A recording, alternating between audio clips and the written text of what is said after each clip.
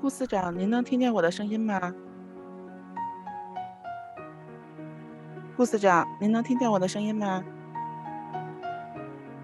可以的，可以听到，你能听到我的声音吗？可以的，可以的，可以听到您的声音。您可以开一下那个摄像头，咱们可以先看一下。好的。你可以。可以，您再调近一些吧。对，我正要调，然后你接到了你的电话。加号。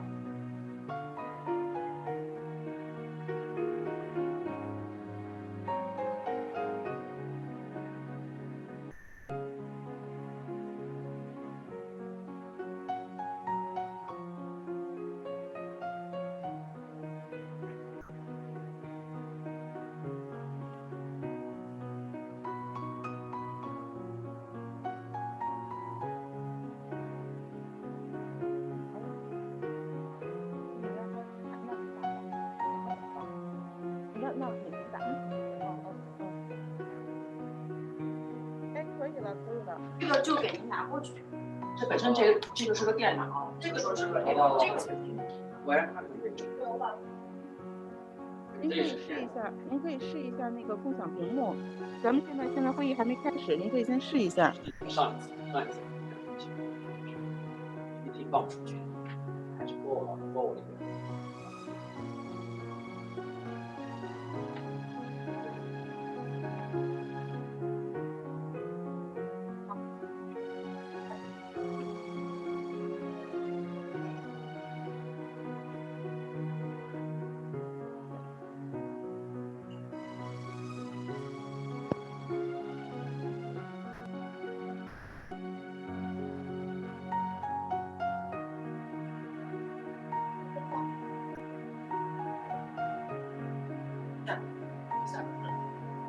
我就这样想，这个角度吧，对我来说有点太看不清。我也是。然后你点这个，你点这个，快点这个。或者是我这个，是吧？这样的。它这个有个按钮，按钮。就这样，没关系，就这样。那会儿。对，这关键是要用户。对吧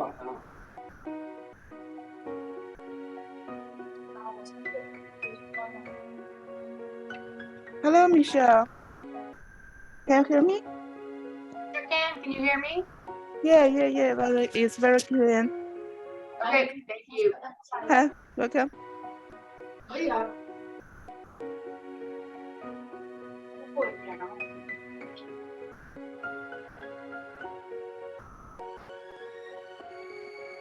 之前我是来测过一个上半身。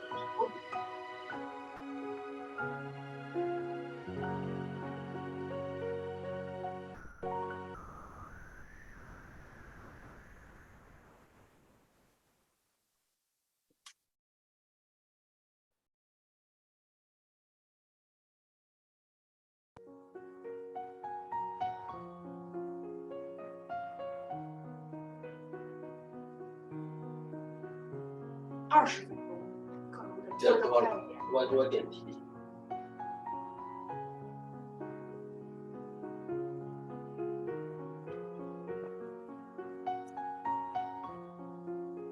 顾司，您那边那个共享屏幕可以吗？我们等一下试一下，我们把 PPT 先过一下，一会儿就进行共享屏幕，稍等一下。好的，好的。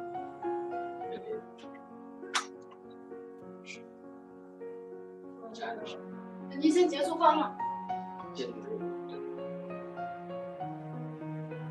这多少页？没有，没关系。对，好。这些微博很难看。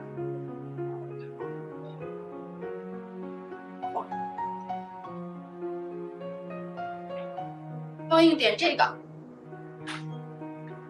看一下。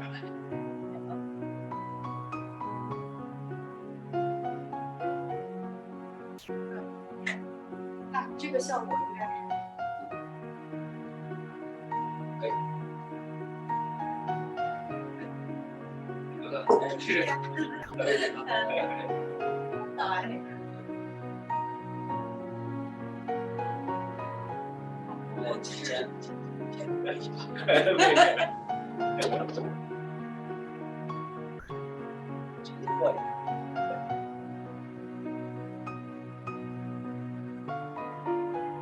可以了。不能做。您坐这儿呢，照看我们呗。我们是一个人。那是把钱坐这边。我们坐边上。不是，这坐哪个座椅照看我们？这个对吧？好大一个，让他们关上，可以了。这是变焦了，变焦了。要翻了。我们就坐下不动了，然后你看前面照我们。哦，共享的就哈。不是右边那个。既然我们坐后边，我们坐后边这些。就是这边，右边那个，就这里边嘛。那么这里对。共享。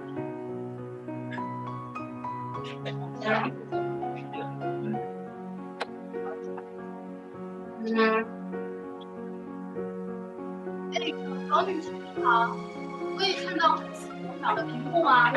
可以看到，看到了，可以看到。好的，那我们再调一下那个我切换摄像头的那个大小哈。去年就没切换。可以，没问题。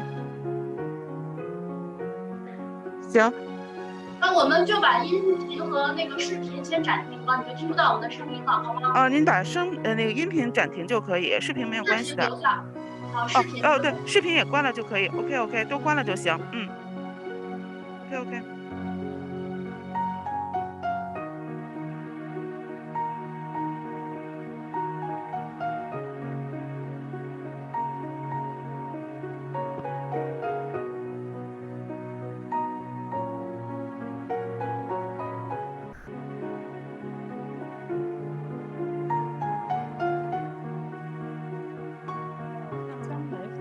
打一个电话，让张梅给 AI 打个电话，他现在还没有上线。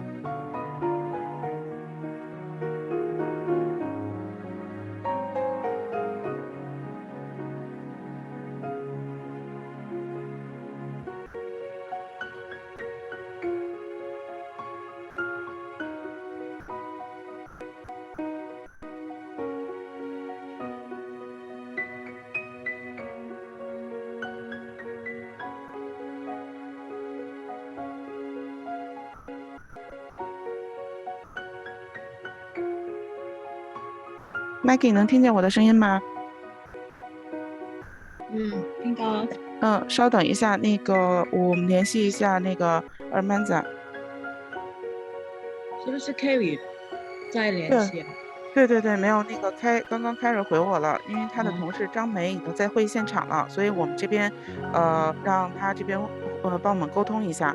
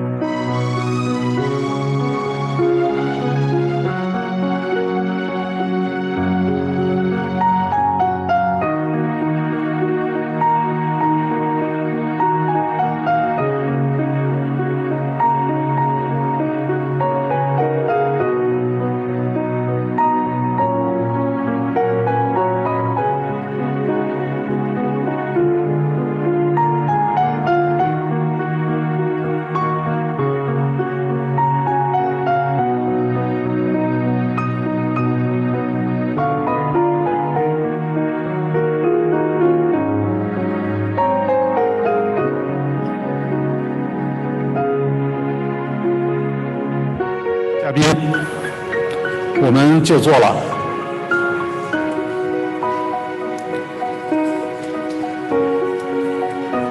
尊敬的葛志荣局长、陈军士院士、徐锦副局长、王鑫会长、女士们、先生们，早上好。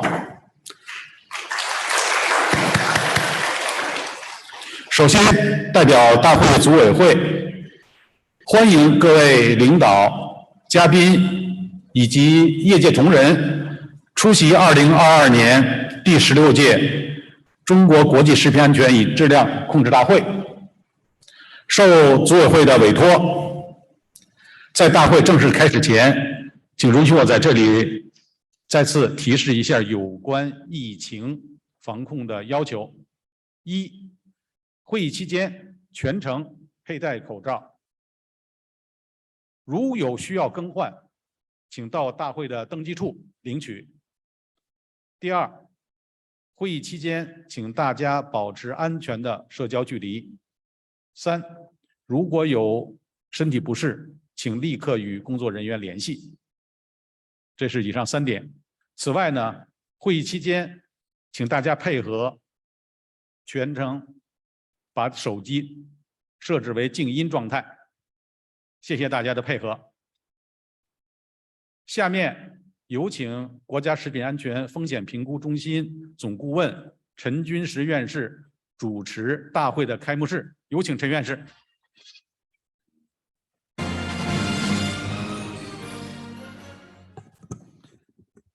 各位领导、各位专家、各位朋友，大家早上好。1年1度的 CIFSQ 今年在这个特殊的时间在上海召开了。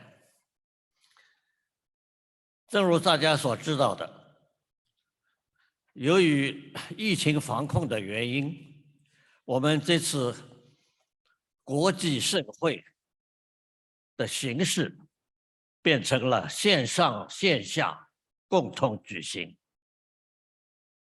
这也是我们国际学术交流的一种新的形式，正在探索之中。所以在这个新的形式之下，我们这次会议的内容依然是很精彩。我们这次会议不但延续了过去的会议的内容，有世界各国的有关食品安全方面的政府主管的领导，还有全世界包括中国在内的科学家 and also scientists and experts in food safety sector from China and abroad. So when we designed the agenda for today's conference, we have highlighted the 3 levels, including regulators and food safety industry development, and also the relationship between science and food safety, as well as food business as a first responsible person for food safety is held accountable for food safety, and also the efforts of regulators and the scientists are indispensable. Due to COVID-19, we cannot hold the conference face-to-face in person, but we have arranged this online-offline integrated mode or format. And I believe that you have seen that some overseas regulator will join us online in real time. So whether from the world perspective or so the exchange of food safety information and the efforts to promote food safety to consumers, that is our common goal. So on this opening session, first of all, we'd like to invite Mr. Ge Zhirong to deliver the opening speech. Mr. Ge Zhirong is the honorary chairman of CIFSQ, the former counselor of the State Council, and former Deputy Director of CIFSQ and member of the 11th CPPCC National Committee, and the Deputy Director of the Expert Committee of China Council for Brand Development. The stage is yours.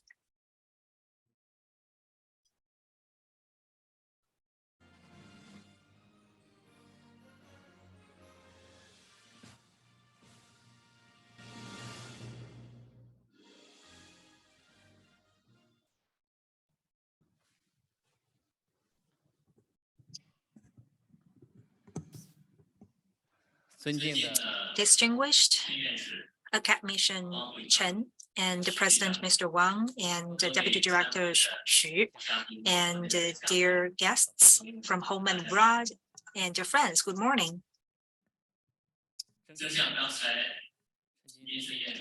As mentioned by Mr. Chen, this is a special time for us to organize this conference in Shanghai. It's my great pleasure to join the 16th China International Food Safety and Quality Conference. Actually, this is my 16th time joining this conference in such a special time.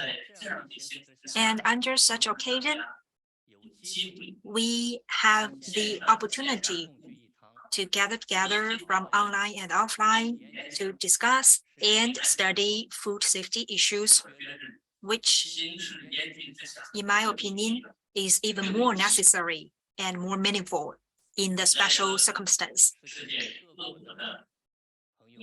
Friends from around the world, including from government authorities, research institutions, production businesses, as well as consumer representatives, join together for this conference, which shows that whatever the situation is, food safety is always a concern for people around the world. In 2022, the global food industry, and China's food industry are faced with daunting challenges. Besides the COVID-19 pandemic, another big challenge as well as opportunity is today, while we experience the fast digitalized progress, how we can use technology to create sustainable and safe modern food production and operation system. That is both a challenge and an opportunity for us. On the one hand, we are faced with the recurrent COVID-19 pandemic. On the other hand, we are also faced with the strict dual carbon goals, as well as the disruption of the supply chain. All these have added to the pressures in the food industry, whether in terms of production and distribution and logistics, as well as consumption. So this has become more complex than ever. So how to identify the upgrading consumer demand and meet that demand has become the driver for accelerated transformation in the food sector. At the same time, we should see that under the new circumstance, it has also raised a new issue for food regulators. That is, in terms of social co-governance, we need to study the responsibilities of different entities, including the governments and the businesses. And starting from the virtual cycle of governance, we need to promote the national governance system and also governance capability modernization. And under globalization, to achieve that mission or that goal is very challenging. So this multilateral exchange and discussion and cooperation, as well as information sharing, is very necessary. And that is also why it is so necessary and important for us to organize this conference every year. We all have a deep feeling that the Chinese people and the Chinese government have attached a great importance to food safety in order to ensure the health and safety of the people.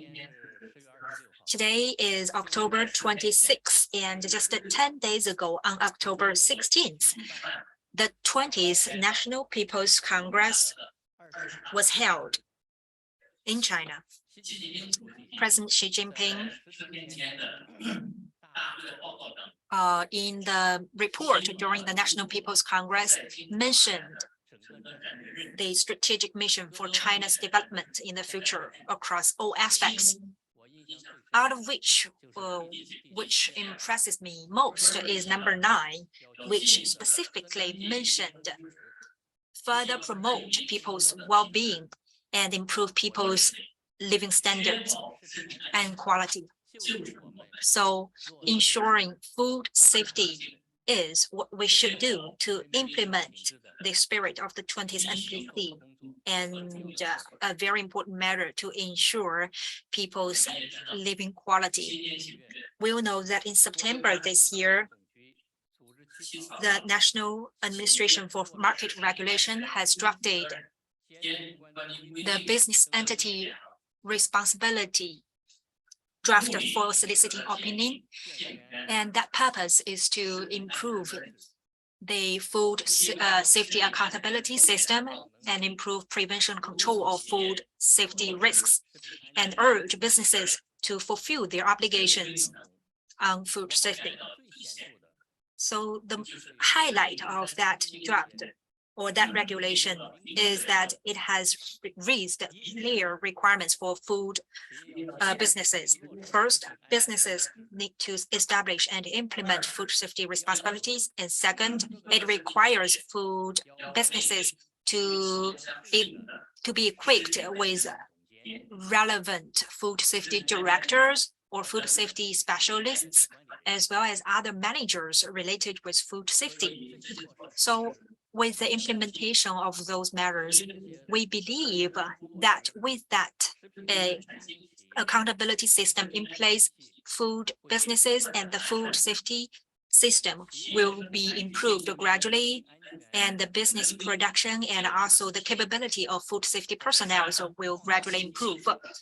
And plus, the introduction of innovative technologies, we believe that the food production and operation, as well as the food safety in this process in China, will be lifted to a new level, which will also help in providing more reliable and safer food, as well as healthier food to consumers home and abroad. The agenda for today's conference has included some brand new topics. For example, Pepsi has raised the harmonious coexistence between humanity and the earth. And we'll know that we are faced with the severe challenges of climate change. And the important reason behind this issue is the carbon emission. So the carbon emission reduction has become a very important challenge for the whole mankind. And also the harmonious relationship between mankind and the earth is not only close related to the development of the food industry, but also is a very important contribution of the food industry to the whole world. And also I have seen some other topics like the new food sources, whether they can replace the protein, etc. And all these are very important topics to be explored in the scientific research areas for the food industry.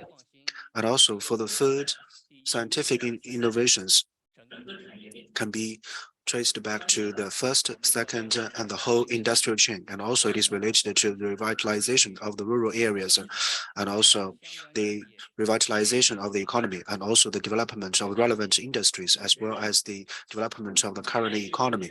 So we believe that the measures if we took these measures from these research topics, can guarantee the food safety, but also make due contributions to the harmonious development of the economy as well as the society. And as I said just now, I have been in this meeting for 15 times, and this is the 16th time in Shanghai. Although the situation is very special, but as a witness for the development of the food industry and also the witness of the organization of this meeting, I'm also very pleased to see the 15 years of this meeting or this conference, and it has also made a lot of achievements. And also, it is a very great pleasure for me to be here to meet old and new friends from both online and offline platforms to have a discussion with you about food safety. So we believe that this conference will play a very important role in food safety in China. Last but not least, I wish the 16th conference of the China International Food Safety and Quality a complete success. And also, I hope this meeting can be developed in a sustainable way and I can have a success every year. Thank you very much.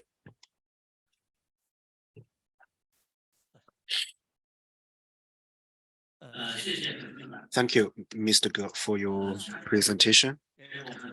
And now the next speaker for the opening ceremony is Michel Danilak. Michel Danilak is the president of the International Association for Food Protection, RAFP, and also it is one of the organizing committees of this meeting. And also, he is the professor of food science and extension specialist at University of Florida. Now let's give our warm applause to the next speaker, Michel Danilak. For the China International Food Safety and Quality Conference. IAFP, or the International Association for Food Protection's mission, is to provide food safety professionals worldwide with the forum to exchange information on protecting the world's food supply. This aligns very well with this conference goals, bringing together a community of global experts to address critical issues and identify recent advances in science, intelligent technologies, and effective practices that can make a difference toward improving food safety. I'd like to take this opportunity to talk just briefly about some of the ongoing activities of IAFP that may be of interest to this audience. First and foremost, our flagship journal is going through an exciting transition. As of January 1, 2023, it will be a completely open access journal. First published in 1937, JFP, the Journal of Food Protection, is a monthly publication containing authoritative food safety papers that pertain to food safety and quality.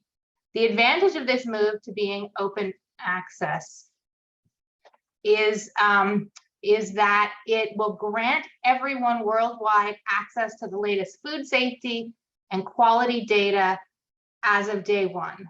Regulators, scientists, industry executives, technologists, students, everyone can access our information right away and use it in their decision-making on a daily basis. What a tremendous step for food safety.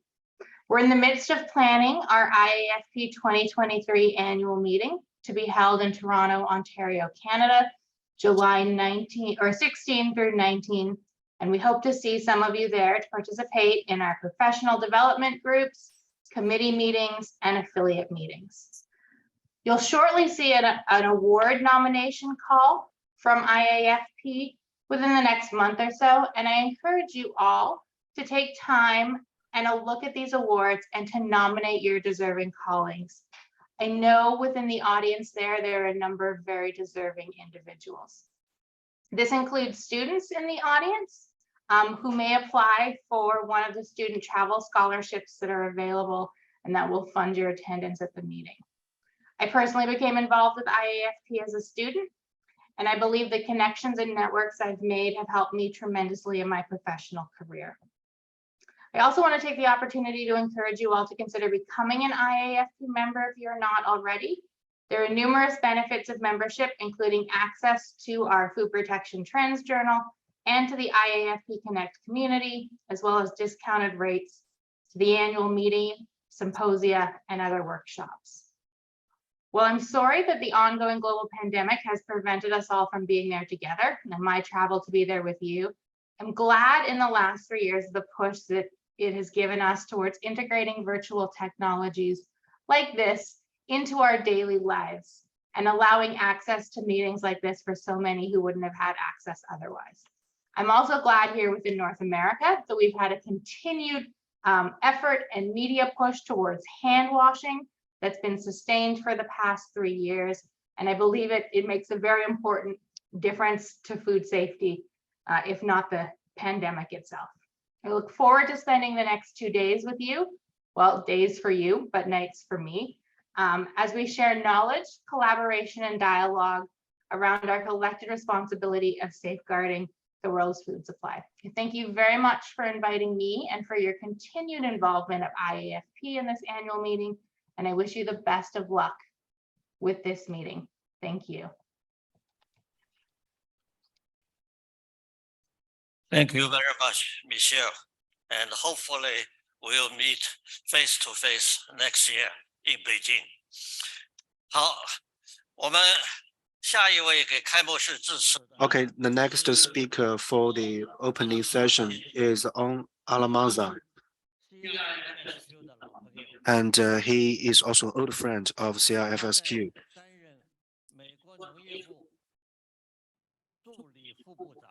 And also, when he was the deputy director of the American Agricultural Ministry, he has been in FISQ for many times, and now he is the global head of food safety and quality of JBS Foods. And so it seems that he has changed his job. Although he has changed his job from an officer to a global head of the food safety and quality, he still has a concern for our meeting. So I would like to give some time for him to give us a speech. 非常荣幸今天能够参加这样的一个开幕致辞。那抱歉，我今天没有办法亲自到现场跟大家见面。 但是呢，我只有等待，只有到我们整个疫情一切正常的时候，我们才能够去来到现场。那我也知道，现在有很多中国的一些朋友就在那边，所以呢，我很想能够再一次见到他们。那所以呢，包括我也非常期待能够再次见到本次会议相关的一些主办方和朋友。那在这个会议当中呢，我们可以看到，在来自全球的关于食品安全相关的一些承诺，尤其是来自中国方面的关于食品安全所做出的一些努力和贡献。那我们需要这样的一种关系。那在这个过程当中，不管是在这个过程当中，我们已经建立了非常紧密的一种关系。那这么多年来，我每年参加这样的一些会议，包括作为 CIA， 包括 GBS， 那我也可以看到我们这个会议当中，不同方对食品安全所做出的一些承诺和付出，包括能够去各方的共同努力去提供安全的这个食品和高质量的食品，以及在这个产品安全方面的，以及。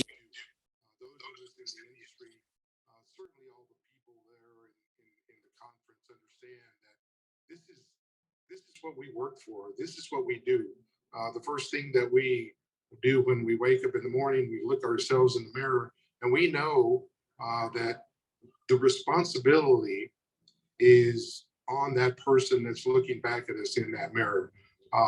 And we know how important it is not only to the folks that we surround ourselves every day, but globally.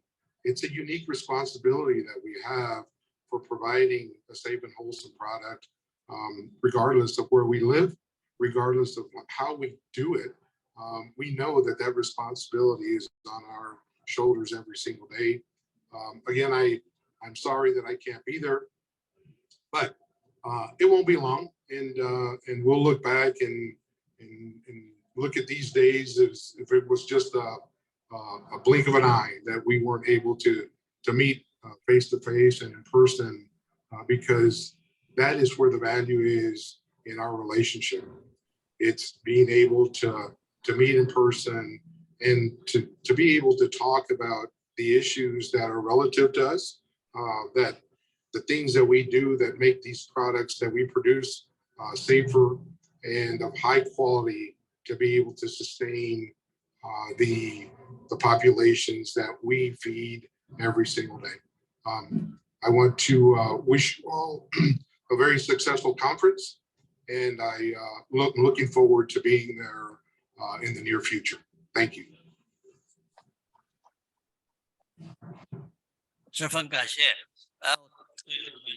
Thank you, Al and Manza, for your wishes for this conference.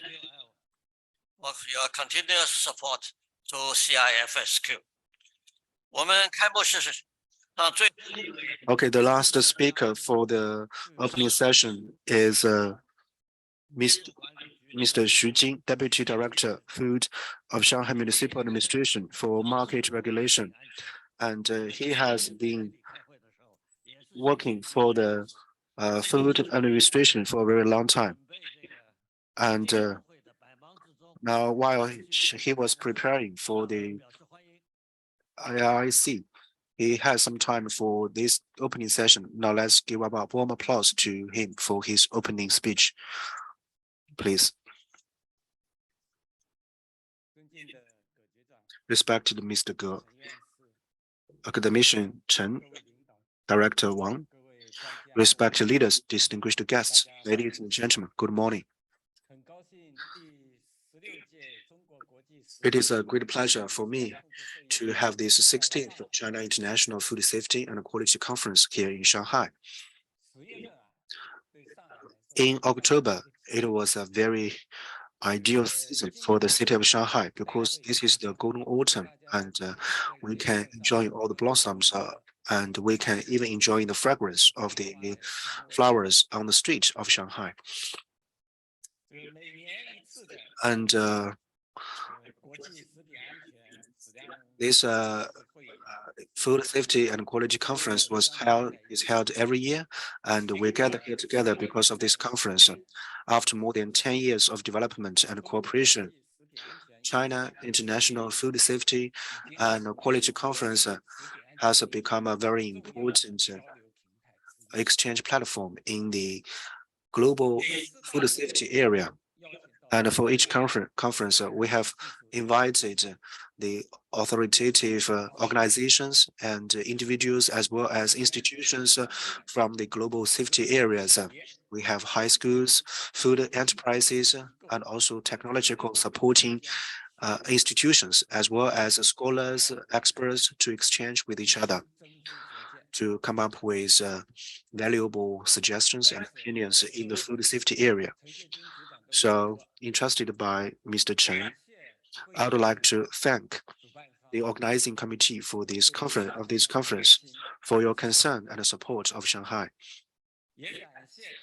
And also, I would like to thank the organizing committee of this conference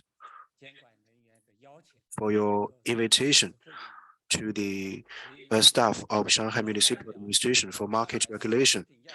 So, on behalf of the Shanghai Municipal Administration for Market Regulation, I would like to express our congratulations to the successful opening of this conference.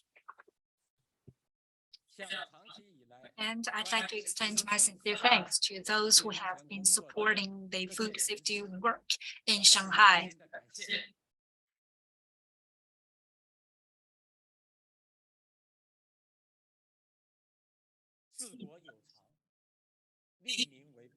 So we need to have rules for national governance and also put people first. And the 20th National People's Congress report has put forward the priority of ensuring people's health and safety.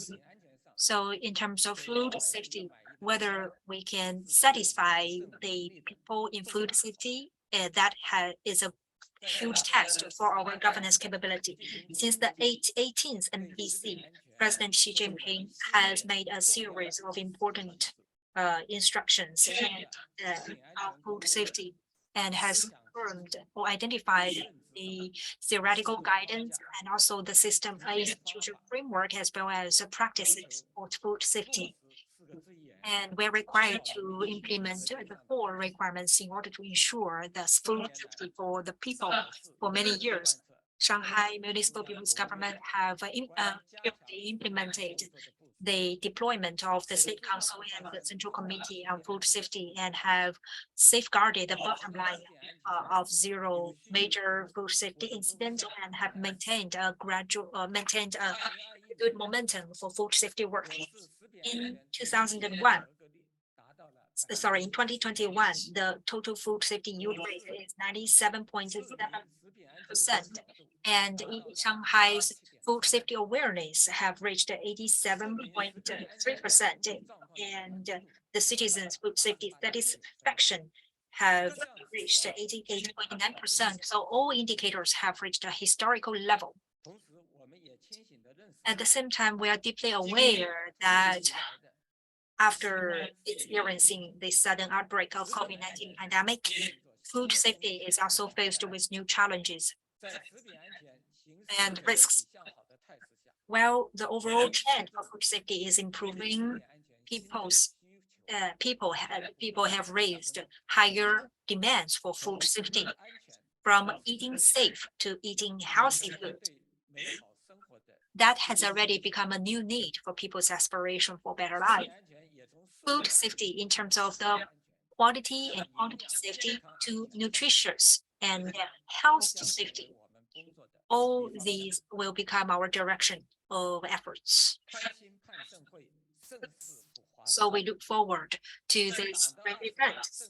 And in the event of the successful organization of the 20th NPC, and while the people around China is marching towards or ushering a new towards social modernization and marching towards the second new goal.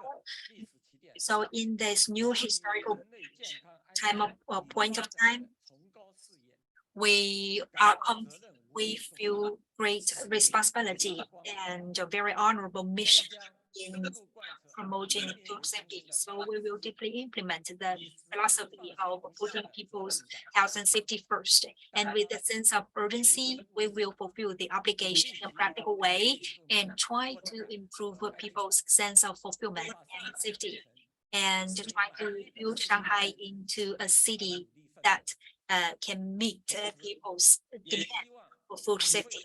And meanwhile, we hope that the experts and colleagues in this conference, we look forward to your visionary and high-level opinions and suggestions for decision-making, policy development, professional advices, and we welcome your participation in improving Shanghai's food safety work and improve the awareness and attractiveness of Shanghai, so as to benchmark against the best standard and best level around the world, and further improve the food safety governance and system, and implement the 2 responsibilities and strengthen food safety quality control and resilience.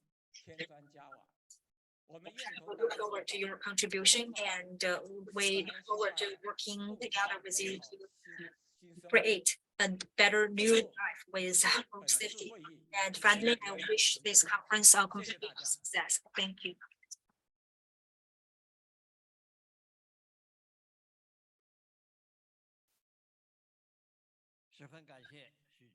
Thank you, Deputy Director, Mr. Xu, for your speech.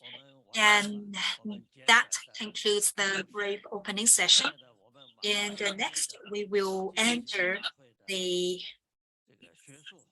academic agenda for this conference. So the first session will be moderated by David Starp, Executive Director of International Association for Food Protection. He will moderate this session from the US. And here is a warm reminder to you. We have provided Chinese to English simultaneous interpretation. So if you need to listen to the translation, please pick up the headset outside. Because in every session, we have the presence of overseas or foreign experts making presentations. So please pick up the headset. Next, we will go to the academic session of the conference. And David, the floor is yours. Nice to meet you, David. Nice to see you, Professor Chen. Thank you for the introduction. And as we begin the regulatory and industry session at this year's China International Food Safety and Quality Conference, I want to take just a minute to recognize that this is the 16th year, as has already been brought up, of the conference. In doing so, I also want to say that the International Association for Food Protection has been proud to have been involved from the very first conference. And as Mr. G said earlier, this is my 16th conference also. But we're very proud to serve as the global host for this conference and feel that it's very important to food safety, not only in China, but from around the globe. I also just wanted to take a moment to say that this will probably be my last CIFSQ conference, as my retirement date is now set for April of 2023. I'll miss participating and supporting the conference as it moves forward towards its 20th year celebration, and I'll miss the many friends that I've made over these past 16 years. I wish you well and continued success for the conference. So now, moving on to the program, I'd like to introduce Gu Xiaopeng, and he is the Director of the Department of Accreditation, Inspection, Testing Supervision, and Management at China's State Administration for Market Regulation. His presentation today is titled Overview of Inspection and Testing Management of Food and Agricultural Products. Mr. Gu, please take the stage. Thank you, moderator. Distinguished Mr. Ge, Academician Mr. Chen, and Deputy Director Mr. Xu, and President Mr. Wang, and dear experts, good morning. So today, my topic is an overview of inspection and testing management of food and agriculture products in China.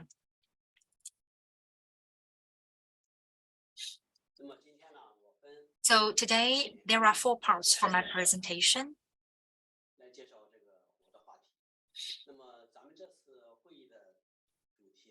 The theme for this conference is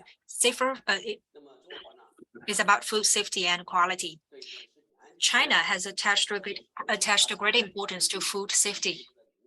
And just now during the opening session speeches, the speakers have also mentioned that food safety is also highlighted in the 20th National People's Congress report.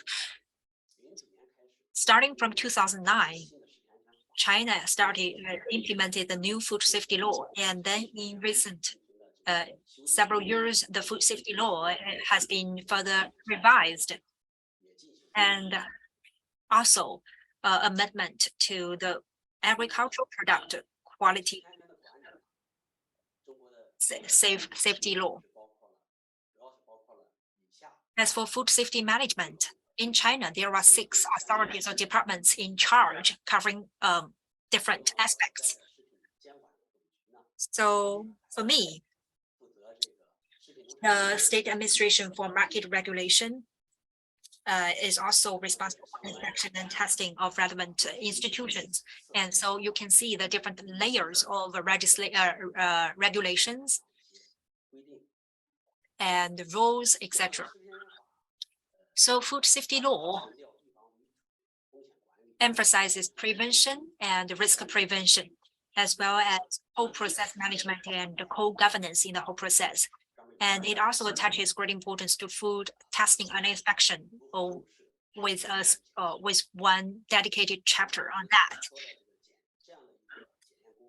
So this inspection and testing work is required by the law, including sampling check and also inspection and testing. So the rules have also been raised to have been raised for specific or detailed implementation. So the food safety sampling inspection management measures has also been rolled out by the State Administration for Market Regulation, SAMR.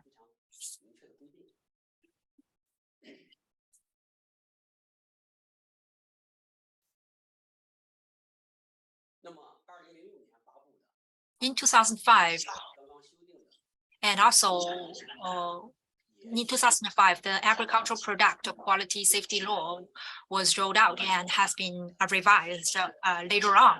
It is mainly about food safety inspection and testing of agricultural products. And GAC is in charge of the safety of food safety of imported and exported food. And in 2022, the new measures for imported and exported food safety was rolled out. And in item 29, it mentioned that GAC is responsible in developing the sampling check program and the special sampling check program for imported food. And the National Grain and Strategic Reserve Bureau has also promulgated relevant rules and regulations. And a lot of work is also related with inspection and testing. For example, the monitoring of food safety.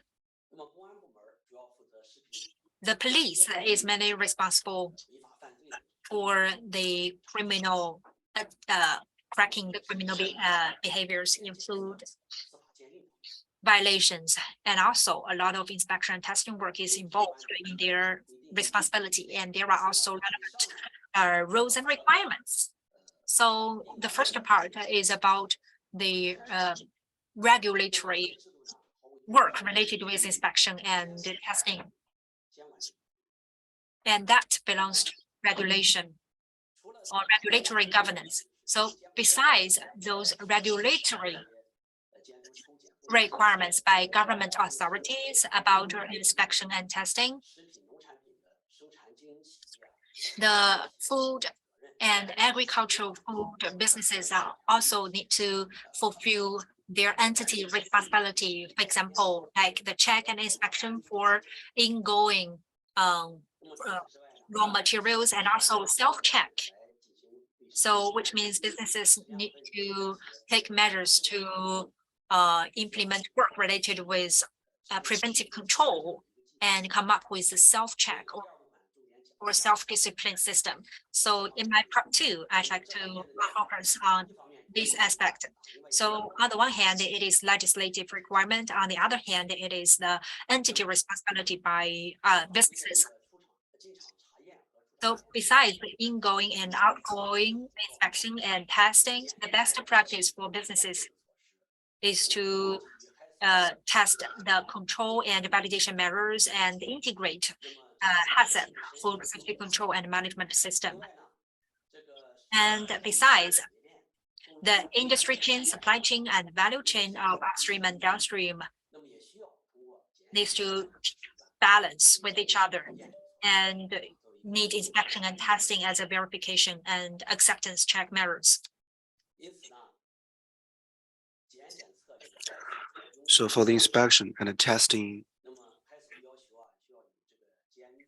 start to have the requirements like to follow or to be compliant with the regulations. So in terms of the compliance, the enterprises shall conduct the inspection works based on the regulations and laws, and also will use this as a very important means. For example, for the monitoring of some of the key control points, and also try to conduct experiments to confirm some of the measures, whether they comply with the regulations or not, and also whether they have meet the requirements of food safety. And also we'll use this as a very important validation measure. So this is a very important role for inspection and testing.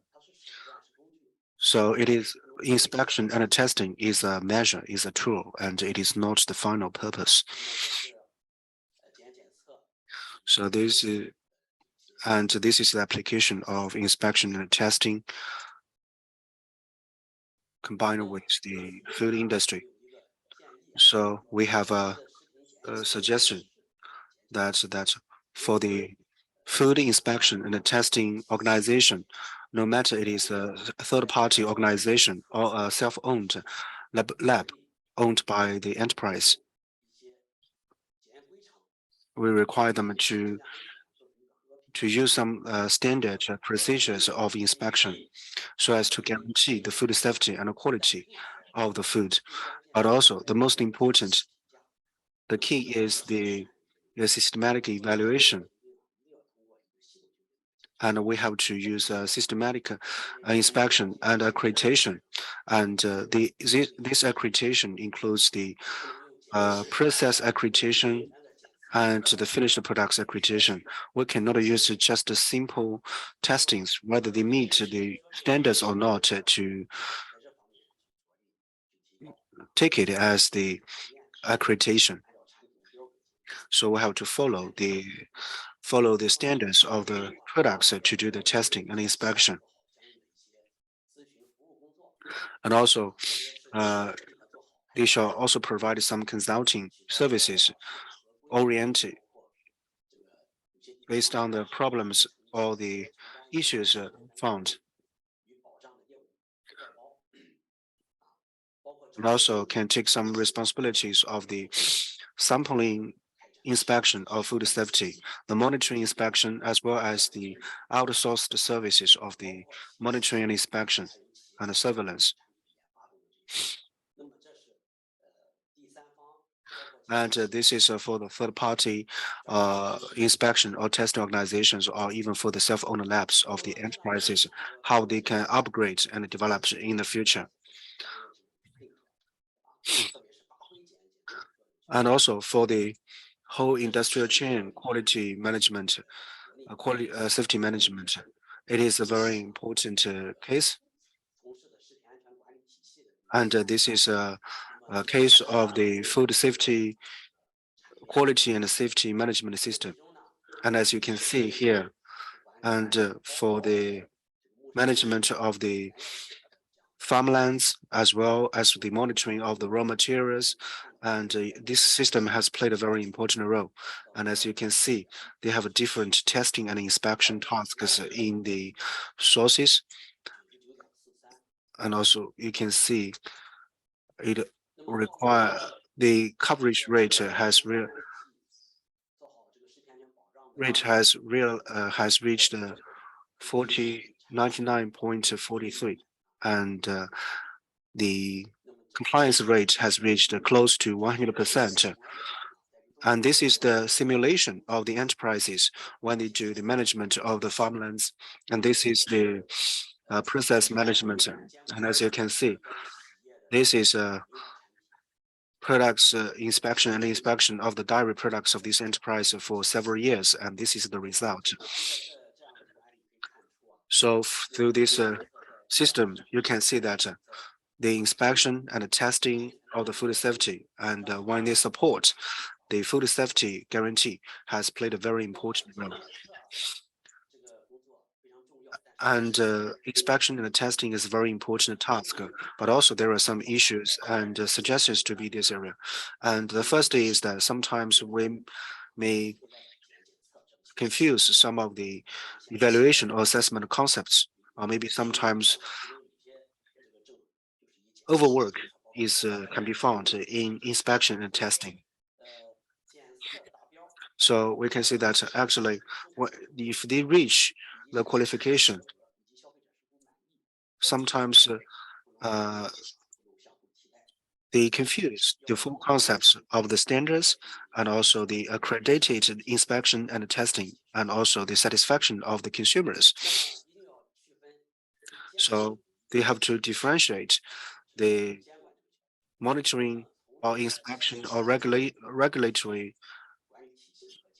system, and also the inspection mechanism, and also the management system, and the inspection measures. So for the inspection and testing labs, when they try to issue the reports, and there are some limitations and also exemptions as well as the exams for these kind of reports for the labs. And the second issue is that the scope of inspection and testing of the food is not so complete. And in terms of the coverage or the scope of the testing still needs to be extended in the future. And the third is the autonomy innovation capacity of inspection testing has to be reinforced in the future, and also the high-end services. The high-end services of the inspection and testing industry are far from enough. And also there are the scattered inspection and testing data of the cross levels and cross sections. So it involves different suppliers, and also the transmission of the data or the information between the downstream and upstreams are still very scattered and not systematic. And the sixth is the intelligence level of the inspection and testing technologies has to be improved. And the next is I would like to share with you the reform and development of China inspection and testing organizations management and the industry. And as you can see, we have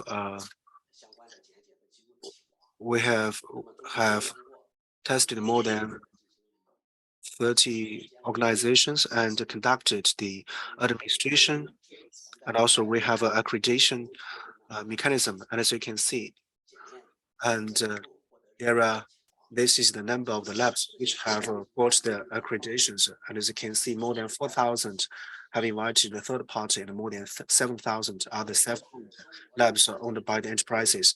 And this is the distribution of the inspection and testing organizations in China. And as you can see here, mainly they are located in the coastal areas of China. And it is a very important support for the industrial development. And this is based on the different industries and areas. And as you can see, there are more than 5,000 labs related to the food and agriculture products. And this does not include those labs related to the health areas. So the requirements for the safety and the quality control is very high. That's why we have such a high number of the organizations. And also in terms of for the China's inspection and testing industry, this is the opportunity. We have the opportunities in the 6 aspects. And now I would like to share with you from the 4 perspectives. The first is to deepen the reform and to promote the market-based development of the inspection and testing development. And as we can see, the marketized development for the inspection and testing organizations in China is really relevant and fast. And the second is to focus on the innovation and also to strengthen the supporting capacity of the technology. And also we'll try to do a better job to support industrial development. And the third is to vitalize the market and to improve the quality competitiveness. And the fourth is to strengthen the regulating management and also to improve the credibility of the whole industry.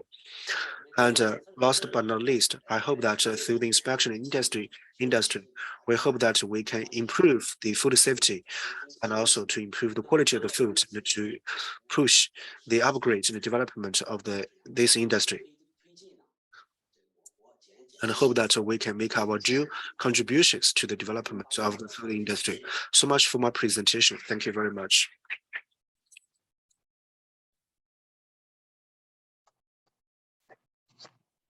Yes, thank you, Mr. Go. And our next presentation will be by Frank Yanis. He's the Deputy Commissioner for Food Policy and Response at the U.S. Food and Drug Administration. His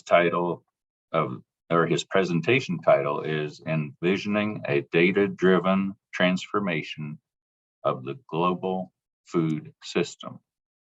And Mr. Yanis is joining us via video today. Please.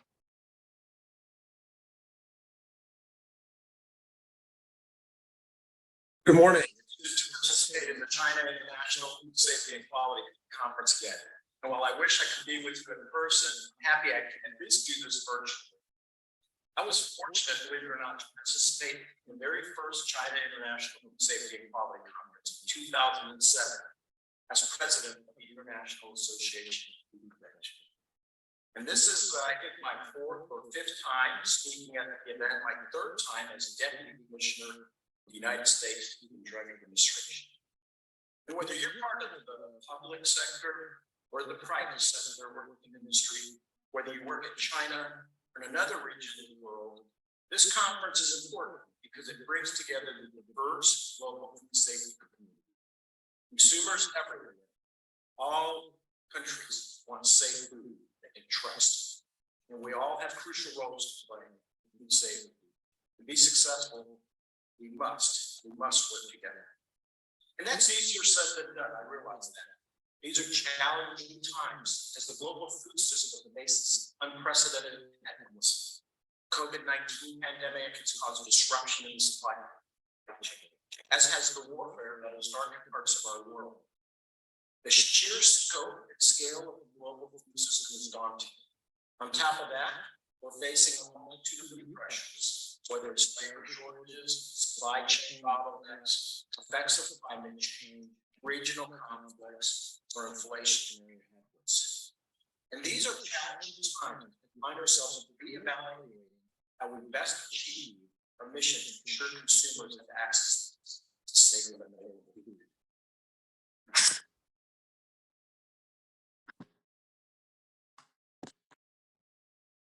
But challenges give birth to opportunity. They shape a vision of what could be. Looking beyond what we currently do know to what we will know. The greatest visionaries throughout human history, be they world leaders, architects, scientists, all forged a path to the future they could only imagine. A path that led to innovations in technology and thought and became a reality for those that followed. Today, I'm asking you at the China International Food Safety Conference to do the same. The topic of my remarks today is perfect because I want you to imagine a data-driven transformation of the global food system. I want you to imagine a future in which all the information you need about food or how it is produced is available to us at the speed of thought. I'm asking you to imagine a future in which a global food system is so transparent and data-driven that we can immediately trace a food journey to its origin or source, not in seconds, not in days, but in seconds. And we'll know more about where it came from. We'll know exactly how it was produced, how it was handled at every step of the way. And we'll also know the impact of any disruptions related to that food and what it will mean to the food system. And ultimately, it's the safety and availability to consumers that matters. I'm asking you to envision a future in which the generations who follow us will know that the food system and the food it produces is safe and sustainable because the steps we take today will make that a reality for them to follow. I know it feels like we've come a long way in food production, and we have, yet food production will be dramatically transformed in the years ahead. Food systems have been evolving since the beginning of time, since the dawn of civilization and the emergence of agriculture. To feed not just a family, but a village, as humans started to raise plants and animals around water. You fast forward to the industrial farming revolution in the 20th century, and food production continued further organized to feed larger cities and support economies. Over those centuries, trading routes evolved from linear paths to today's complex distributed independent networks. Through the years, science and technology have always been critical drivers of that change. And today, we're in the midst of a food revolution. Foods are being reformulated, new foods are being produced, whether they're cell culture, genetic crops, plant-based foods. New food production and delivery methods were realized, and the food system is becoming increasingly digitized. And food has gone from around the world with production and shopping habits. In fact, the world is essentially a grocery store, with retail stores evolving a limited number of SKUs, as you will see in this slide, to literally tens of thousands of SKUs. And with e-commerce and omnichannel, where you can go online and order what you want anywhere in the world, we'll see the endless shelf, not limited by the size of the store distribution center. So I believe we are at an inflection as the industry employs technologies to meet consumer expectations of convenience, healthier, safer, more transparent, and sustainable food. We are also at an inflection point in our work to make sure that these innovations and efficiencies don't come at a cost to public health. To create a safer future food system, we're going to have to think and work differently. Yes, we're going to have to think and work differently. In the United States, our approach to food safety has also been evolving over the course of centuries. Concerns about food safety led to the founding United States Department of Agriculture by President Abraham Lincoln in 1862. Within that newly formed USDA was the Division of Chemistry, which would evolve years later into the FDA, Food and Drug Administration. The Federal Food, Drug, and Cosmetic Act of 1938, almost a century ago, gave FDA the authority to oversee the safety of foods, drugs, chemical devices, and cosmetics. And the landmark legislation in the United States that is our guiding law today is the 2011 FDA Food Safety Modernization Act, also known as FSQ, in which Congress shifted FDA's focus to prevention of food illnesses by establishing science and risk-based standards for both domestic as well as foods produced abroad or in the United States. And today, we're building on this through the new era of smarter food safety that FDA announced in 2019. Now, you might be asking yourself, why is the new era framework needed? Well, there's no doubt that we've made a lot of progress in the battles against foodborne disease over the centuries. The battles we face today, and friends and colleagues, are different than the battles previously taken professionals. And one of my favorite questions to ask is, in 2022 today, can we say we are currently winning the battle against foodborne disease? Are we truly bending the curve of foodborne illness in this country and in countries around the world? In our country, reporting by the U.S. Centers for Disease Control and Prevention indicates that our recent progress has been fairly flat, with the incidence of foodborne disease not changing significantly over the course of 2 decades. 2 decades. In other words, our progress is stalled. Improvements in detection are no doubt a fact, but we can't use that as an excuse. One of the ways we're building a bridge towards that future to prevent foodborne illness is under this new era of smarter food safety initiative. The new era emphasizes the need to create safer, more digital, and traceable food systems for the future. It also calls for the use of new and innovative tools for prevention. Using authorities granted by FSMA and through new era approaches, we're doing just that. As an example, next month, we anticipate finalizing the proposed food traceability rule, issuing a final food traceability rule with the list of foods for which additional record requirements apply. The approach we're taking is novel in that it's emphasizing key data elements must be tracked along food continuum, as well as the critical tracking limits. It's essential and critical step. What I believe is creating a universal language of food traceability that will ultimately lead to greater transparency in the system. To me, what we're doing is the equivalent of pouring concrete for a national, hopefully global, interstate highway system of information tracking of food. And it's yet another example of what we're doing in the era. You can see on the image on the left, we're exploring the use of artificial intelligence in input screening to strengthen our predictive capabilities to identify potential violative imports or shipments to food. Early results are very, very encouraging. You can see that in many ways, we've already started this path toward the future. But we're just scratching the surface. We as safety professionals who have all dedicated our careers to food safety must see the world of big data and digital transformation that is free across all industries. In the field of food safety, our profession will be no different. Simply put, I like to say that better food safety begins and ends with better data. Increased high-quality data, along with the emerging information technologies, and better science will help us convert data into better predictive analytics. This in turn will allow us to target and provide food safety resources in a more effective way. Imagine a world in which we are using real-time data and computing tools to see patterns and trends that have gone unseen and turn it into predictive information, such as to understand how weather patterns in another part of the world in April could impact the safety of food consumed in August in another country. Or imagine if we had mechanisms to share data among industry players that helps us identify root causes of contamination. What if FDA could use data to collaborate with industry, trigger near real-time interventions when a risk factor appears, rather than using the current 3 and 5 year high risk and non-high risk inspection cycles? I can see a future in which FDA food safety experts as well as industry professionals are working together in a more multidisciplinary way with new tools.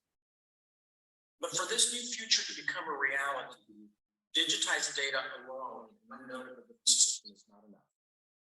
In an interdependent food system, data will have to be democratized so that the entire food system gets smarter together and enhances how different parts work together. You see, I believe in the 21st century, we must redefine collaboration through data sharing, both private to the public, private to private, and public. A good example is the regulatory partnerships that we're building with other countries to leverage commodity-specific data sharing and information to strengthen the safety of foods before they arrive at the country. There's also some data sharing projects underway in the United States with food commodities such as freshly leafy foods.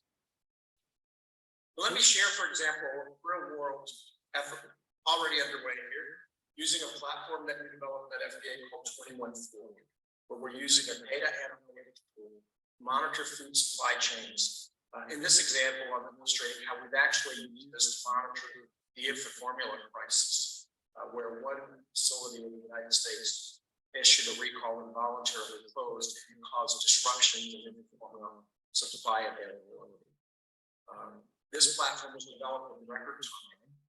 It identifies and spatial form FDA-regulated facilities by type, size, and food use. And in the early days of the pandemic, we used it to track pandemic spread in the states and counties where these establishments depicted here as dots were located, and taking efforts to strengthen these very precious food assets in the formula production facilities so they might not be impacted. We've also leveraged the same platform to support vaccine distribution and employees in the very critical food and ag sector. Now, let me close with this. It's a recognition that now is time not for us to take small steps. It's a time, I believe, to take quantum leaps in safety. I don't think this is true just for the other. I think this is true for all organizations, including your own. Now is the time to reimagine a better future using new tools and new approaches. In closing, I'd like to leave you with this thought. This is our moment. When I say ours, it's food safety professionals worldwide. This is the moment when we can choose to invest in new life-changing safety approaches, such as emerging data, technology systems, genomics, microbial interventions, automated monitoring, near real-time microbial detection methods, and more. This is the time when we can build the kind of system that will help prevent a crisis, like many of the more outbreaks that have been reported around the world, or the recent infant formula incident in the United States, so that incidents like these never happen again. And this is the moment when FDA and other food system leaders around the world are united not to simply imagine a better future, but to create it together. So here we stand. We have a choice. We can continue to take incremental steps, or we can take a quantum leap forward. You, each and every one of you, are the ones who can envision that future and support the actions we need together. Imagine a world in which you can pick up a food package at your grocery store and you can trust it because you know everything you need to know about it. Imagine that, and let's all lead together. Thank you very much.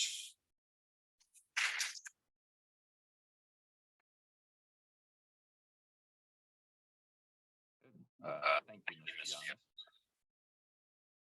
Our next presentation in this session will be presented live in Shanghai by Annabelle Schreiber, and she is the Agricultural Attaché for the Food Safety and SPS related measures at the Belgian Federal Agency for the Safety of the Food Chain.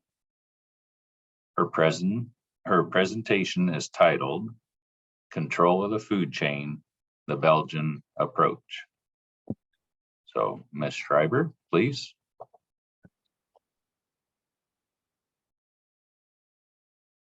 Good morning and thank you. It's a pleasure to participate at this conference this year. Today I will give you a short introduction of the Belgian Food Administration approach in the context of food control. Of the control of the entire food chain. I will start with a short overview of how Belgium, as part of the European Union, must implement EU regulation. The Commission is responsible for making sure that all EU countries properly apply EU law. Member states play a key role in ensuring EU law is implemented correctly and in the timely manners. EU country must implement measures and fully and correctly incorporate provisions of directives into national law. If we take now the specific case of the EU General Food Law, the Regulation 178/2002, stipulating that food business operators have the responsibility for putting safe food to the market, this General Food Law advocates a farm-to-fork proactive and systematic approach in governing food safety and mentioned the obligation for food processing companies to develop a food safety management system based upon good practice and HACCP. And in the Belgian context, this is known and referred as a self-checking system at the level of the food business operators. This self-checking system has many similarities to the system explained by Director Gu Xiaoping previously. I would like first to point a characteristic of the Belgian food safety system. Belgium has only one administration in charge of the quality and the safety of the entire food chain. The Belgian Federal Agency for the Safety of the Food Chain was founded after the dioxin affair that rocked Belgium in 1999, and which was caused by the use of animal feed contaminated with polychlorinated bisphenols. And through the food chain, the toxic contamination made its way to supermarkets and consumers. And at its foundation, the agency inherited all inspection tasks related to food safety from the relevant services of the Federal Ministry of Social Affairs, Public Health and Environment, and also of the Federal Ministry of Agriculture. Now, the Belgian Federal Agency for the Safety of the Food Chain controls and inspects all processes in the food industry from farm to fork, meaning all food production food processing, food distribution, and food service. With food safety in mind, the agency is also responsible for combating animal and plant disease. This system allows a better efficiency in case of emergency. Knowing that characteristic, we can come back to the self-checking system in place in Belgium. In November 2003, Belgium published the Royal Decree relating to self-checking, compulsory notification and traceability in the food chain. This decree applies to all stages of production, processing and distribution of products, but does not apply to primary production intended for private domestic use. All operators except for primary production must set up, apply, and maintain a self-monitoring system covering the safety of their products. For the safety of foodstuffs, the self-checking system must be based on a series of principles of the hazard analysis and critical control points. For instance, the identification of any hazard that needs to be avoided, eliminated, or reduced to an acceptable level, the establishment and application of effective monitoring procedures for critical control points, also establishing corrective action when monitoring reveals that a critical point is not fully under control, and also principle of the HACCP system. Self-monitoring is the set of measures taken by companies to ensure that their products meet regulatory requirements related to food safety, also meet the regulatory requirements relating to product quality, for which the Food Safety Agency is competent, and also comply with traceability requirements and the monitoring of effective compliance with these requirements. And this, I repeat, at all stages of production, processing, and distribution. Since 2005, all companies in the food chain must implement self-checking in their establishment in order to guarantee the food safety of their products and to offer better consumer protection. To help companies meet this obligation and comply with the provision on self-checking and traceability, self-checking guides are drawn up by a professional association and validated by the Belgian Food Safety Agency. The provisions of the guides must give a practical and adequate representation of the measures required to satisfy the provision on self-checking and traceability.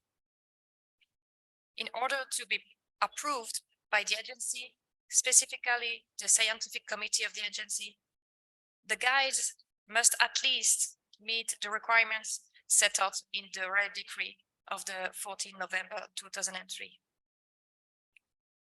The agency may entrust to inspection or certification bodies which have been accredited for this purpose and which are approved by the agency. These certification bodies are in charge of validation of the application of self-checking and traceability system. In order to be approved, these certification bodies must meet a series of requirements. For instance, be accredited according to ISO 17020, also ISO 17000 series, according to the rules set by the approved guides, or according to the specific rules issued by the agency. Also, inspectors and auditors must meet a series of minimum requirements. At least higher education, basic training in a subject related to food safety. Also have relevant professional experience of at least 2 years in a production site or as a quality department employee in the specific sector or subsector, have an inspector or auditor certification corresponding to the requirement required at the international level for the accreditation standards used, among others, the ISO 19 and 11 guide. And also the independence of judgment of inspectors must be guaranteed. It's very important. And the organization and its personnel shall not engage in any activity inconsistent with their independence of judgment and integrity. In order to be approved, the organization must also satisfy a whole series of rather strict conditions. So you can see being inspector or auditors for the accredited body is quite strict. Concerning the food business operators, the Belgian Food Safety Agency has provided incentive for them to set up a certified self-checking system.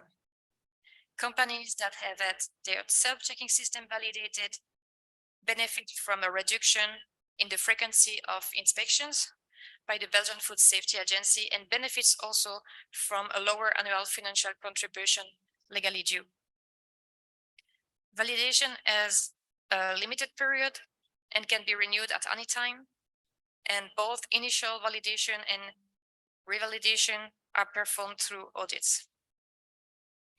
The audits are based on the approved self-checking guides and are carried out using checklists drawn up by the Food Safety Agency in consultation with the representative of the professional association concerned. At the moment, 31 guides are already being approved in Belgium, covering together over 95% of all food and beverage operators. For the few facilities that are not yet covered by a guide, the Food Safety Agency has set up specific tools to help businesses. The question arises if this approach of promoting the introduction of certified self-checking system is actually leading to a better performing and more robust food safety management system and improving the food safety output of the Belgian food processing companies. An analysis of the impact of self-checking system on the inspection results shows that in food and beverage operators with a validated self-checking system, the results are significantly more favorable. It was a very short introduction of the system.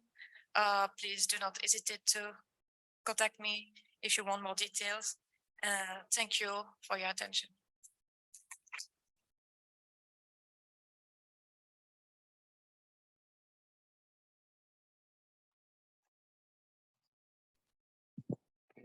Thank you, Ms. Schreiber, for your presentation. And now we have a presentation by Lawrence or Larry Ball. He is the Food Safety Culture and Enterprise Food Safety Quality Training Program Manager at the Conagra brands. His presentation title is Stop Foodborne Illness, Stephanie's Story. So, Mr. Ball, please begin. All right. Thank you, David. Good day, everyone. Thank you for the introduction. Happy to be here speaking with you all. Thank you to everyone at the China International Food Safety and Quality Conference. The key feature that I'm about to share in my session is a very powerful video. We call it Stephanie's Story, and it can show what happens when things go wrong with food safety in any operation. Before I talk about the agenda, I do want to provide an overview or a greeting, I should say, from my Vice President, Stephanie Evans. She was not available to be here today, but she does send her greetings to all attending, both in person as well as virtually.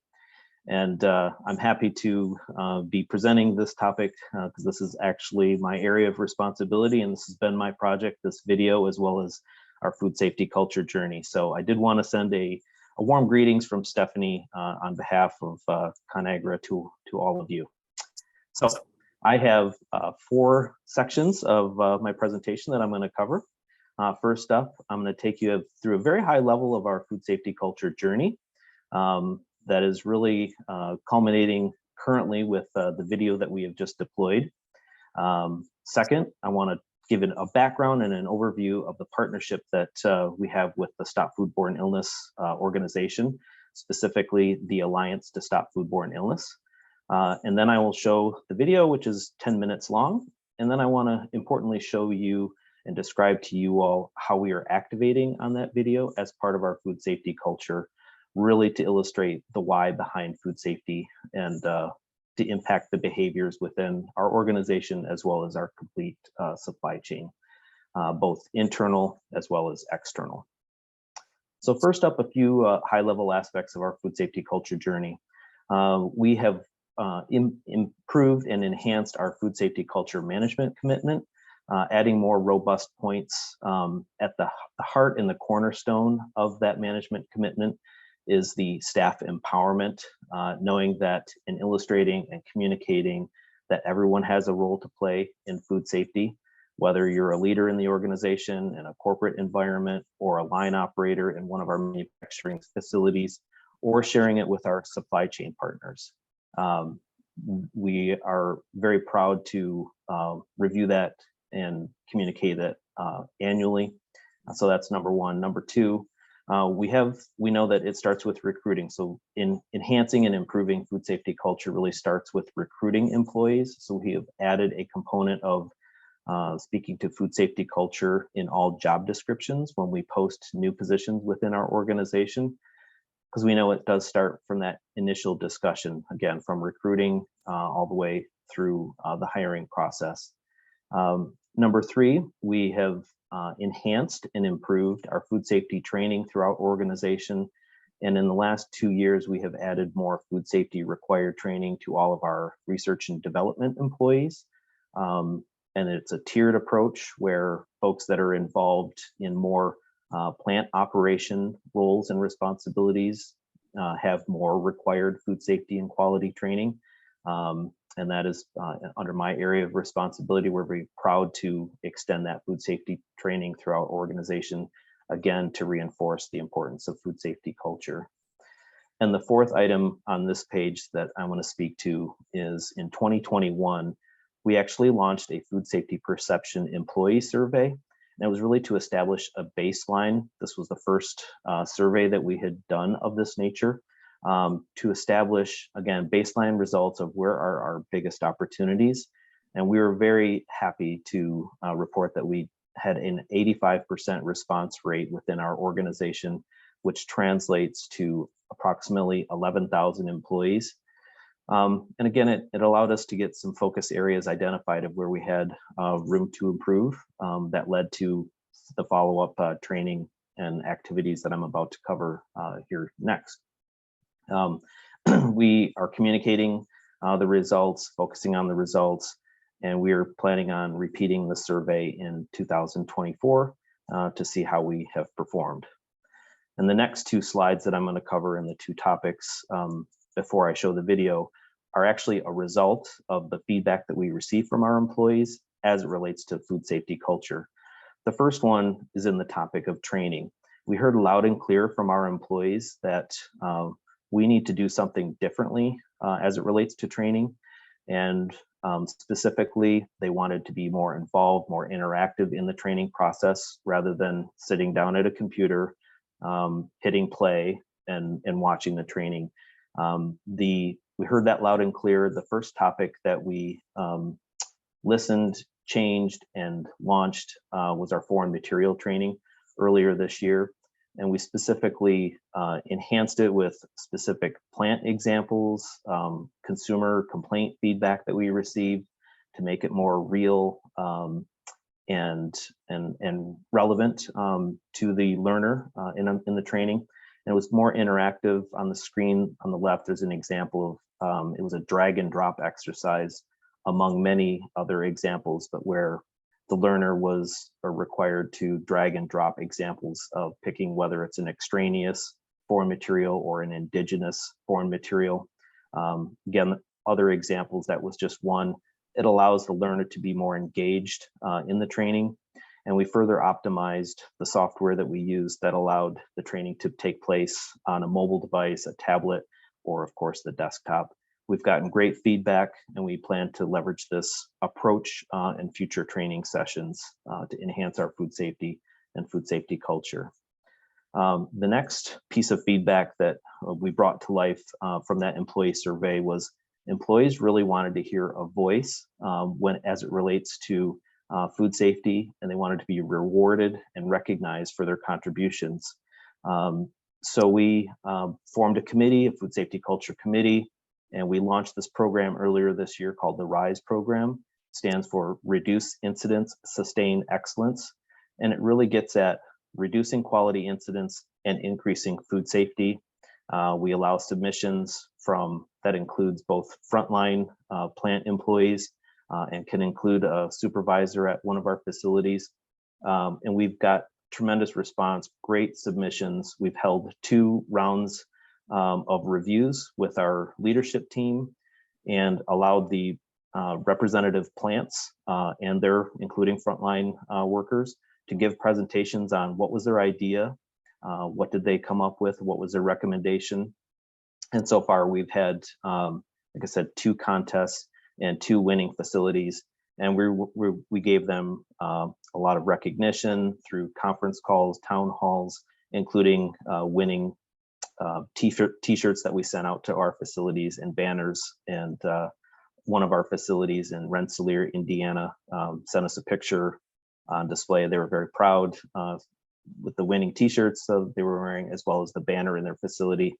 And word spread, so we're getting more and more momentum on this program. So again, we listened what our employees say, and this was a great way to, again, enhance our food safety culture. So those are just some high-level examples of our journey to date. We know it's a journey. It's ongoing. We're always in the spirit of continuous improvement. So I just wanted to give a couple high-level examples before talking about the video that I'm about to share. And first, I want to give a little bit of background. So we partnered with Stop Foodborne Illness, and specifically the Alliance to Stop Foodborne Illness. Conagra is a founding member of the Alliance.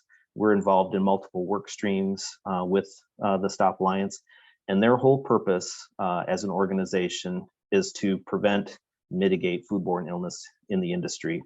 We're one of many Alliance members, other members in the food industry, to support this work. And they work with, the Alliance works with constituents, consumers that have been impacted by foodborne illness, who want to tell their story to help the food industry show the importance of why food safety is so important and what can happen when things go wrong. And we are using this video as a training. We filmed the story last year in 2021, and we're activating it as we speak. We've just launched it within our organization. The last thing I want to comment before I show the video next is the fact that, as you can imagine, it's a very emotional video. Stephanie, that you'll hear, was impacted by foodborne illness.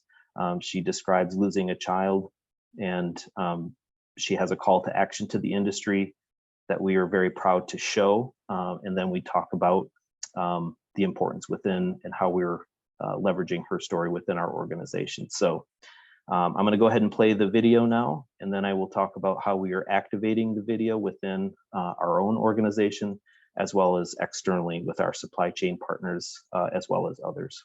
So I'll play the video now.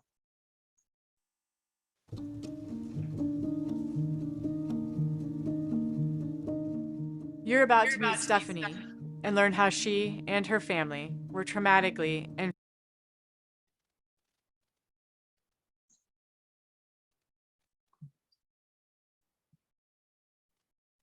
forever impacted by foodborne illness. Stephanie's story demonstrates the criticality of food safety and why our jobs are so important.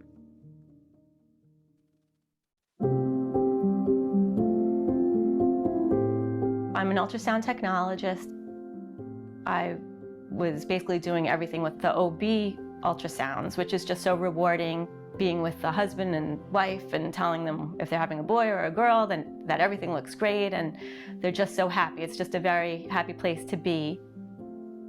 I became pregnant, and with my job at lunchtime, I would lay down on one of the stretchers and I'd have my lunch, and we had monitors to where the patients could see their babies. So I would scan myself while eating, and I'd have lunch with my son.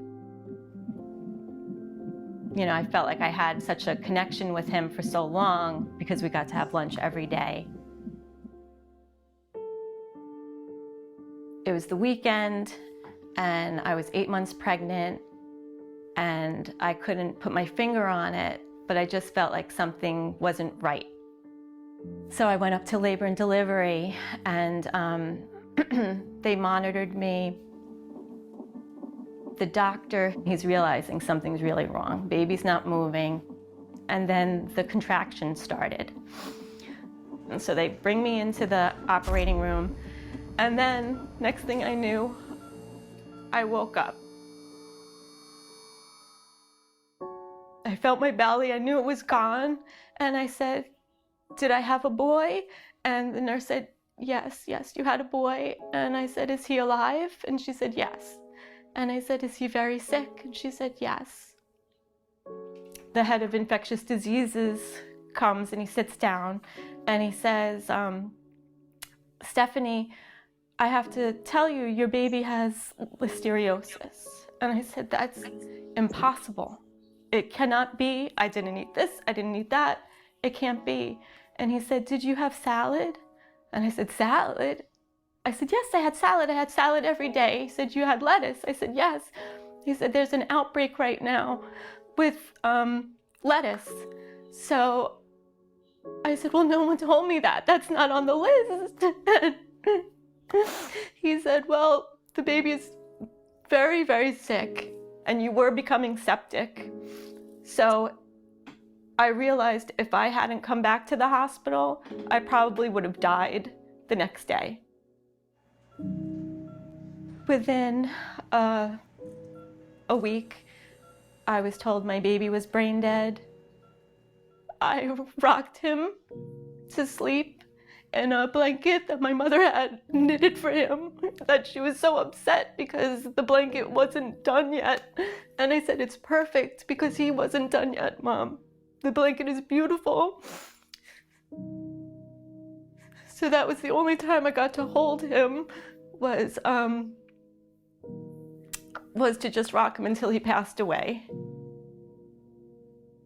I have carried the guilt all of these years that I craved something, that I went out and I bought, that I chose off a menu, that I paid money for, that I chewed every morsel and I swallowed, that killed my baby. And it's not my fault. It's really not. If they had just taken this off of the shelves before someone prepared it for me, this would never have happened. I just pray going forward that people do the right things, that work in the food industry, that they follow the protocols, that they listen to the recalls, that they do everything the right way. You have to make sure that the food is safe. It's not right. You cannot sell things to people that could kill them. You know, you have to make sure things are safe. And you know, that's not my job. My job is keeping you in business by buying your food. You do the right thing and you make sure everything in your store is safe. I know when I go to work, I do my job correctly. Everybody else should do their job correctly as well. Stop Foodborne Illness, the alliance, that they just got me through this very hard time. There's not many places like theirs. I feel like it's such a huge thing that there should be more talk about this. I can't believe there's not more information out there.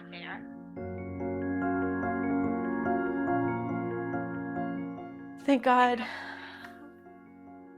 my life did go on, and I did go on to have my 2 beautiful children. And I can't believe that some days I feel like the luckiest person in the world after being through something so tragic. So I still live with what happened, and this was 17 years ago, and it's with me every day.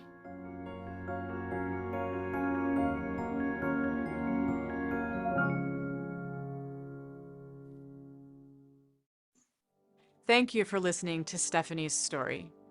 We're so grateful that she was willing to share her story with our Conagra family and help illustrate why food safety is our #1 job. No matter your position in the company, whether you're a line operator or a corporate employee, we all have a role to play in producing safe food. While we have many policies and procedures, it's our people and our daily actions that are key to ensuring food safety and supporting our food safety culture. While Stephanie's story is not associated with a Conagra brand's product, it is representative of a tragic outcome that can occur when things go wrong with any food company. Our teams work diligently to maintain food safety plans in each site, identifying critical hazards such as pathogens like Listeria, which impacted Stephanie and her family, but also physical and chemical hazards such as foreign material and allergens. We also follow good manufacturing practices such as wearing the right personal protective equipment, following the correct hand washing procedures, and the proper operation, cleaning, and sanitizing of all machines and food handling equipment. The goal of our employee training program is to clearly define the standards and expectations that address why food safety is so important. Also, our food safety culture is critically important. We strive to ensure everyone knows how important their actions are in producing safe food and feels empowered to speak up if they see an issue. Remember, please, if you see something, say something. That's how we all get better. We've produced this video in partnership with the Alliance to Stop Foodborne Illness. The Alliance provides a forum for the food industry to collaborate with consumers who have been impacted by a serious food safety event. Through this forum, we work with consumers and other food companies to share best practices. We hope this video inspires you to think critically every day about food safety and the impact each of our actions can have on consumers. Let Stephanie's story be your inspiration. At Conagra Brands, one of our timeless values is integrity, which means we do the right things and we do things right. This is especially true when it comes to the products we make. Our dedication to food safety and quality is relentless, and our diligence to make safe, wholesome food for our customers and consumers is part of our daily operations. We empower our employees to maintain high standards, follow proper safety protocols, and encourage everyone to take immediate action if something isn't right. That's one way we define integrity at Conagra Brands, and it's a critical element of our food safety culture.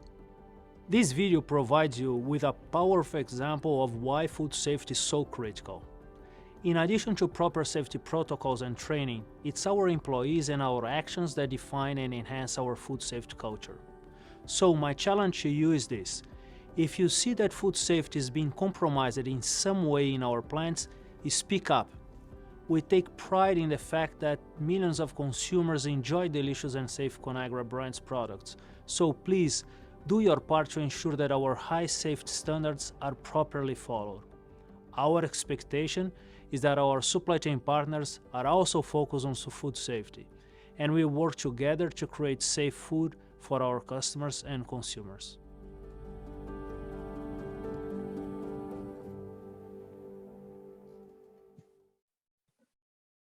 So that's the video.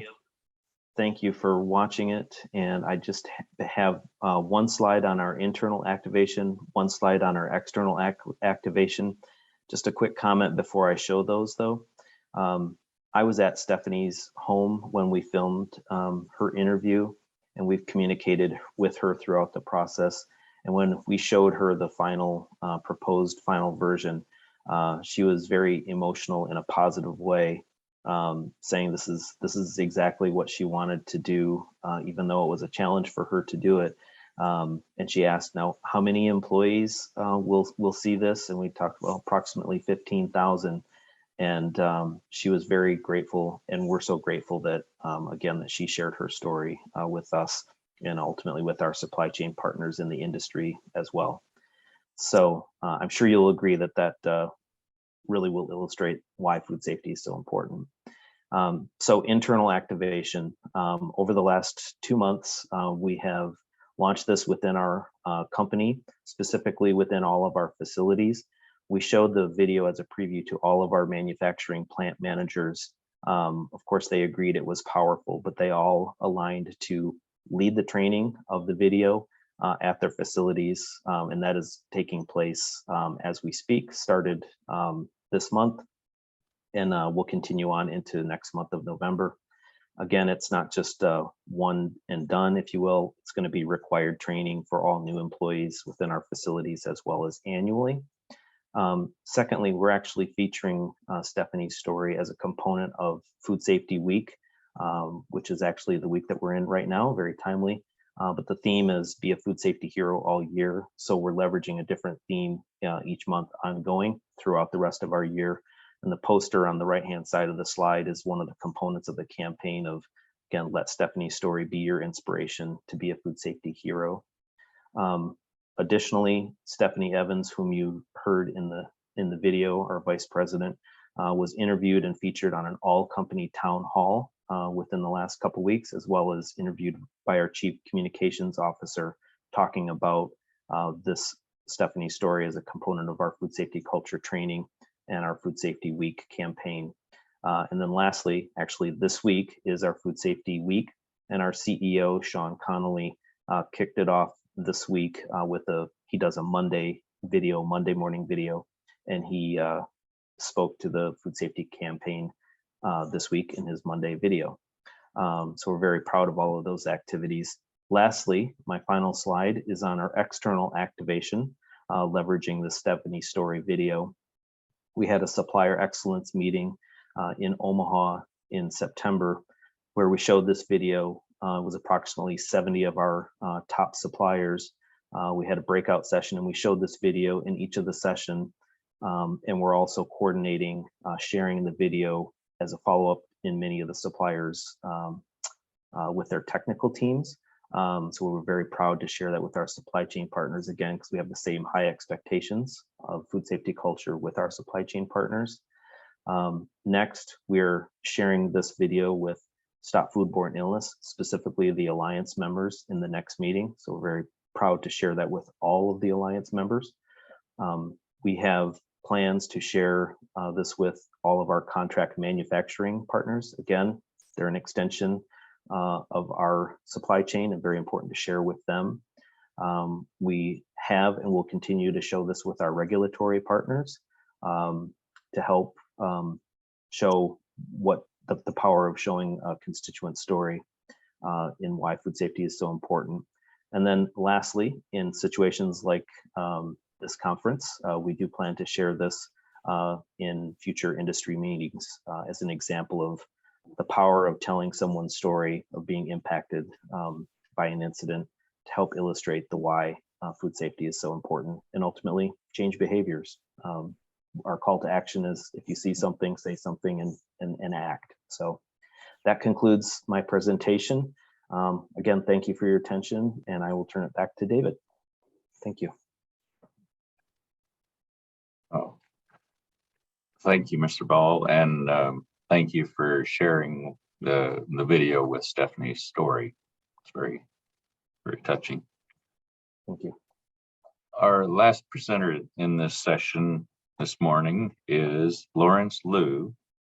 He is PepsiCo's APAC R&D lead, and he's at PepsiCo Asia Research and Development Center. So, Mr. Liu, the stage is yours.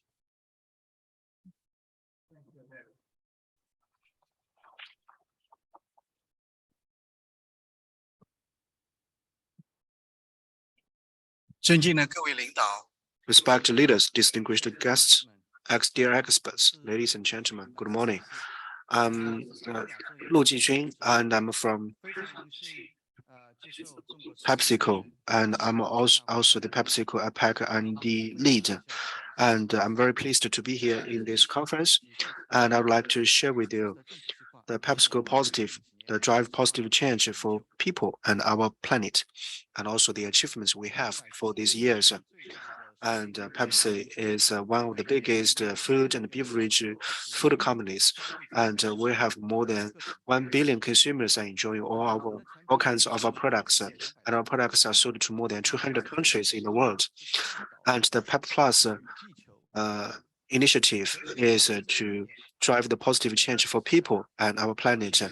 And our CEO and Chairman Ramon in 2021. September 15th initiated this plan, PEP Plus, and he said that PEP Plus is a strategic transformation in the future, and sustainability is the core of this initiative, and it will create more value for our shareholders and stakeholders. So we will play the best role of a leader in this industry to establish a sustainable, renewable, and more inclusive food and beverage system so that we can serve better the community and also the society to create a positive change in the process. And we have 3 pillars for this initiative. The first is the agriculture plus, value chain plus, and also product plus. And for example, the sustainable procurement and also to improve the farmer's life. And it covers the farmlands and also the low irrigation application and also the photovoltaic power generation application, because we have our own farmlands. And the purpose of Pepsi is to use the renewable agriculture to cover all the agricultural chains of the country, and which cover more than 7 million hectares. And besides the self-planted plants, we also have other commodities like potatoes, the cereals, and also the oils. And all these need the sustainable validation from a third party. So through the Agriculture Plus plan, we want to improve the agricultural supply chains, and we'll also improve the living quality of more than 250,000 people in this value chain. And also the second is the value chain plus. And before 2040, we want to realize the zero emission of carbon emission, which is the carbon neutrality. And this target is even ahead of the 2060s target of China.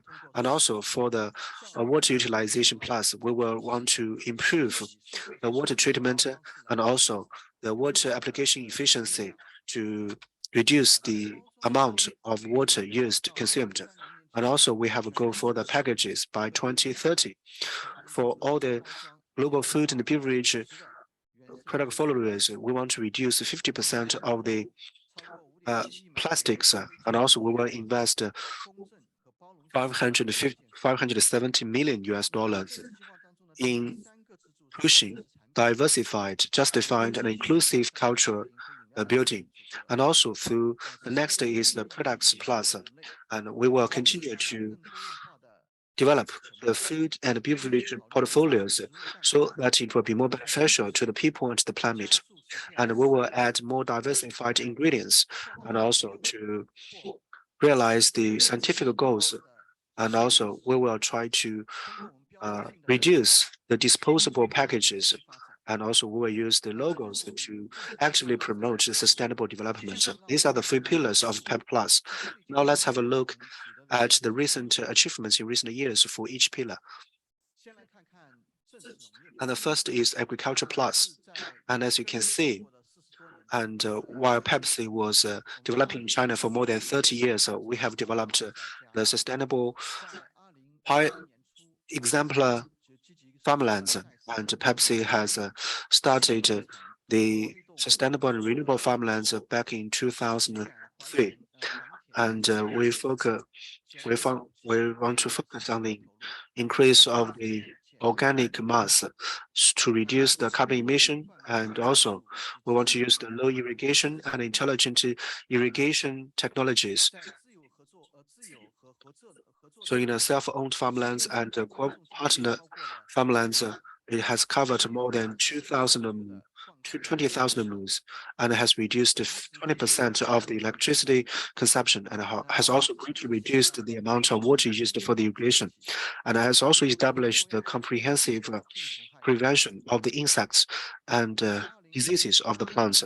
In 2022, Pepsi initiated the Pepsi Plus, the guidelines for Agriculture Plus, and we invited the suppliers to be part of our agriculture initiative. And since 2022, the Guangzhou Pepsi and Shenzhen Pepsi has started to procure the brown sugar white, and for the Agriculture Plus has accumulated more than 10,000 farmers around the world and more than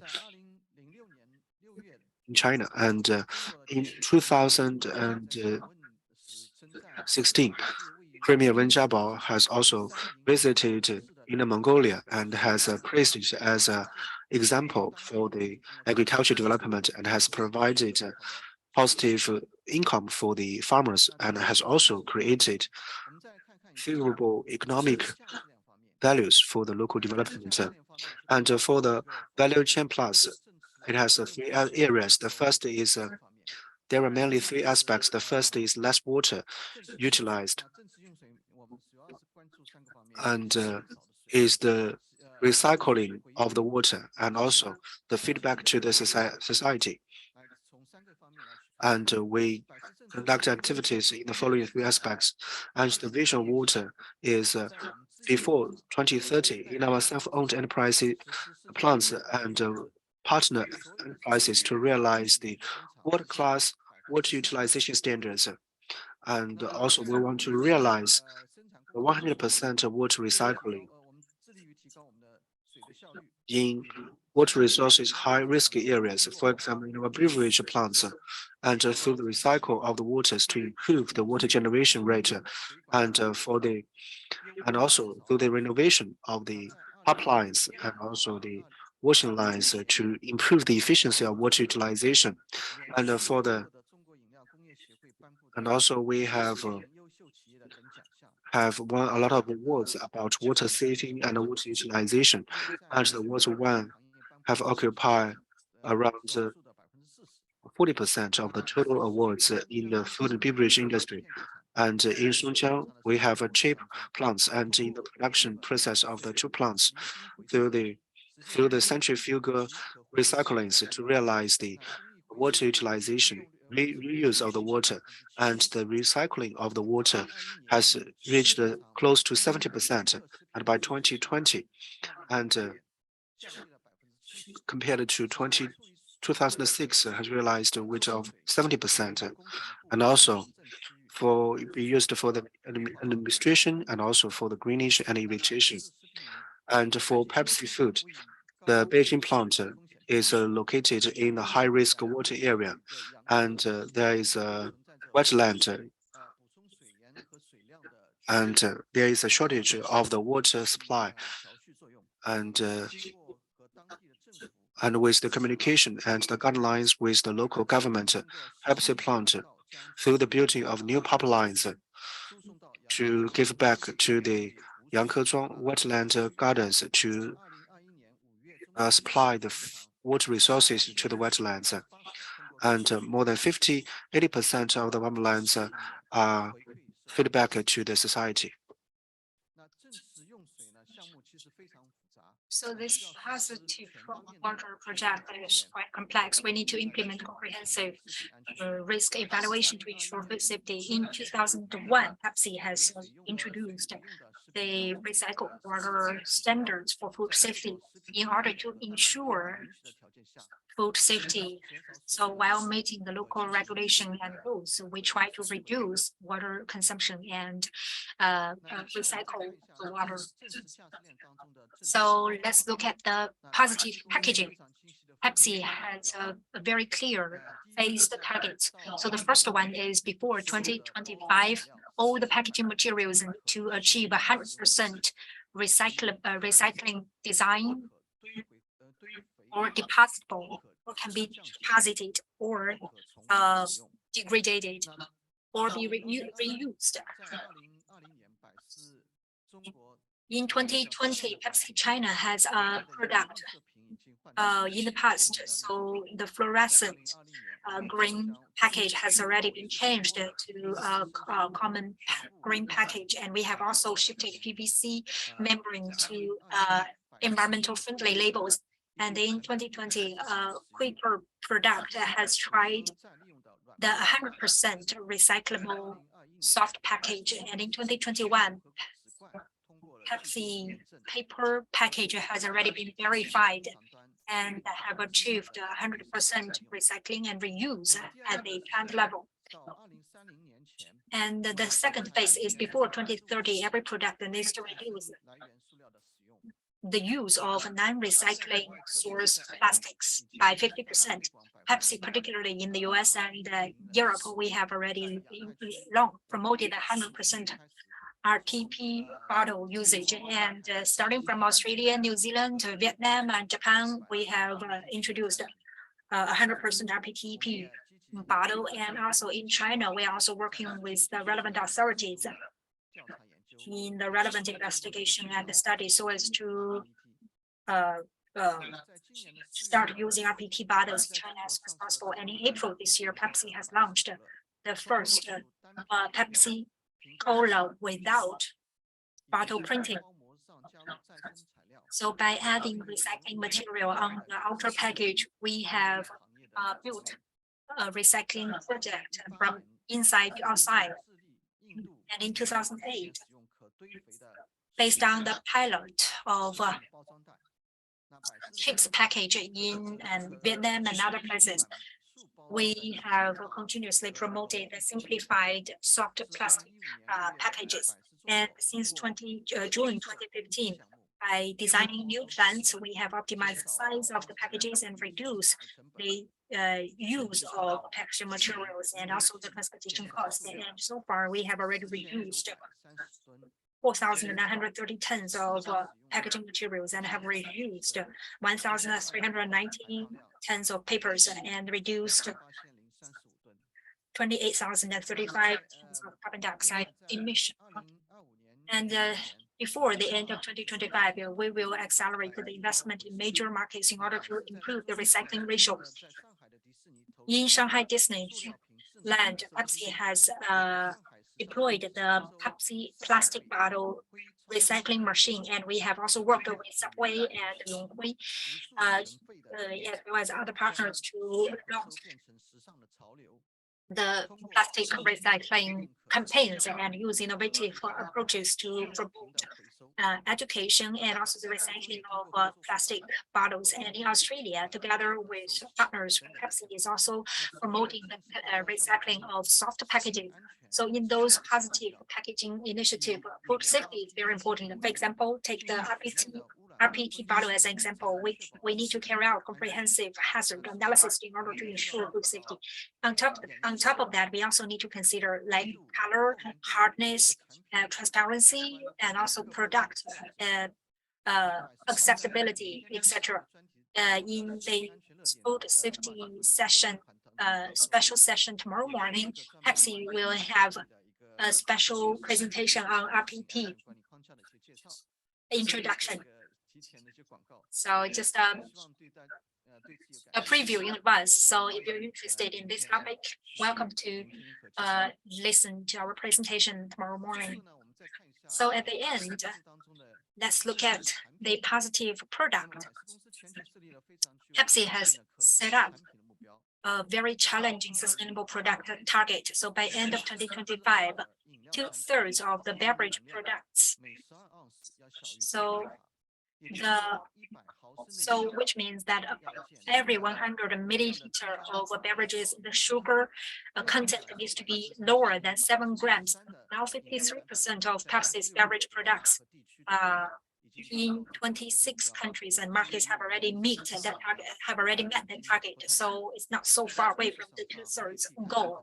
And on China market, you can also see many new products. For example, like the low sugar 7-Up, and also the zero sugar product, as well as zero sugar or low sugar black can product.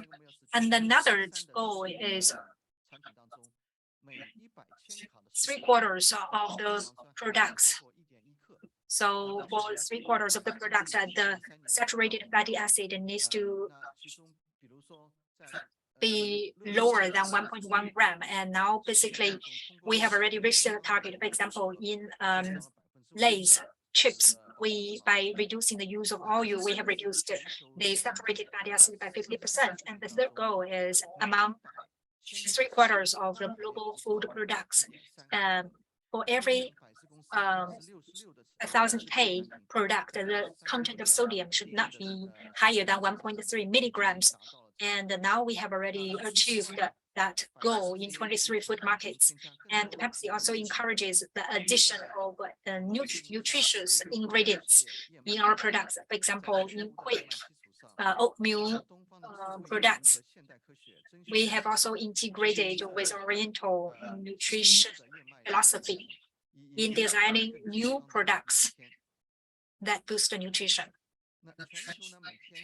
Around the world, over 200 consumers from around 200 countries are enjoying Pepsi's products, and the consumption frequency is over 1 billion times. So that's why we need to ensure the food safety, our food safety. The most important link in Pepsi is that all the positive program cannot compromise food safety. We have very strict food safety policy.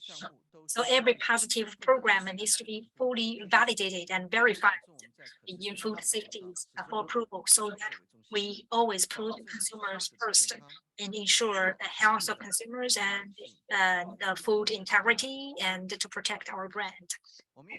We also hope that through the Pepsi Positive program, while ensuring food safety and quality, we can bring more smiles on the face of consumers and bring positive changes to the earth and the people.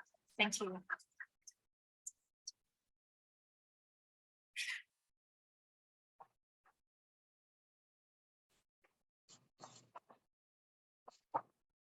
So thank you, Mr. Liu, for your presentation.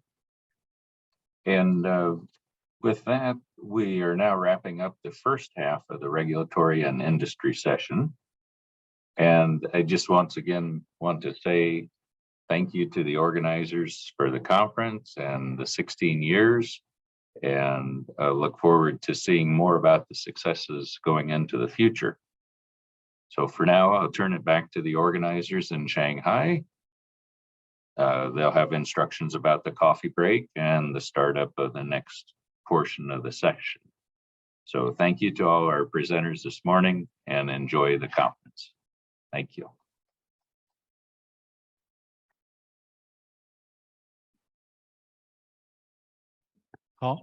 Okay. Thank you all for the wonderful presentations. That's all for the first session of the conference. And next is tea break. Since we are a little behind the schedule, so the tea break will only be 15 minutes. So now it's 5 to 11. So let's go start the next session at 10 past 11. Okay. Next is break. Thank you.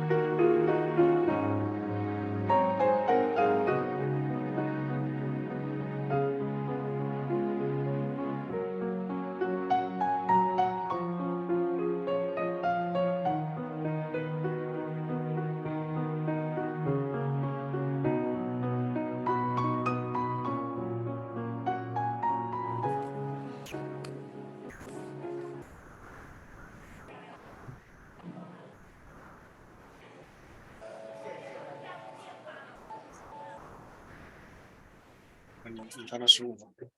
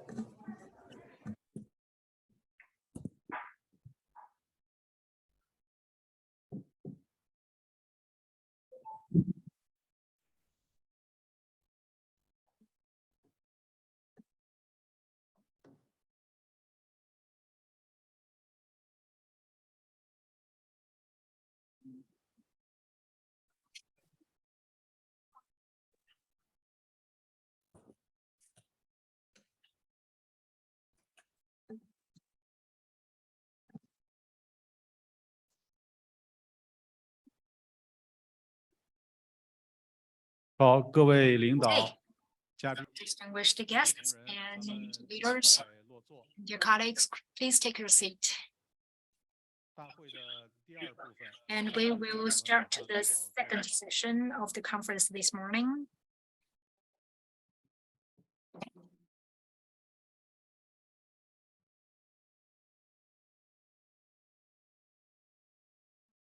今天大会上午的第二个部分。 So the second session for the conference this morning 创新科技 is themed on innovative technology. So food innovation is also a very hot topic in the food industry. So originally, the moderator for this session is the chief scientist of China National Center for Food Safety Risk Assessment on site. But due to COVID-19 pandemic, Mr. Wu can only join us online. So here, I will assist Mr. Wu in the moderation. So in this session, we have two keynote and one panel discussion. So as for the keynotes session, I will moderate on behalf of Mr. Wu, and during the panel discussion, I will hand it over to Mr. Wu online. So now we will start the keynote speech. The first keynote speaker is the Food Safety Officer, Food Systems and Food Safety Division from Food and Agriculture Organization of the United Nations, Mr. Vittorio Fattori, and his topic is new food source and production system, and he will deliver the presentation online via video. So next, please play the presentation of Vittorio. Hello everyone, my name is Vittorio Fattori. I'm with the Food and Agriculture Organization of the United Nations, and I work in the Food System and Food Safety divisions, where my responsibilities are mainly in the area of scientific advice, particularly chemical risk assessment in the JEFA Secretariat, and also the Food Safety Foresight Program that looks into emerging issues, trends, and drivers that may impact food safety. And in fact, today we are going to discuss, I'm going to present something related to one of these emerging trends that we are observing, which is new food sources and production systems, and what are the implications to food safety. Hopefully you can see now my screen and the slides. So I'd like to start off by recognizing how the global agri-food system in which we are operating is constantly changing and evolving in response to a multitude of factors, from globalization of trade and changing markets. We are seeing more and more, for example, even online retail of food.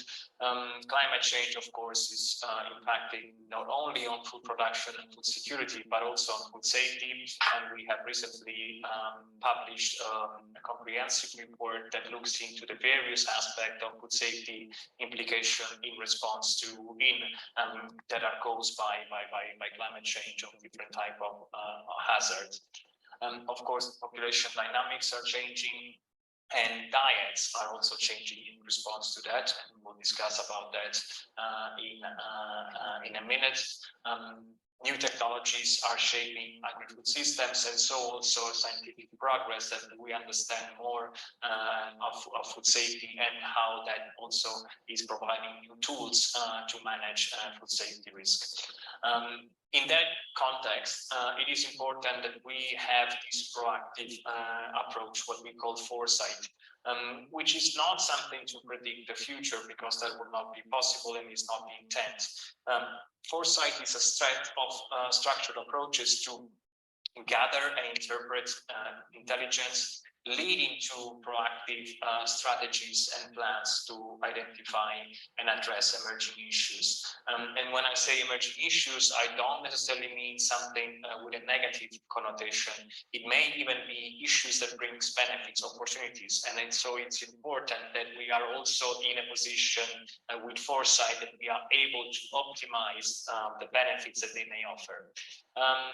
Here on the right-hand side, you see how in FAO we do, being an agri-food system organization with expertise from all different sources and sectors, from fishery, animal production, land and environment, and climate change, of course. We collect internal intelligence, but also with our external collaborators networks, starting, of course, with national authorities and regions, also NGOs and private sectors, experts from our scientific committee. All of that combined also with information we get from scientific journals and others. We analyze this information and we monitor some of these emerging trends and drivers that we are observing, and on specific them we go a little bit more into depth and we provide our perspective from food safety. We will not have time to go into the details today about our foresight program, but I encourage you to visit our webpage where you can find all our resources and publications, and the link is here at the bottom of the page. So, as we said, agri-food systems are changing and need to be transformed to be able to meet the Sustainable Development Goals in the 2030 agenda of the UN nations. And some of these drivers that you see in the outside circle are shaping and impacting on food safety. These drivers and trends we have analyzed and provided our analysis in this recent publication that we have launched in March of this year, where we took stock of all this knowledge and provided our perspective again from a food safety point of view. I encourage you to visit to read the report, and the link is here. Of course, it's publicly available and free from download. One of the drivers that it's important to the discussion today is the change in consumer preference and food consumption patterns. This is something that is constantly evolving in response again to a multitude of factors, including, for example, consumer awareness on the need to have and purchase food that is produced in a sustainable manner. While, of course, this is very positive, I think it's important to underline that this changing in diets and consumption preference, it needs to be also assessed from a food safety point of view to make sure that there are no dietary risks that may reach that the consumer is exposed to any risk. So that's, again, from a food safety angle, it's important that this is observed, monitored, and analyzed. At the same time, it is also relevant and critical that the information that reaches to the consumer is information that comes from trusted sources, particularly in an area where there is an overload of information. Sometimes we also see this fake news. It's important that we provide a reliable source of information based on which consumers and other stakeholders can make their appropriate decisions. So one of the big trends and drivers that we are observing and studying is the one of new food sources and production system. Again, this is in response to multiple factors, including, for example, the need to feed a growing population and also the need for our agri-food system to be more sustainable. So some of these protein sources are also linked to these regular trends and drivers. When I say new foods, though, I do not necessarily mean something that is completely new. Some of these foods, like, for example, edible insects or even seaweed, are foods that in some parts of the world are being consumed for many years, even for centuries. But what is new is the emergence of this sector that is expanding and reaching also areas where they were not traditionally present before. And some production technology are indeed new, like, for example, cell-based food production. In the report that I mentioned, we have analyzed these different type of products, analyzing both the benefits and the opportunities that they may bring, but as well also identifying what possible challenges in terms of food safety they may pose. There is also an increasing interest at the level of Codex Alimentarius on these new foods, and you may be aware that there is ongoing work by CIFSQ, the Executive Committee of Codex, to precisely look into this area. So let's start with edible insects. And again, on here on the top right, you will see the cover page of the report that we have published recently on edible insects from a food safety perspective. Insects certainly can provide an alternative sources of protein. They can be nutritionally very rich and provide a lot of important nutrients. At the same time, though, there are some food safety implications that needs to be considered. For example, the microbiota of insects, it's something that is very complex, and there is insufficient information on all edible species, and there are many of those species. So this is something that is still needs to be better understood. One other area that needs to serve further investigation is the allergenic potential of some of these species. And the growing tendency of rearing insects on a waste stream, for example, in a circular economy concept, may potentially expose then the consumer to some hazards. So it is important that this circular economy is again conceived from a food safety point of view in a way that it doesn't, we are not re-entering in the food production stream residues of hazards that we don't want in the final product. Of course, all of this comes with some challenges in terms of regulations, because this is not harmonized in the way insects are regulated, and this, of course, can create some challenges also in international trade. Jellyfish, again, it's one of those products that have been consumed in some parts of the world for many years, like with there are maybe concern from pathogenic bacteria that may be present. One other concern, for example, from a food safety point of view, is also related to the processing of some of these jellyfish with aluminum salts, and so there may be an increased exposure to aluminium in the diets that needs to be considered. And even here, the regulatory frameworks are not necessarily up to speed with capturing some of these products, and so this is something that deserves further consideration too. Seaweed, it's algae in general are offering a lot of opportunities and benefits in agri-food production, but also as feed ingredients. Having said that, there are some food safety hazards that needs to be considered.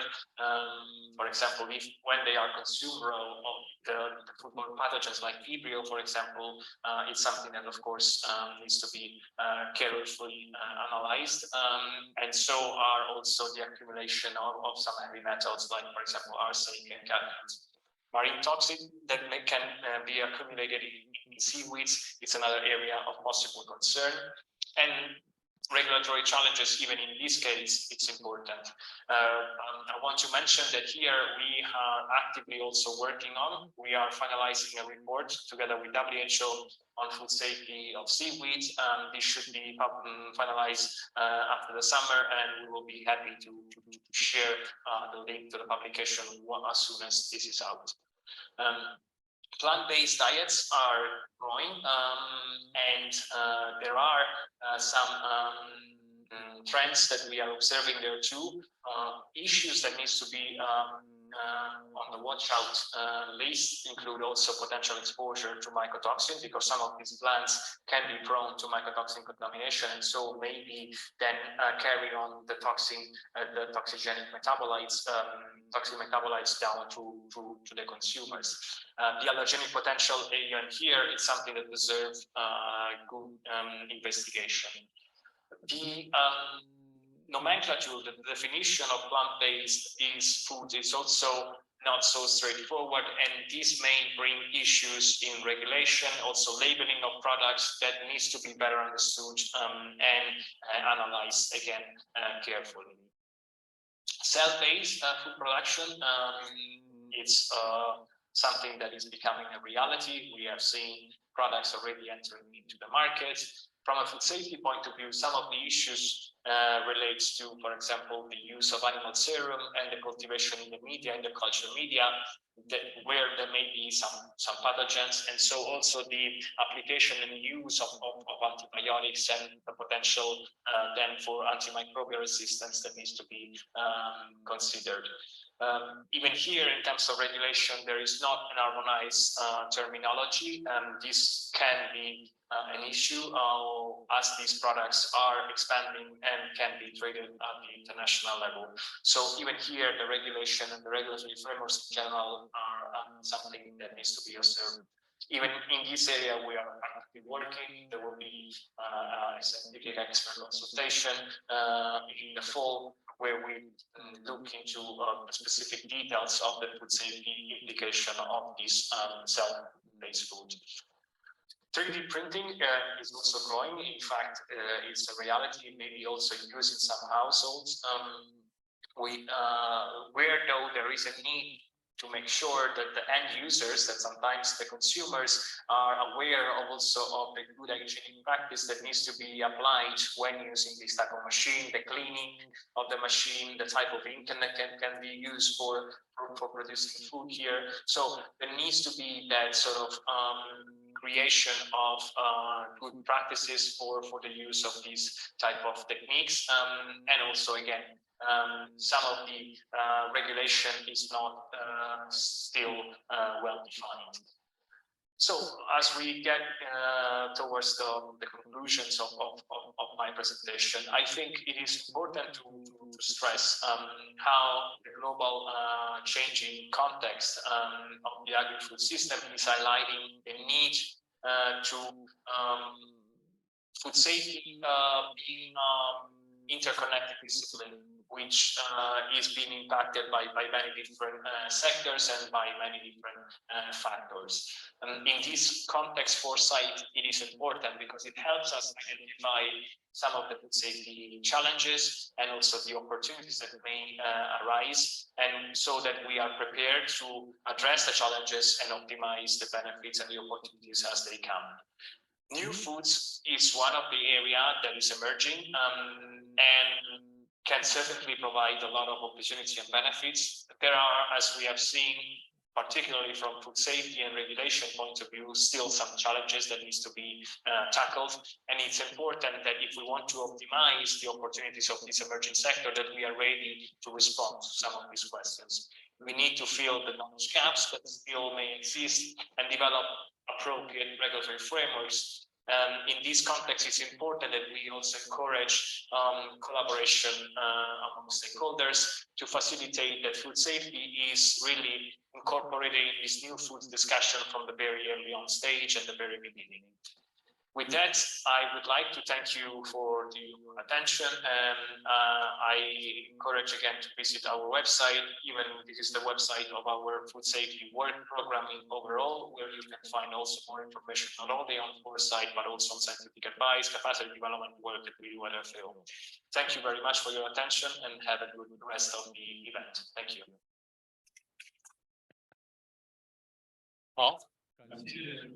Okay, thank you, Vittorio, for your presentation. So the next keynote speech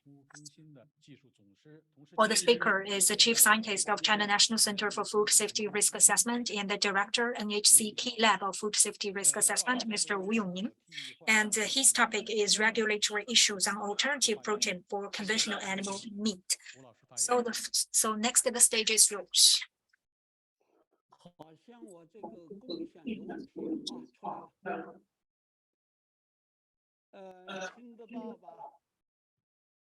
Yeah. Sound check. Okay.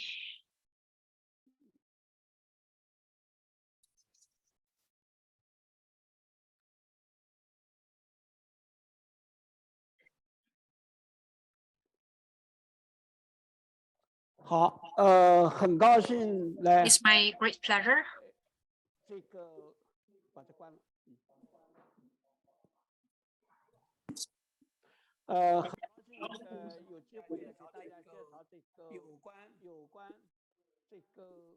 It's my great pleasure to have this opportunity to talk about alternative proteins for conventional animal products in China, the regulatory process. So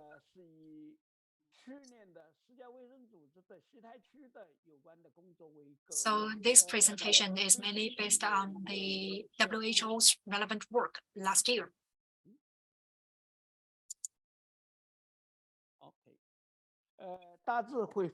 And there are several parts for my presentation. So first of all, alternative proteins. You know that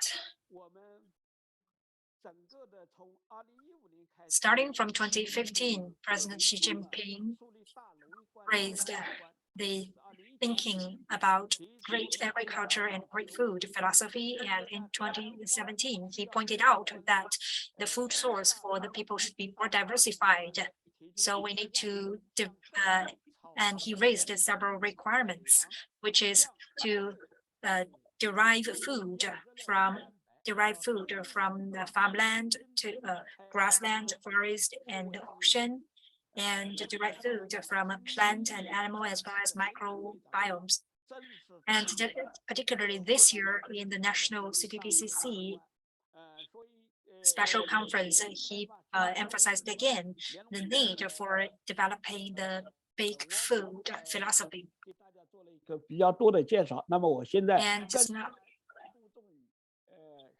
it has already been mentioned that now in this session, we will focus more on alternative protein. In China, with economic progress, there are more and more intake of meat by Chinese people, and out of which pork accounts for 70% of the meat consumption. So in terms of the market, we need to shift our thinking. So what are alternative proteins? Usually there are 5 categories, and Ward has already made the discussion introduction. And next, I will focus on the plant-based protein and the microprotein. And Walter has also mentioned the algae protein and insect protein. And the most important one is also the cell-based or cultivated meat. These are the 5 types of alternative proteins. And today we will focus more on the 3 key pillars. First is plant-based, and second fermentation, and third is cell-cultivated meat. And in terms of plant-derived protein, actually in China, it can be dated back to the Han Dynasty, where soybean or tofu was created, or the gluten, which can be traced back to the Song Dynasty in China. So now soybean has already been industrialized, which is widely available in supermarkets. As for plant-based meat, In West Europe countries, they have already started using plant-based meat for hamburger.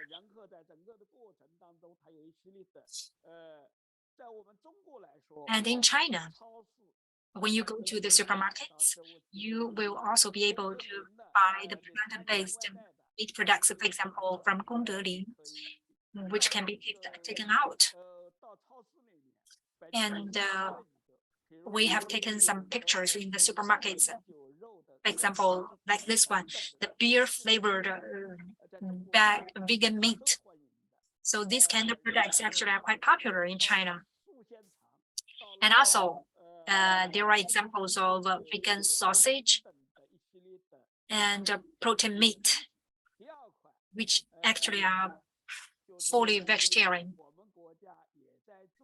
And in China, we are also working on microbial fermentation. In the 60s, the Chinese Academy of Sciences have already started the microbial fermentation meat. So fermentation products is very diversified. For example, we can use fungi, or we can derive from the ocean, which have already been industrialized in food production. Most importantly,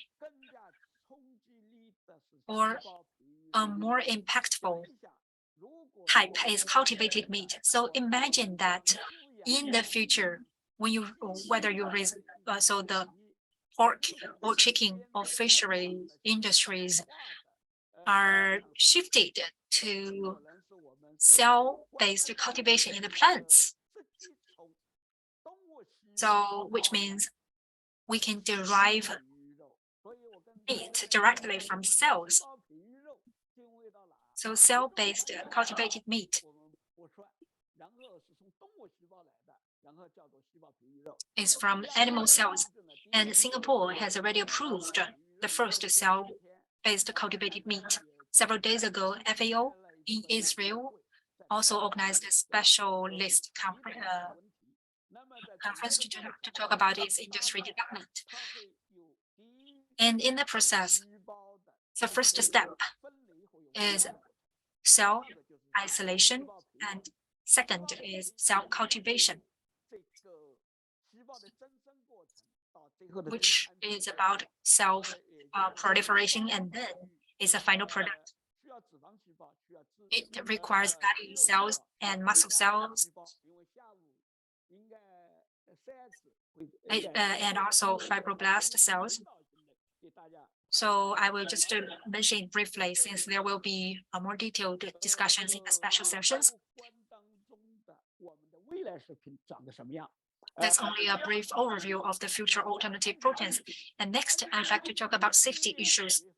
In May last year, WHO organized a batch of specialists and experts to discuss one topic, which is about the regulatory and food safety aspects of alternative proteins for conventional animal products. And the first part is plant-based proteins. So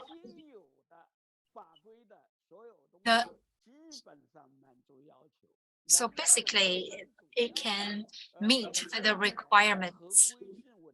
And also we talked about the compliance of plant-based proteins. And as for fermentation, so the regulatory intervention is relatively high, because in China, it needs to go through the novel food source approval before launching to the market. For example, like the soybean protein modification. And the third type, self-based cultivated meat.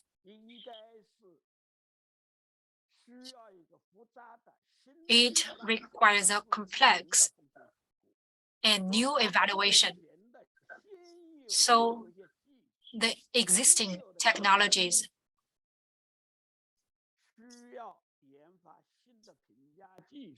actually need to be supported by new evaluation approaches so as to facilitate future development.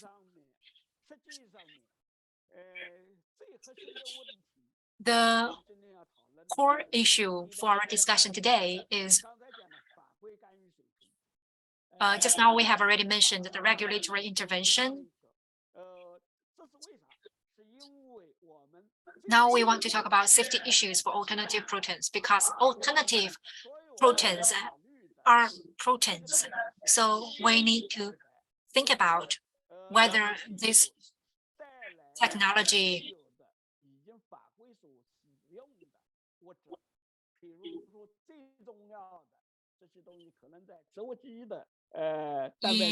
for example, in plant-based protein, regulatory intervention is first and foremost, so it needs to be compliant first. And then, as for cell-based or cell-cultured meat proteins, in this aspect, there may be a new varieties of proteins. And of course, for plant-based proteins, there will also be novel types. And we need to carry out the evaluation of the raw materials, etc. So in this regard, there will be higher intervention.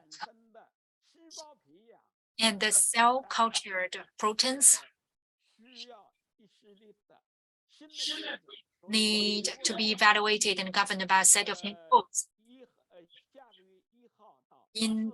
From 1st to 4th next month,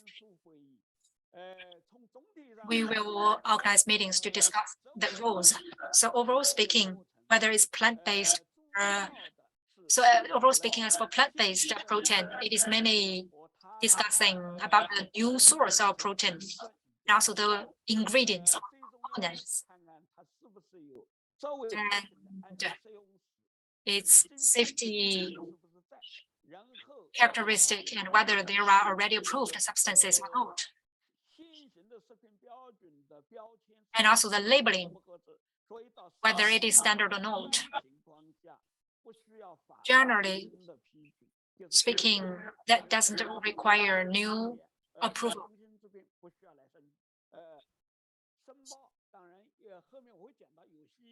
But for in some special cases, it still needs extra approval. And as for new proteins, what is new protein? For example, it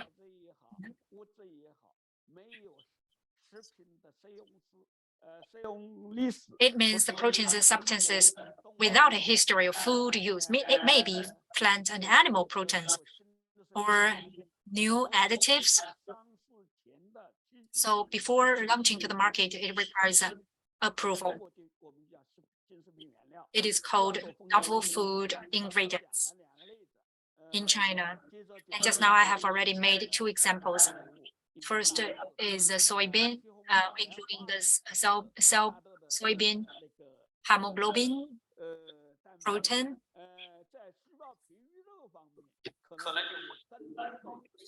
And in cultivated meat, there will be more requirements. And the requirements, so far as we know, last year,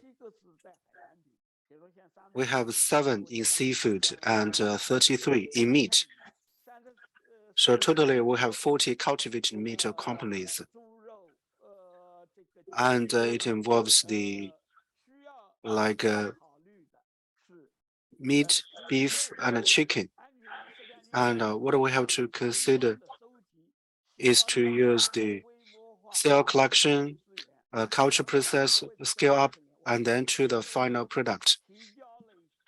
And we have submitted a list for the whole process to the collection of the cells, the cultivation of the cells, to the scale up, and we have all kinds of challenges and difficulties in the process. So all this needs the cell-based meat or cultivated meat. Because first of all, And because these animal cells are cultured in vitro, so we have to consider the pre-market approval. For example, how the food is made, the composition, the intended use or function, the consumption patterns, and the policy guidance. So this is about the. Now I'd like to share with you the China food regulation system and the safety standards. And actually, as we mentioned, the food safety law in China and this is the system of the food safety system reformation. And as you can see, it is a Food Safety Commission and the State Council. Then we have the CFSA, and will approve and validate the additives. We have the SAMR and the ESC office, which is responsible for the coordination enforcement on food and food additives, food materials in production, trade, and consumption. And this is the meeting report about the workshop on regulatory and food safety aspects of alternative proteins. So the data collection to risk assessment to food standards, and for the whole process. And from the perspective of the plant-based meat, the first is we have to consider is the labeling of the food. So we shall not create misunderstandings or even fraud or cheat. And so in the laws and regulations, in the new laws and regulations, and in GB 2760 and also GB 14880, and the usage of food kinds applied and multi-extended application. Or if we have to scale up the application, for example, the soybean and the oils and the processing aids, whether it can be used or not.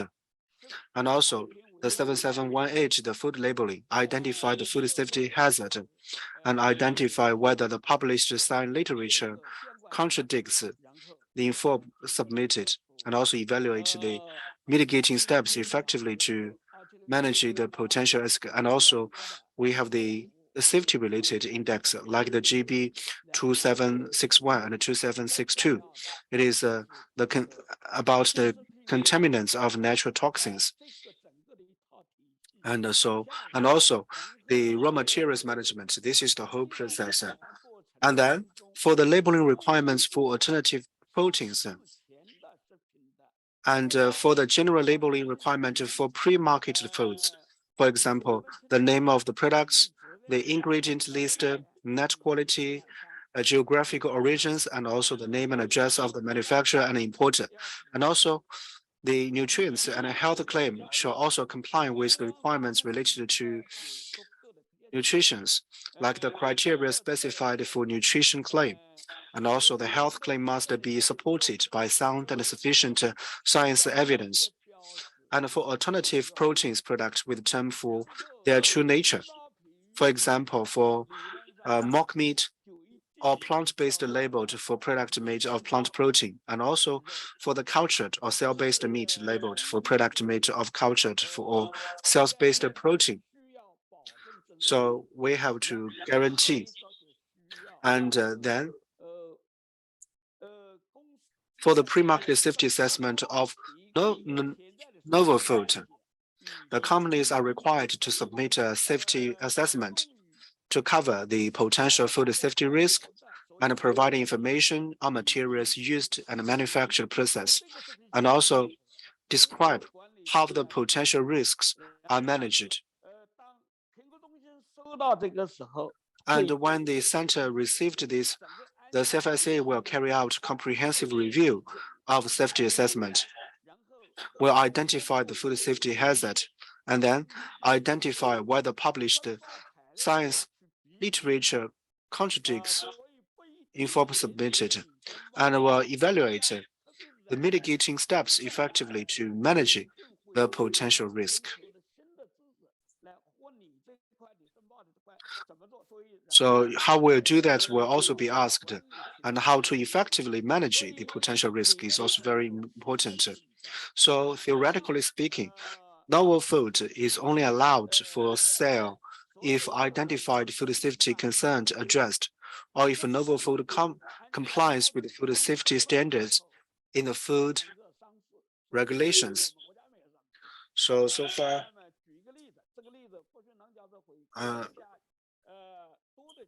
we have the China experience in plant-based meats. We have some examples in China.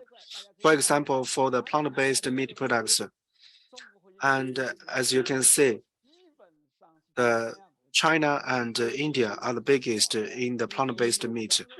And also in Japan, it is also more easily accepted in Japan. So for the plant-based meat. And also for the raw materials, the proteins, and also the patterns, the shapes. And besides this, for the Chinese Health Inspection Association has also formulated the standard for plant protein beverage, the plant-based yogurt, and for the regulatory way for plant-based meat products. And if you use the new protein or substances, the protein and substances without a history food use. And mainly we will consider the plant-based meat, or the plant and animal proteins or new additives, etc., likely to require pre-market approval to consider the risk assessment for novel food, new food addictive, or expand its usage in food. And also, the labeling is very important. For example, for the existing protein substances, and also includes the list and also the scope of the food additives application. All these have to be made very clear. So in this whole process, also for the plant-based proteins, people care a lot about the meat proteins. And usually the animal protein is around more than 90 scores. So if we want to improve the content of the protein, and as we mentioned in the whole production process, how to improve the nutrition and how to more comply with the requirements and the standards of the food additives. And now we have this, this is a code for this kind of additive of the new bean products, like the 040401 and 05 is the code for this plant-based meats from soil. And if it is not from soil, then how to differentiate? So we have so this is a new process we need. So in the whole process, we have a series of criteria and standards. But on the other hand, what is the pre-market safety assessment of novel food? Novel foods are the foods and food ingredients that do not have a history of use for human consumption, usually less than a period of 20 or 30 years. So if it's this kind of food, then you have to submit the materials for this kind of novel food for approval. So theoretically speaking, and from the perspective of the technologies, and we can also have the early countries to participate in the process in this week. And also we have to assess the safety of the novel food. And for the plant-based meat, and also the utility, taste is very important. So the consumer acceptance mainly depends on the drivers like the taste, the price, the convenience to be improved. So the taste of the products.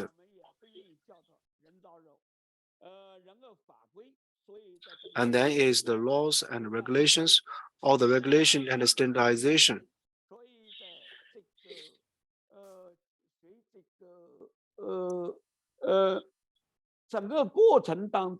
And for the whole process, if we need like the plant-based, we have to focus on the authenticity. For example, there should be no misleading in the food name description. So we have to reflect the true nature and also the man-made for meat.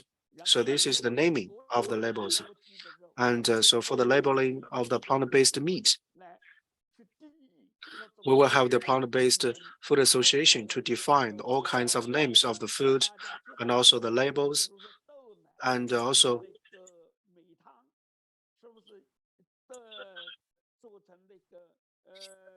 and it can be made into different colors.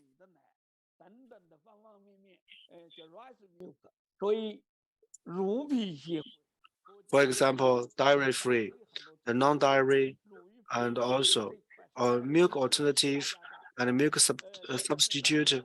And this is the arguments of us in terms of the management of the plant-based food. And so far,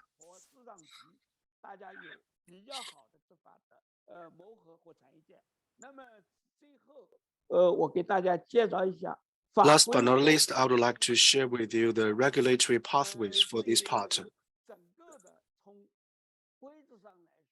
And in terms of the rules, and we have completed from the production to the industrial development to the market and also to the consumers. And this is like an outlook for the whole industrial chain. But also, we discussed the alternative proteins. This is about the workshop on the regulatory and food safety aspects of alternative proteins for conventional animal products. And we have like 3 or 4 consultants. And besides those participated, we also have the consultancy from WHO and like advisors. And we have the consultants from the Food Science and Technology, the Nanyang Technology University, and also have FO and the WHO Food Standards Program. And also we have a consultant from the WHO and FAO Food Standards Program. And this is the panel discussion picture.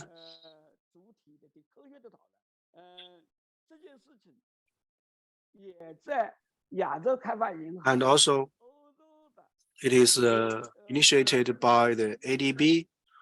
It is now in process.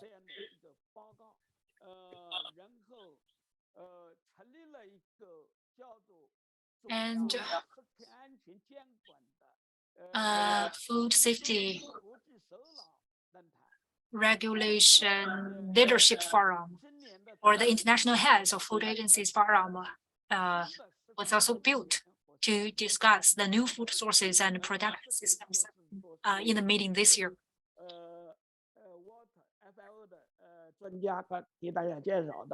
So we have also experts introduction from water and experts from FAO. For example, Singapore has approved the first cell-based cultivated meat. Then how we can learn the experiences from Singapore,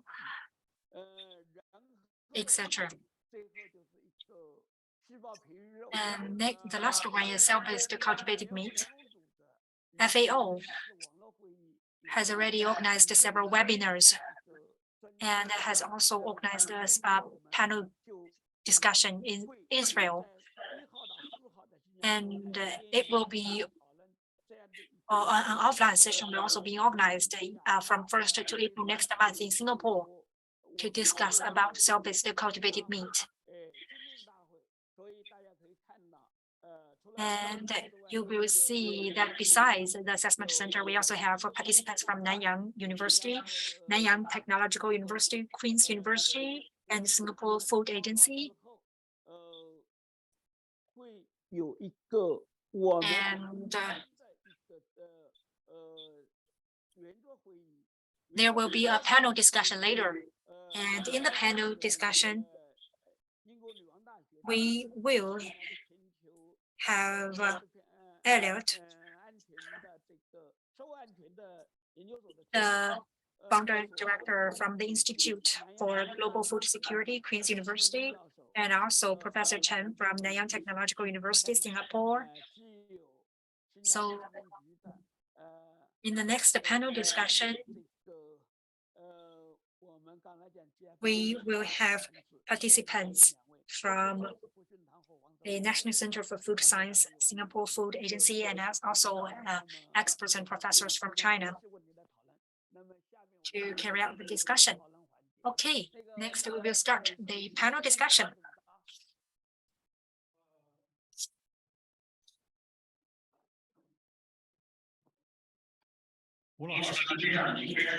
Okay, next Mr. Wu will chair the panel discussion. And I have one reminder here. Since we also have cameras here and also microphones, so during the panel discussion, if you have any question, please raise up your hand, and our guests online can also are also able to answer questions. And Professor Wu, please also pay attention to the questions raised by participants on site. Okay. Just now, I have already introduced the experts or the participants for the panel discussion. And actually, we have a co-chair, and I hope that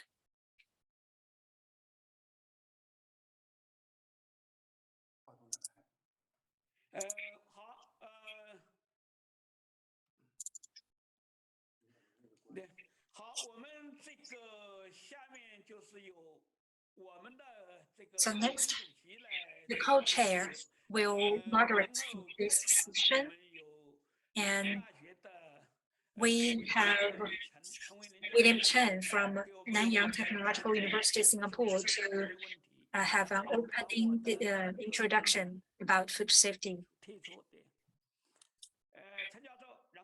So, Professor Chen,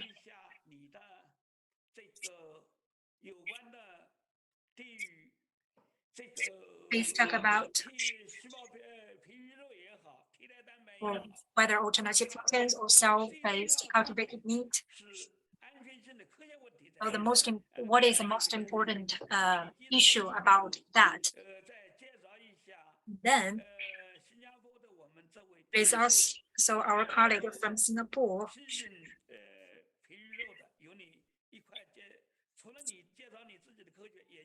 So besides making a presentation of your research, please also talk about how Singapore Food Agency approves the cell-based cultured meat. Okay, next, the floor is yours. Professor Chen. Okay, thank you, Professor Wu, for your introduction. So my name is William Chen. I am from Nanyang Technological University of Singapore, and I'm in charge of food science and technology. So Singapore, you know, it's a very small country, and there is very limited land for agriculture.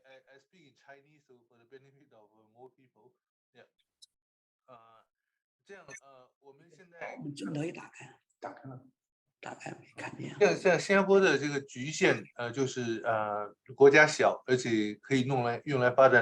as I said, there is very limited land to develop agriculture in Singapore. And after the independence of Singapore, we have been relying on import. And we import from around 170 countries food and grain. So my colleague will talk more about that. So import food. There is no problem importing food in peaceful times, but because of COVID-19 pandemic, there is congestion or disruption of the food supply chain, and also there is regional conflict, and also global warming, which have great impact on agriculture. So as a result, many countries have started to restrict their grain export. For example, wheat, or even restriction on chicken export. So as an independent country, Singapore also needs to develop or maintain our food independence. So there are three considerations for us. First is to develop local agriculture and food processing. And second is to reduce food waste. And third is to provide some novel and nutritious food that can be accepted by consumers. So these three are the considerations to ensure Singapore's food food security. So next, I'd like to talk about some considerations for developing novel food. Now, around the world, we emphasize reducing food waste, and there is a common consensus around the world, which is to create a cyclic food economy, which can reduce food waste and also reduce the reliance on agriculture. But everything in the circular economy is recycling, whether it's good or bad, as Professor Wu mentioned. For example, some microplastics and mycotoxins stay in this circle. So when we develop some novel food, as Professor Wu mentioned, such as plant-based protein or cultivated meat, we need to be aware of those risks. For example, the circulation of cultivation media, or if we use new type of grains for cultivated meat, we need to see whether there is mycotoxin or whether there is any allergy potential. So today, in Nanyang Technological University, Singapore, we contribute by science and research so as to facilitate the circular food economy. And sometimes we use some marginal products, for example, like the bean dregs or residues as ingredients. For example, it seems that it can increase the efficiency of the food system. However, there may be some potential disadvantages. For example, as for bean dregs, there is potential for mycotoxin pollution. So including that in the food chain will have certain impact on the consumers, which we need to be aware of. And maybe Mr. Deng will talk in detail later. So now the food technology, R&D, and food safety consideration. So these two seems like in different, not in a consensus or alignment. So the developers or the are talking about, say, how good it is, while the other party is focusing on the possible risks.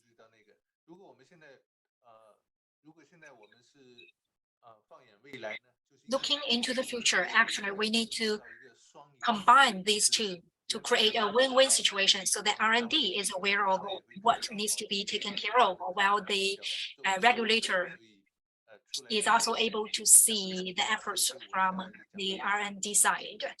So that's all for my opening introduction. Thank you. Okay, next we'd like to invite Professor Elliot.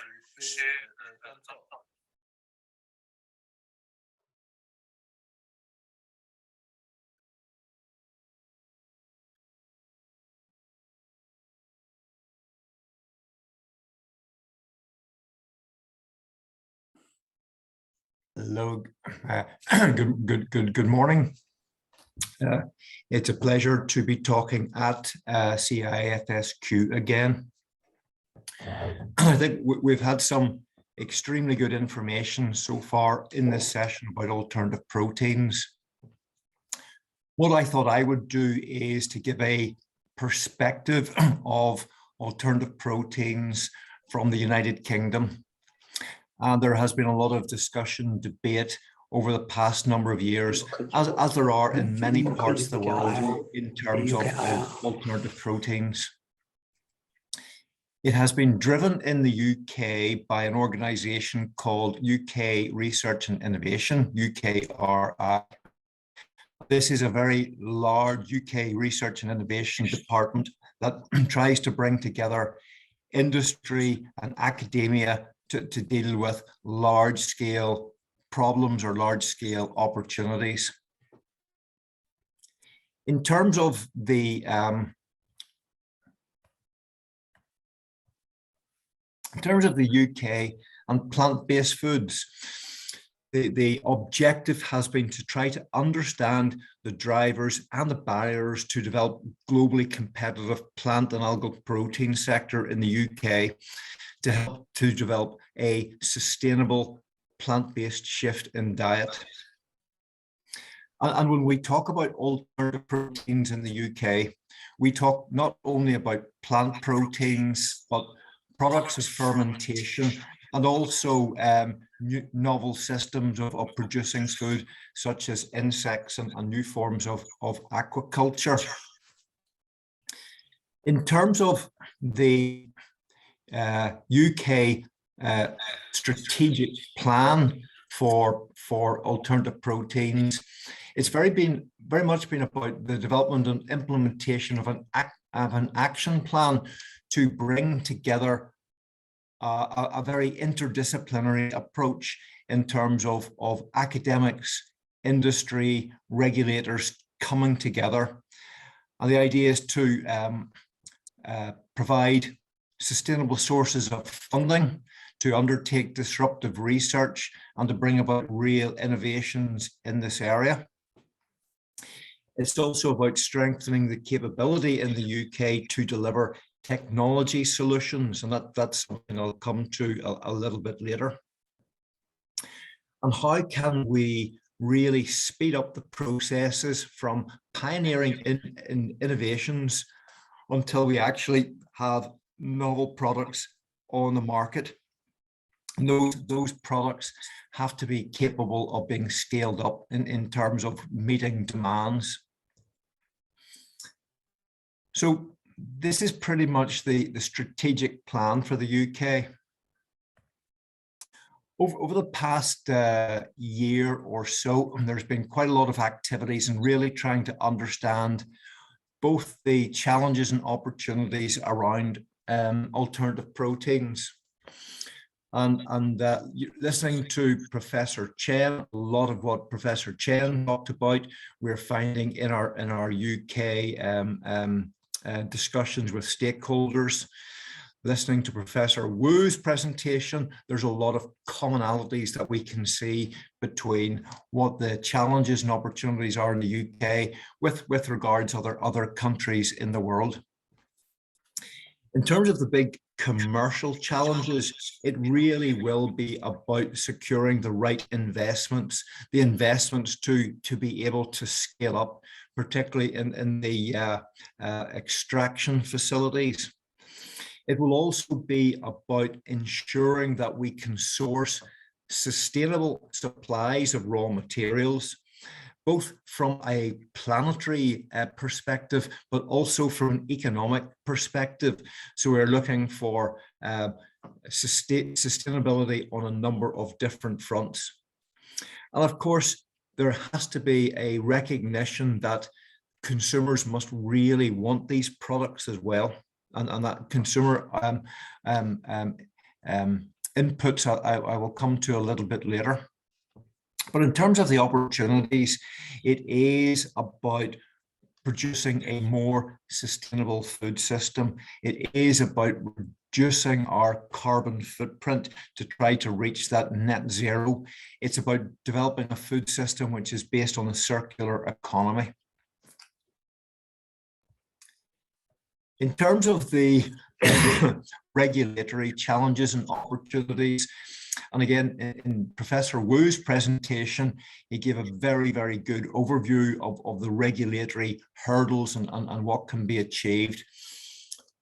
But we're really talking about novel foods and how those novel foods might impact particularly food safety. And again, there's been very good discussions about the use of agrochemicals, about the issues about allergenicity. Professor Chen also mentioned about mycotoxins. So there will be many things to consider and to get into a proper regulatory framework.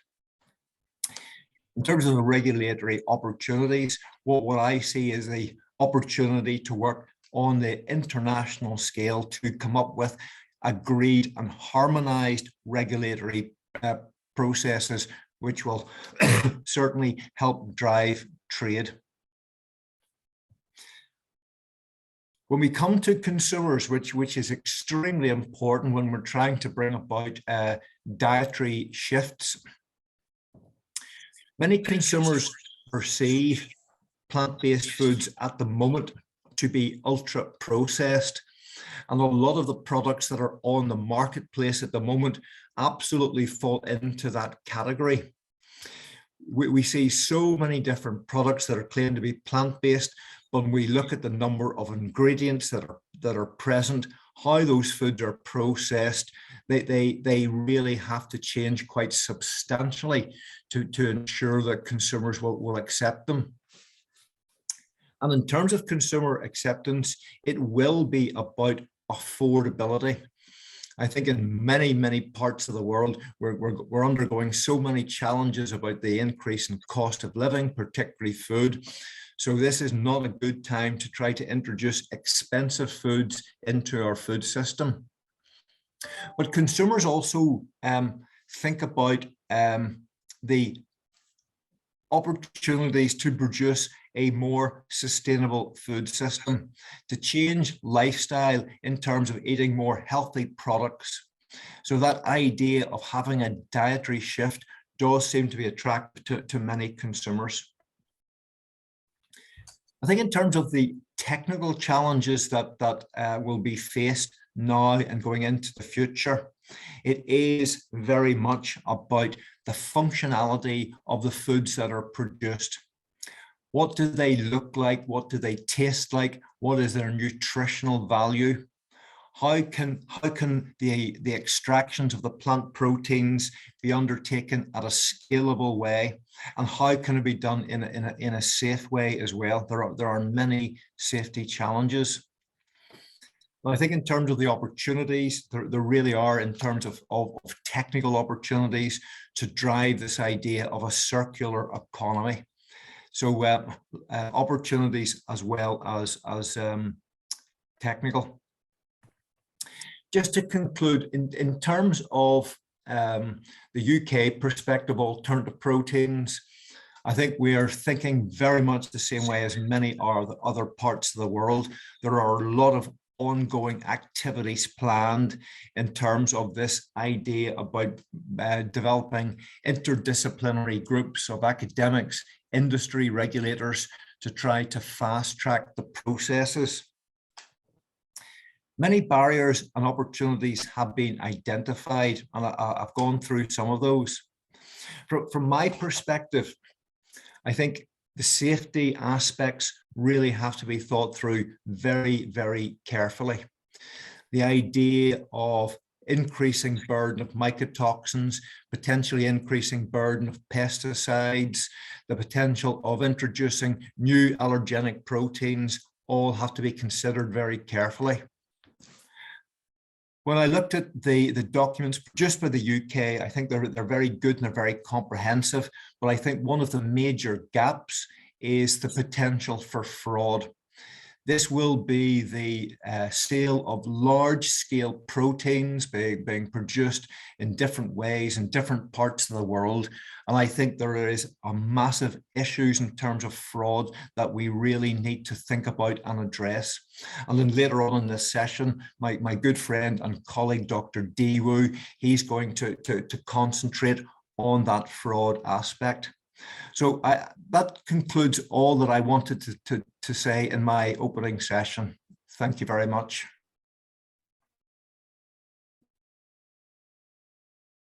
Okay, thank you so much, Chris, for the nice overview.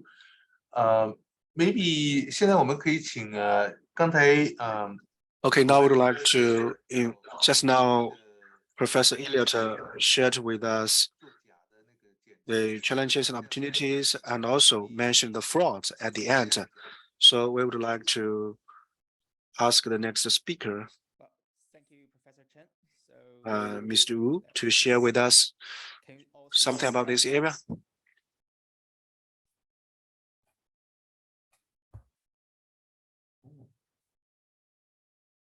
Okay, I can see on the screen. So by far, I think the two most well-known food fraud cases around the world is melamine scandal exploded in China and the horse meat scandal taking place in the European countries.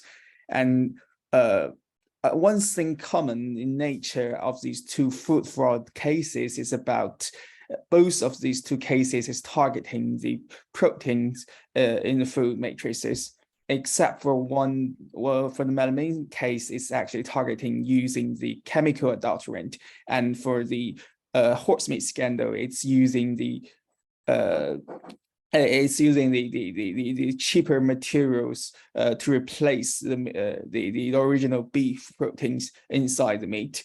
And with the introduction of more materials, including a wide range of plant source proteins, insects, and algae, and we don't know that in future what are going to be consistent in our food, especially in the protein part. And also, these food are more deeply processed, and it's more difficult and propose more challenges in telling what are specifically included in this.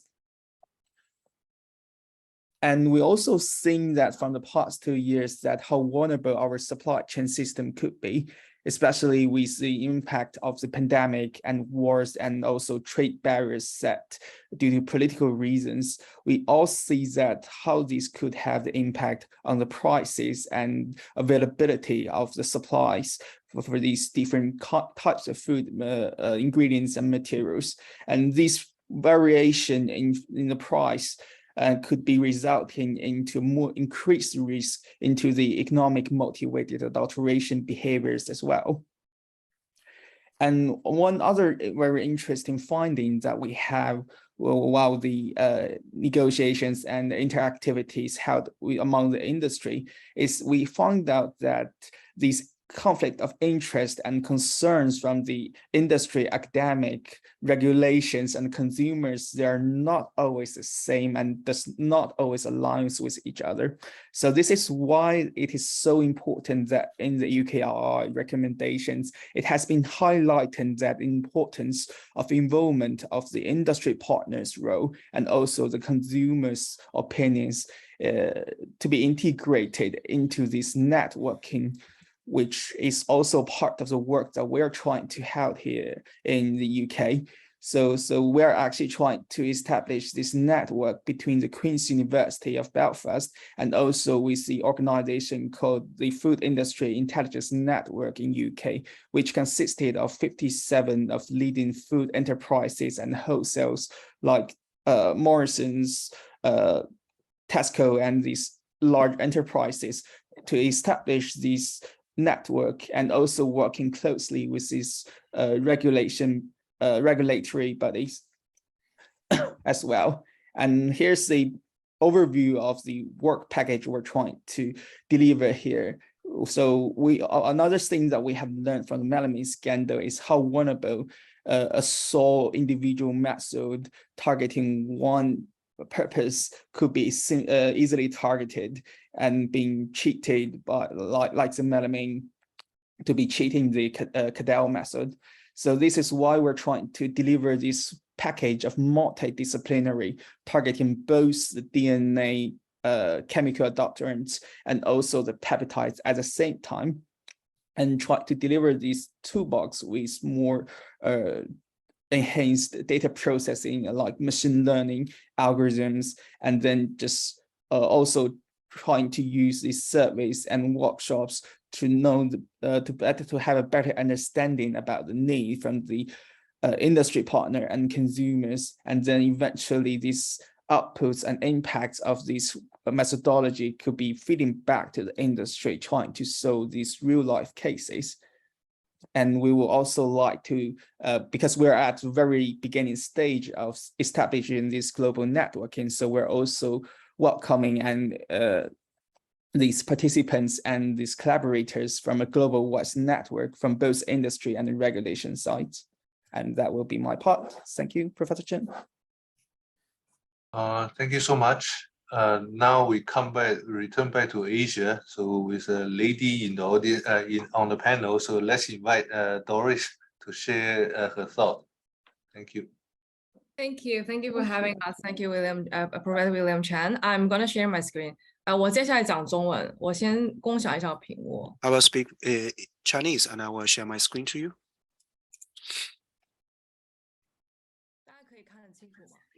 Can you see my screen clearly? Okay. Okay. Good morning. It is a great honor to be invited by Mr. Wu to be part of this conference. And I would like to, together with all the respected teachers and scholars and experts, to share with you something about this industry. So I would like to share with you the current status of this industry. First of all, I'd like to share with you briefly the GFIC.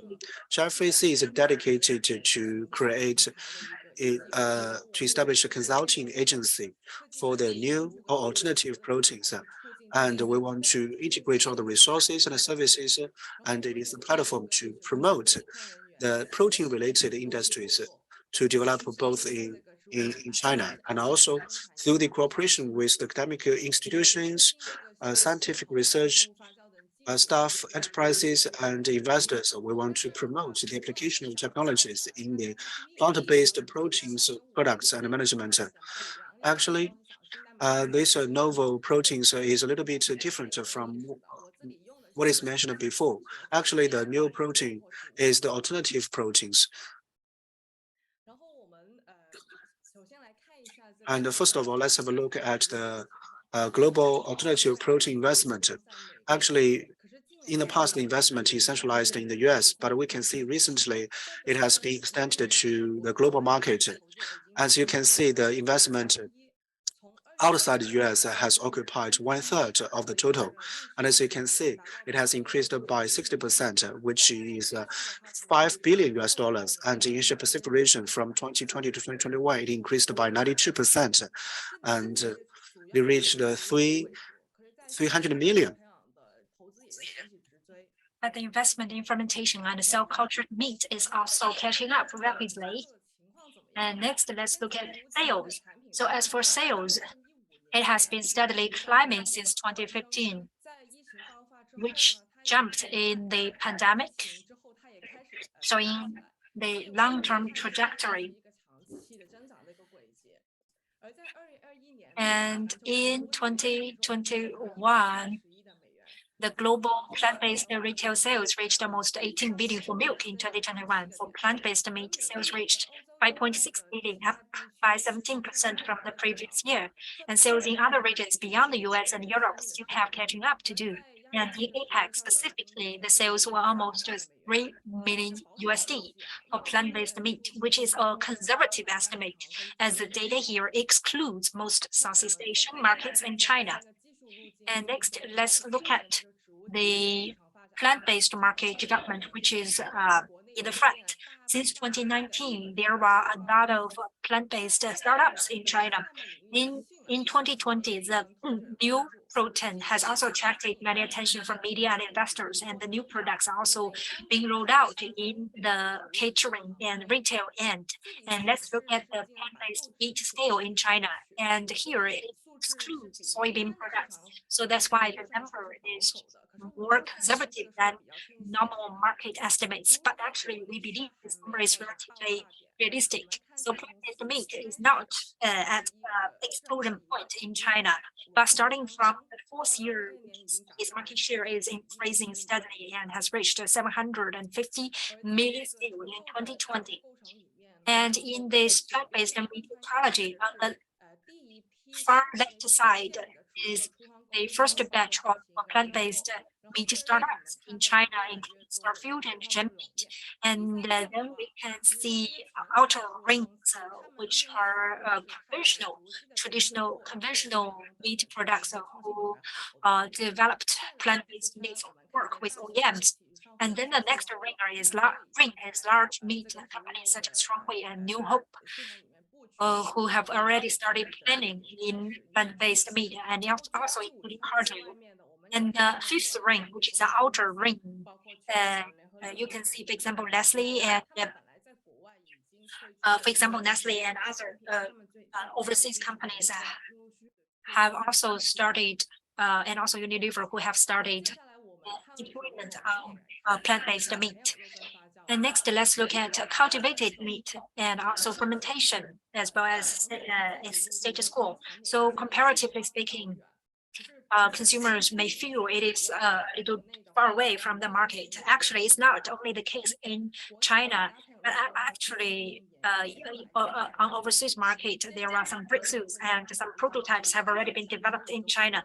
And since another speaker will talk about the R&D progress, so I will not elaborate here. Fermentation protein is a little different from other sources of protein because first, it can create the single source of protein, or it can go through precision fermentation, for example, the cell plant to produce protein and other high value components. So these two types of different products that are already launched in different countries around the world, including foreign, also produced the products based on fungal mycelium, which has already been sold around the world for over 30 years. And also in China, Anqi has also developed the yeast protein products. And another well-known product, which is called Impossible Food, which is called bleeding hamburger. It has used bifidobacterium strains to create soy hemoglobin. And in China, there are also companies using precision fermentation technology to produce cow milk and goat milk proteins. And we believe that there will be more innovations on the market. So however fast the R&D is, the final decision factor is consumer. So this graph is made by my team in a plant-based protein report based on overseas and also local survey. So you can see that there are many factors influencing plant-based meat consumption, and the driver, there was mainly three drivers. First is price, convenience, and also sensory attributes. Actually, it is more about taste, whether it is delicious or not. So taste is the most influential factor, and it is a main driver for food-related decision making.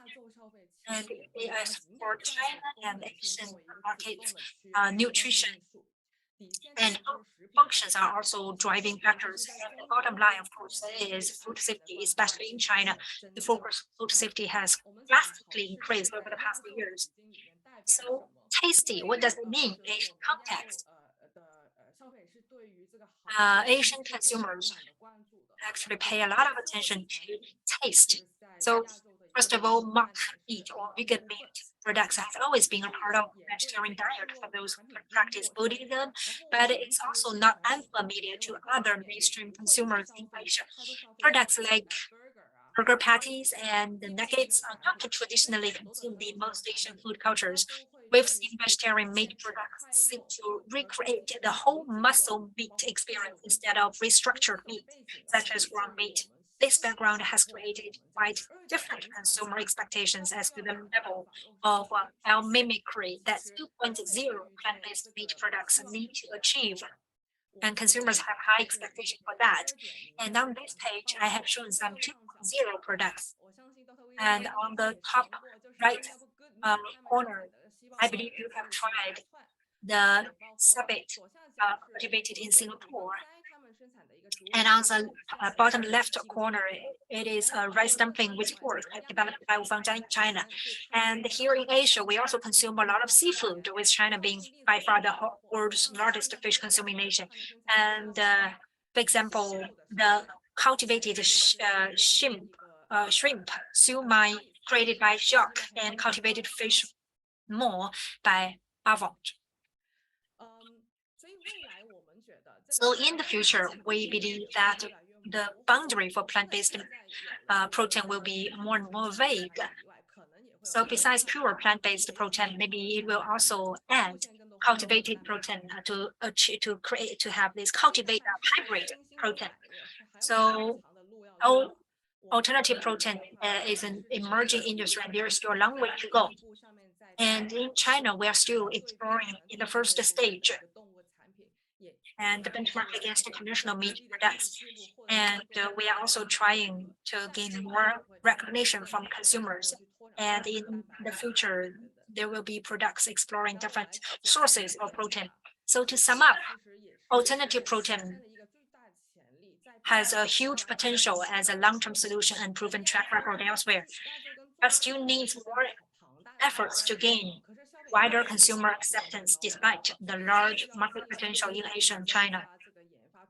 So further R&D investment is needed.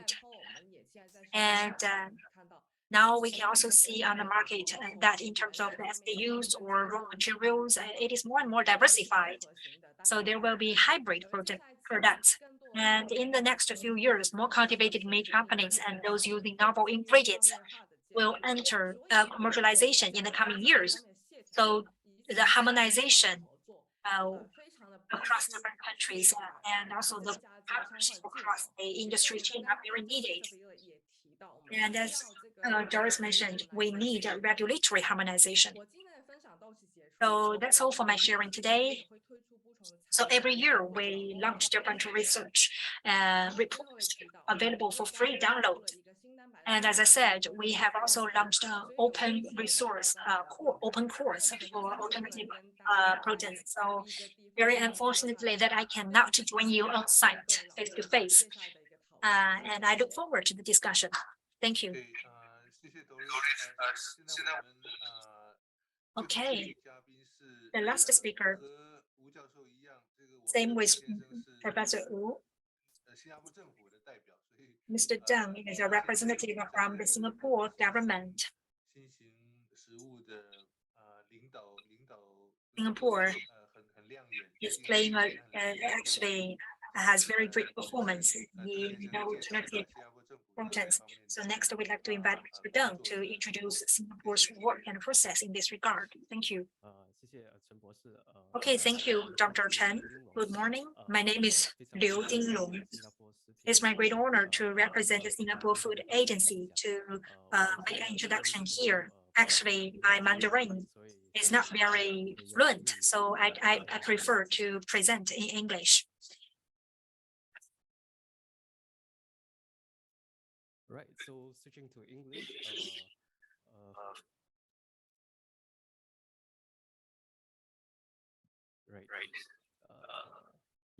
So first of all, a very quick introduction to the Singapore Food Agency. We're relatively new, formed in April 2019. And when we were formed, we brought together all of our food-related resources and capabilities in the Singapore government to manage the food industry from farm to fork. This really helps us to strengthen food security and safety in Singapore.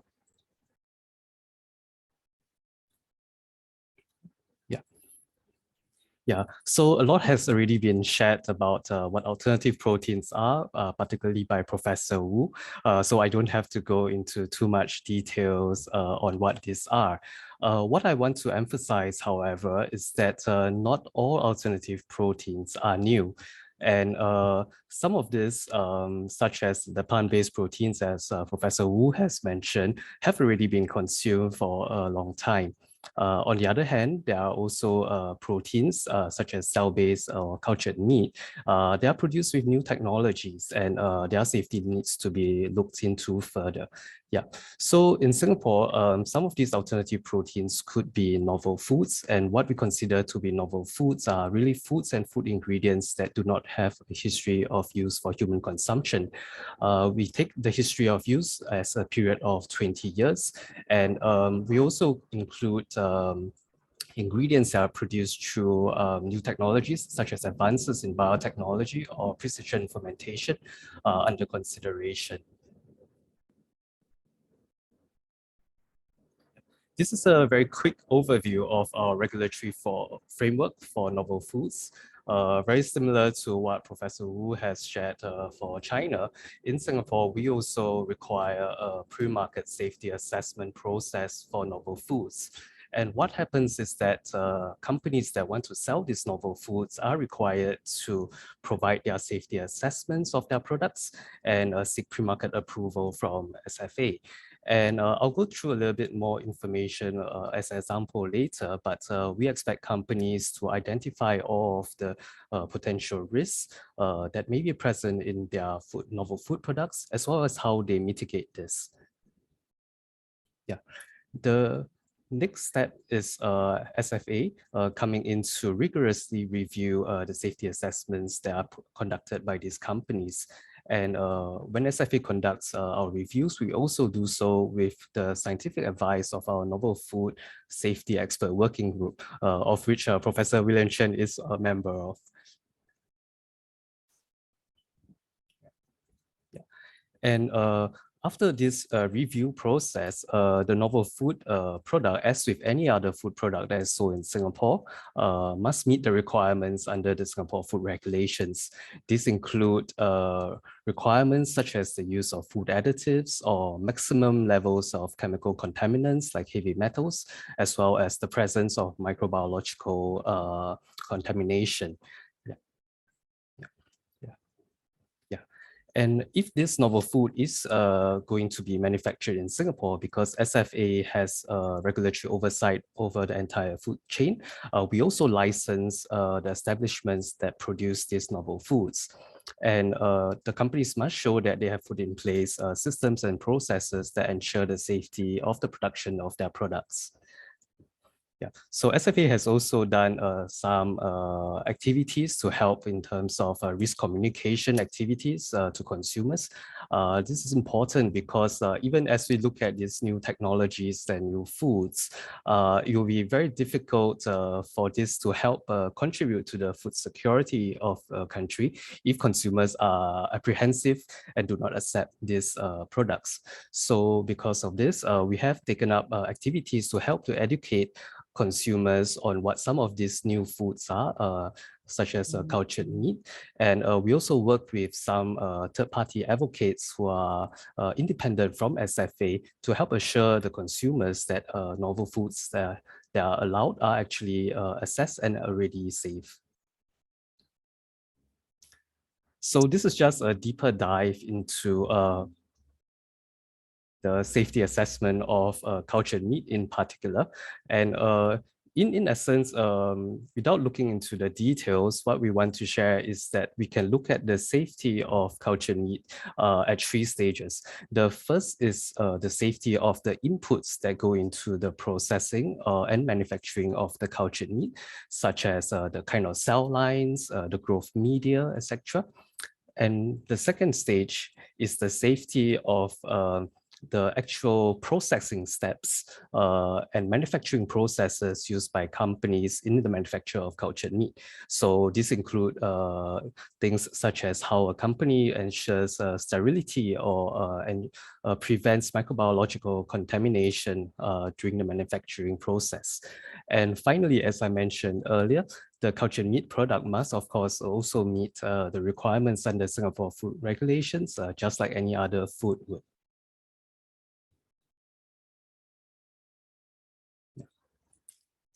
Yeah, so I thought I would end by making a mention of SFA's efforts on international engagement. This is because we recognize that the challenges and opportunities for novel foods are relevant for many countries, not just for Singapore.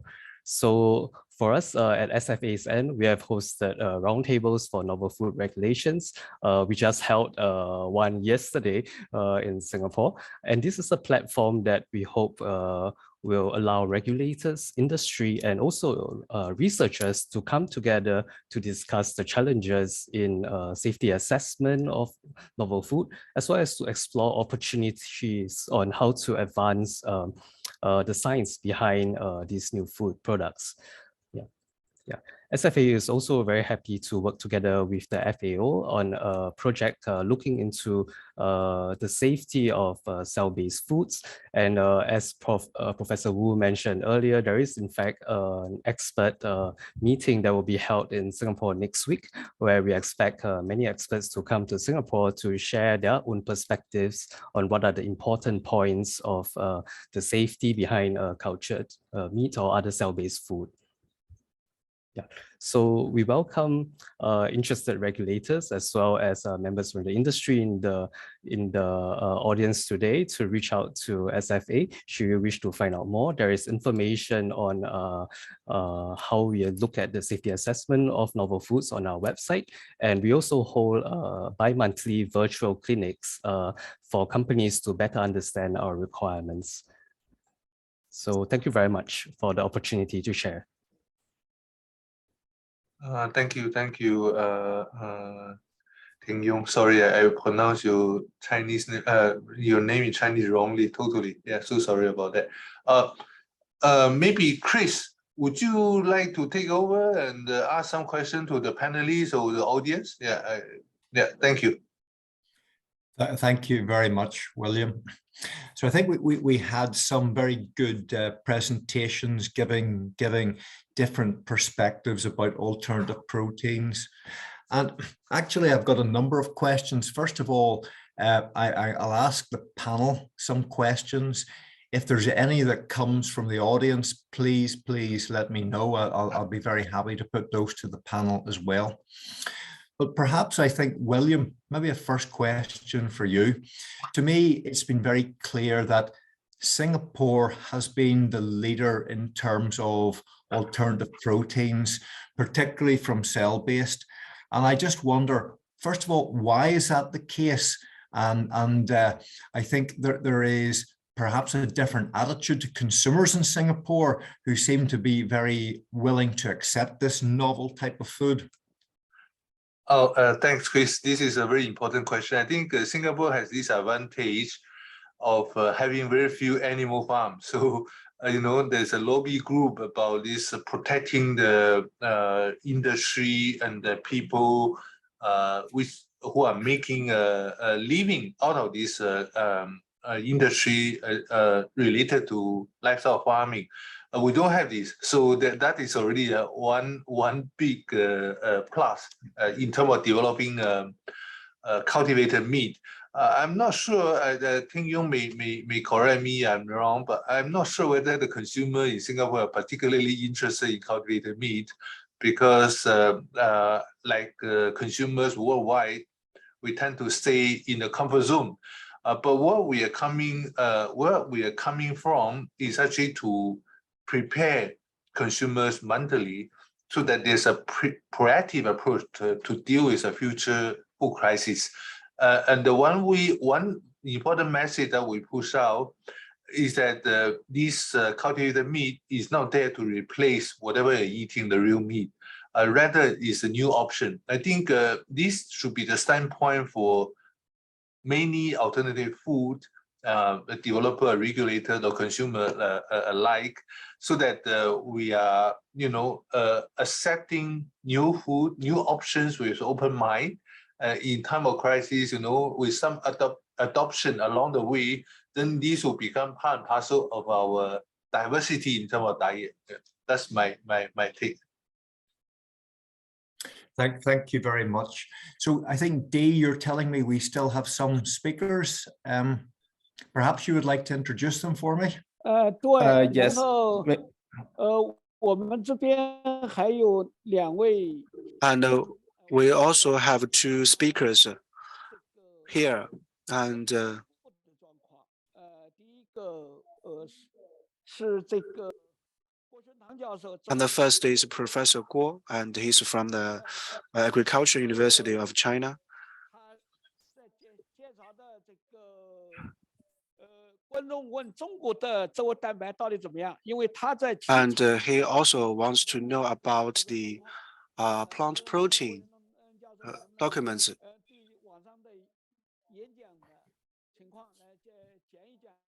So I would like to share with us about China's plant-based food development situation. So I'd like to ask Mr. Guo to share with us the plant-based food development in China.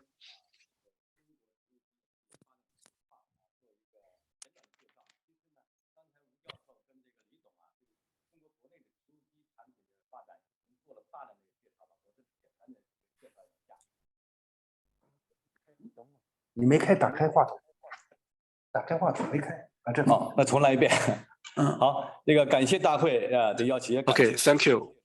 Thank you very much for invitation and also introduction of Mr. Hu. I'd like to share with you briefly the plant-based food development in China. And here I will just introduce you briefly because this similar topic has been mentioned before by some of the speakers.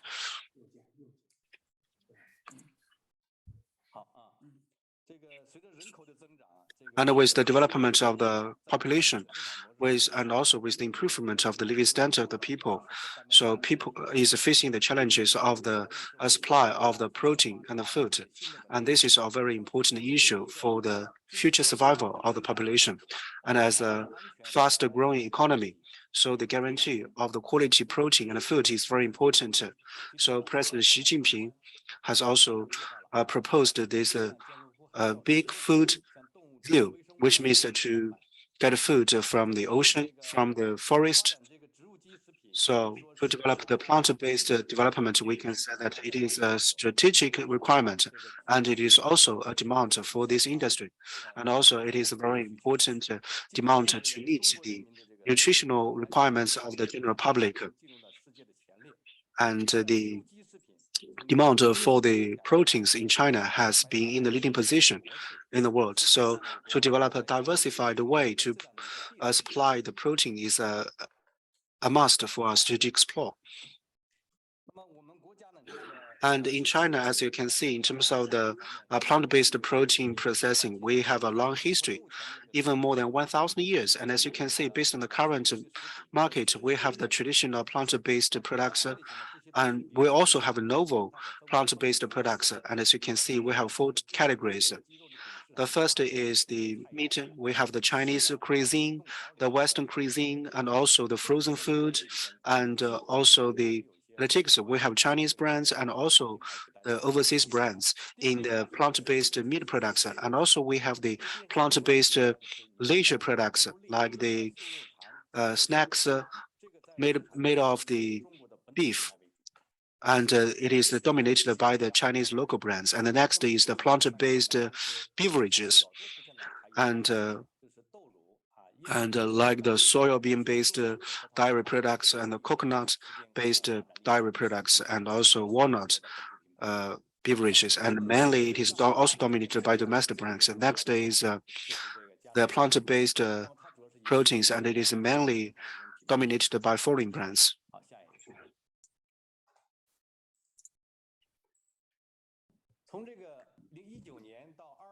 And then from 2019 to 2022, what is the development process for the plant-based foods? And as you can see, from 2020 to 2021, the investment is very hot in this market. And we can say that that is why there is a rapid growth of the plant-based food. And in the plant-based dairy products, and also the development is very fast. And as you can see, the specific numbers from different platforms. But compared to the dairy milk products, the meat products is now entering a plateau. So the growth rate is slowing down for the meat products. And in order to guarantee the long-term sustainable development of the plant-based food and also the standardization of the market, as well as the protection of the benefits and rights of the consumers, the Chinese Food Science and Technology Association has formulated and issued the plant-based meat white paper and also the plant-based food principles, and has served as a very important base for the plant-based meat alternative products development. And also, it has also attracted the attention of the US as well as the Russia and Pakistan. And the American Agricultural Department even translated this document.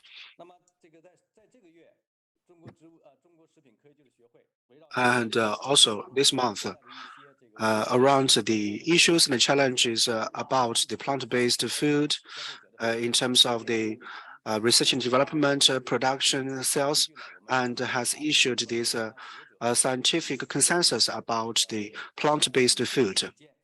And this has included all the opinions and suggestions from the opinion leaders in this area.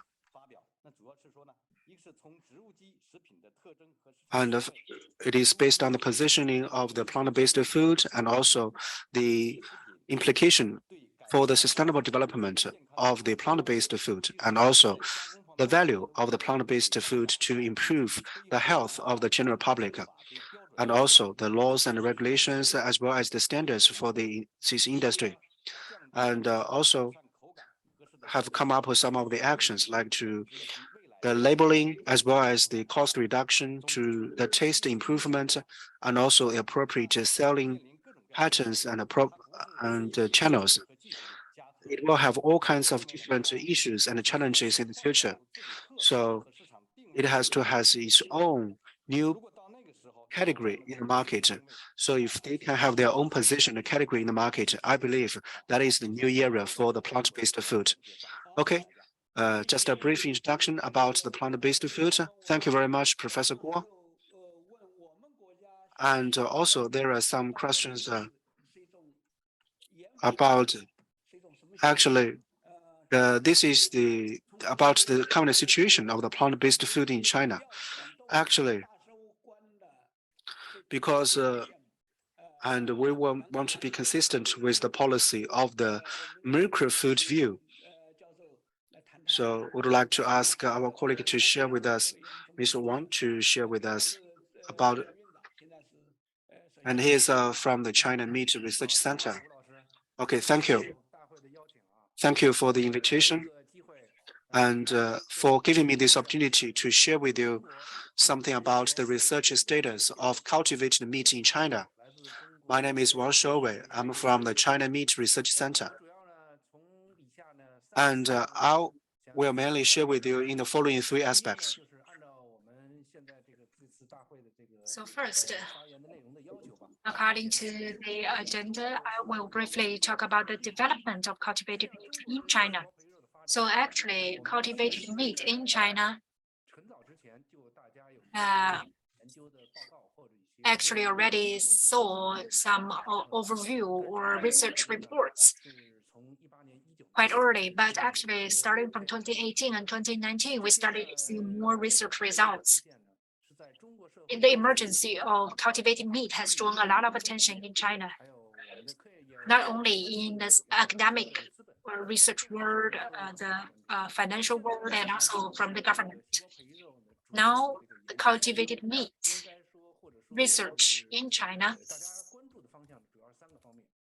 is mainly focused on three aspects. First is about regulation policies, and second, the technology research, and third is the commercialization.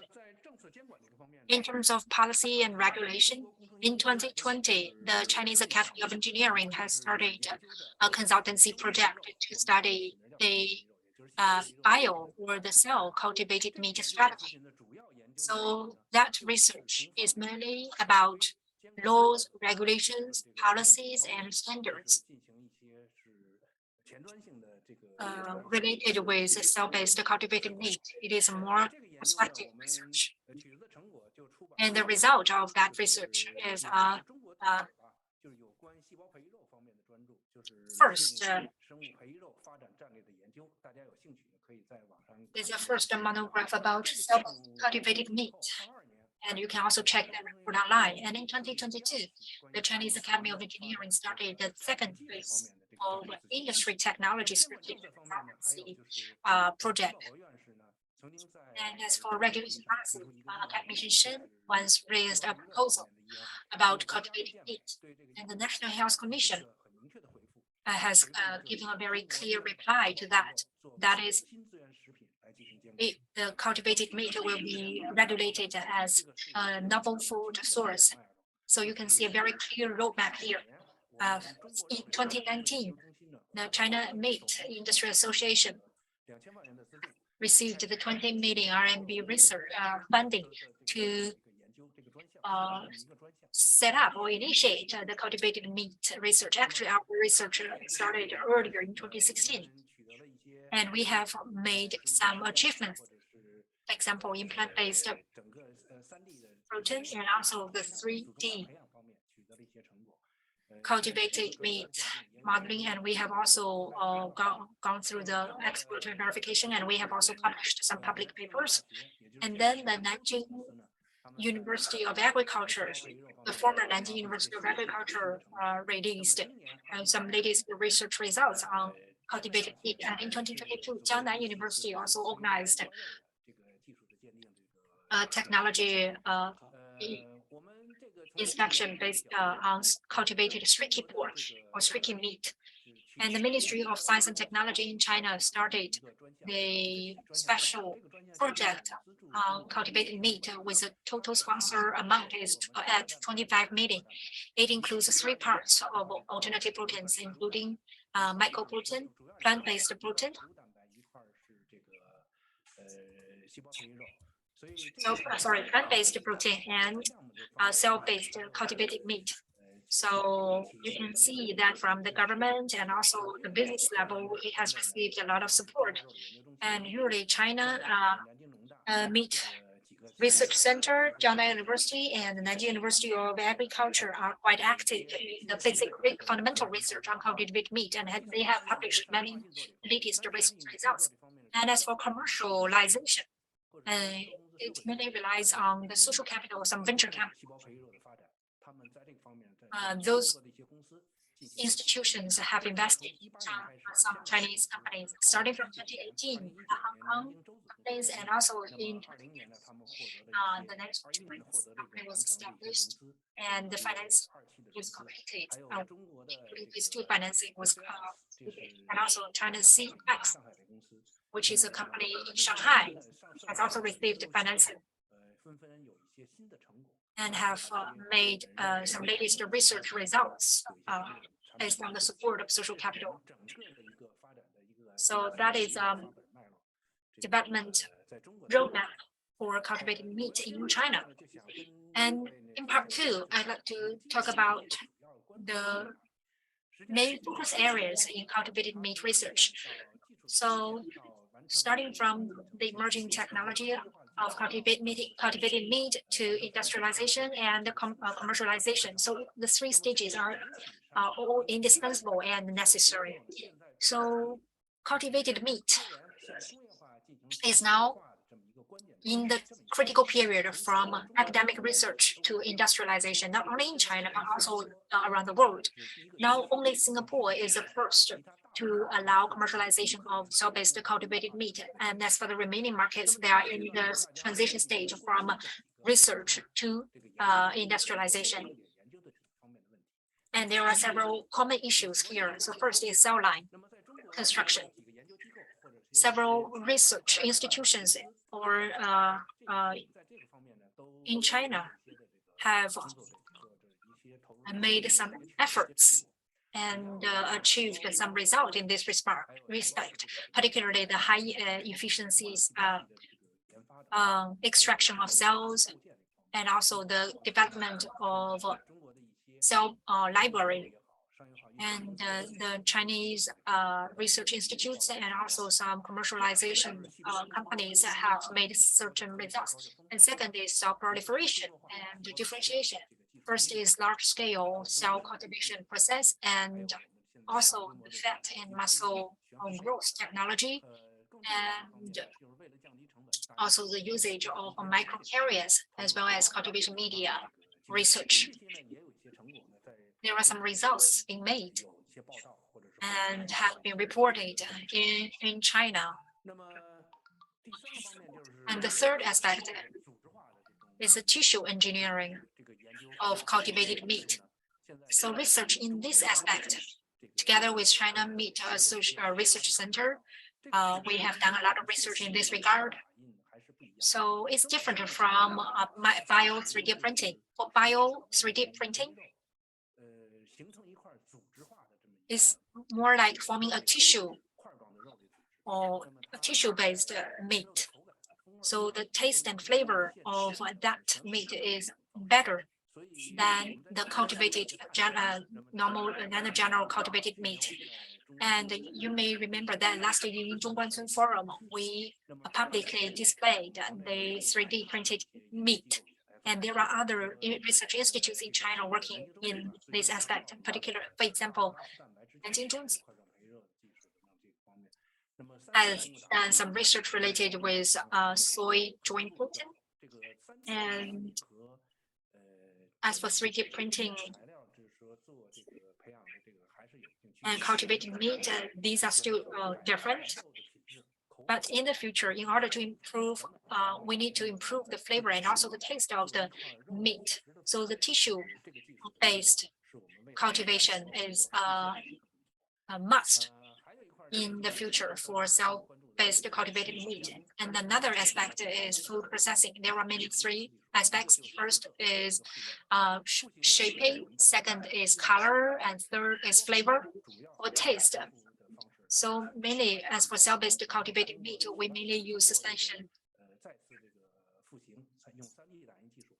and then use 3D printing or other physical methods to combine it into meat.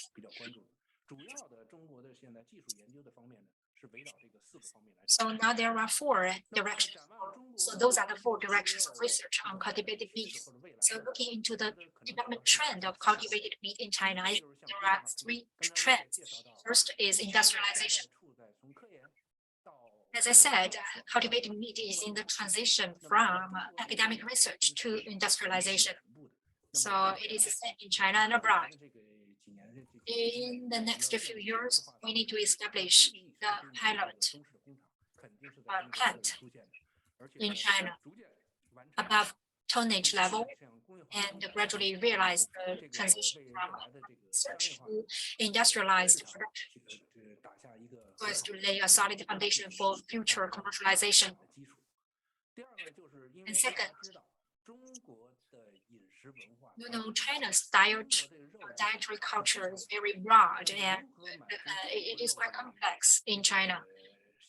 How to meet China's consumer demand and meet the China market, then we need to cultivate the meat based on the characteristics of China market, so as to be prepared for future commercialization. And the third is related with the theme today. It is carry out a food safety risk assessment on cultivated meat. risk assessment is not only the responsibility of regulators, but also the responsibility of research institutes. Only with collaboration can we understand how to evaluate cultivated meat and how to evaluate the cultivation media, as well as the safety risks in the whole process. So I think this is a very important step for the go-to market of cultivated meat. So in the interest of time, that's all for my sharing. Thank you. Oh, and thank you, Mr. Wu. Okay, thank you, Professor Wang. And there are many questions raised online. Actually, we wanted to give the opportunity to audience here, but in the interest of time, we need to end here. And in the afternoon, there will be more discussion on cell-based cultivated meat. That's all for the morning session. Thank you very much for your patience. That's all for this morning's sharing. And next is lunch break. Thank you all. Okay, thank you to all the guests online. Maybe this is a very interesting topic by the participants, so it takes a little while. So if you have further question on this topic, so as Mr. Wu mentioned, CellX founder will also have a presentation in the afternoon. So if you have further questions, we can talk with Dr. in the afternoon. So we will start at 2 o'clock for this afternoon, and next is lunch break. Let's get back at 2 o'clock on time. Thank you.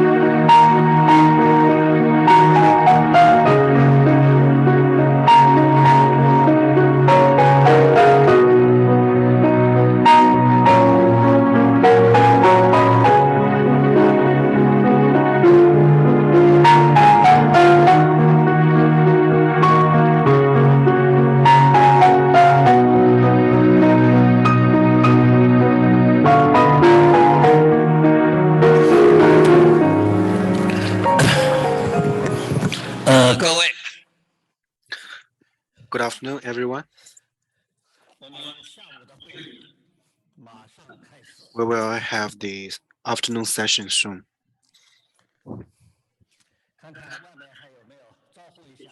Please ask those audiences who are outside to come in and to take the seat, please.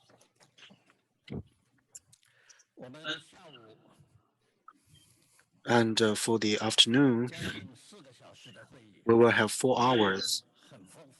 And we have a lot of topics in this afternoon session. And the first speaker is from Mars of the US. And he is the director from Mars Global Food Safety Center, Zhang Guangtao, and he will share with us the topic of the Food Safety Coalition. What is the Food Safety Coalition? What is the content of his presentation? I don't know. So please listen to his presentation. I will give the microphone to him, please.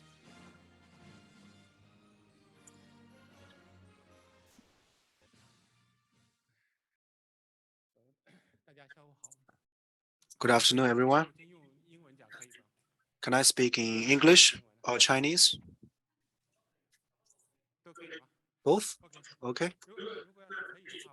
If it is okay, I will use English because the titles, the slides are in English. And thank you, Professor Chen, for having me today for this great opportunity to share our work on the Food Safety Coalition, which we started together with a number of very prestigious institutions, organizations in the past 2 years. And today, the title of my talk is going to be Driving Action at Pace, Transforming Food Safety Through Global Partnership. So looking at the agenda today, we have a number of things on the agenda. First of all, I want to share with you the food safety at Mars, and especially on the Food Safety Center. Second of all, I want to spend some time to talk about the pressing need for better aflatoxin risk management. Third, of course, it's going to be about introducing the Food Safety Coalition. And today, if you haven't heard about us before, it will be a treat for you. It's the introduction, and it's also a great moment for summary. Last but not least, an urgent call for action. Many of you might have already known us, but for those of you who haven't got a chance to know who we are, we are a family-owned company that has been there for over 100 years. I believe from the talks in this morning, you have realized food safety is a massive task. It's a daunting task, and everybody has to contribute. And we strongly believe the food industry has a role to play. We now have over 140,000 associates, and we are operating in over 80 countries. Some of the very familiar brands, such as Dove, such as Extra, Whiskas, the pet friend, the Mars Wrigley confectionery brand, and the food, they are probably more familiar to you than anything else. So I want to, specific call out, as a food company, we realize the world is facing a very significant change, and some challenges are emerging. For example, poverty, food insecurity, and certainly climate change. We feel it is our responsibility as a food manufacturer to have a significant role to play in tackling these challenges. And here on the screen, you can see the 17 UN SDGs. So we know that the environment is changing and changing rapidly. I think, needless to say, we're seeing an unprecedented pressure from the supply chain. First, climate change, and then mixed with geopolitical tension, which really lead to a serious question. Are we having food security? And how can we find ways to meet the shortages? And On the other hand, I think we are all consumers as well. We're seeing a growing distrust for food businesses. Earlier this morning, we talked about various regulations. With the ever-increasing technology, the regulation is getting more and more rigid. But last, certainly not least, we're seeing a number of new emerging challenges over there. Adulteration, new pathogens, new form of commerce, and certainly antimicrobial resistance. I think for those of you who have worked in the food industry, you know a thing or two about the domino effect. There is nobody can steer away from this.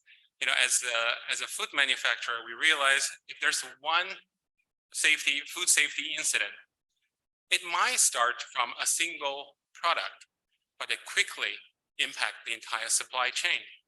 And people will, as consumers, they do not worry too much which one manufactured it, but they might completely step away from the industry. And the next thing you know, they change their way of living, changing the society as a whole. So that's why we built the Global Food Safety Center precisely 7 years ago. We believe a new approach is needed.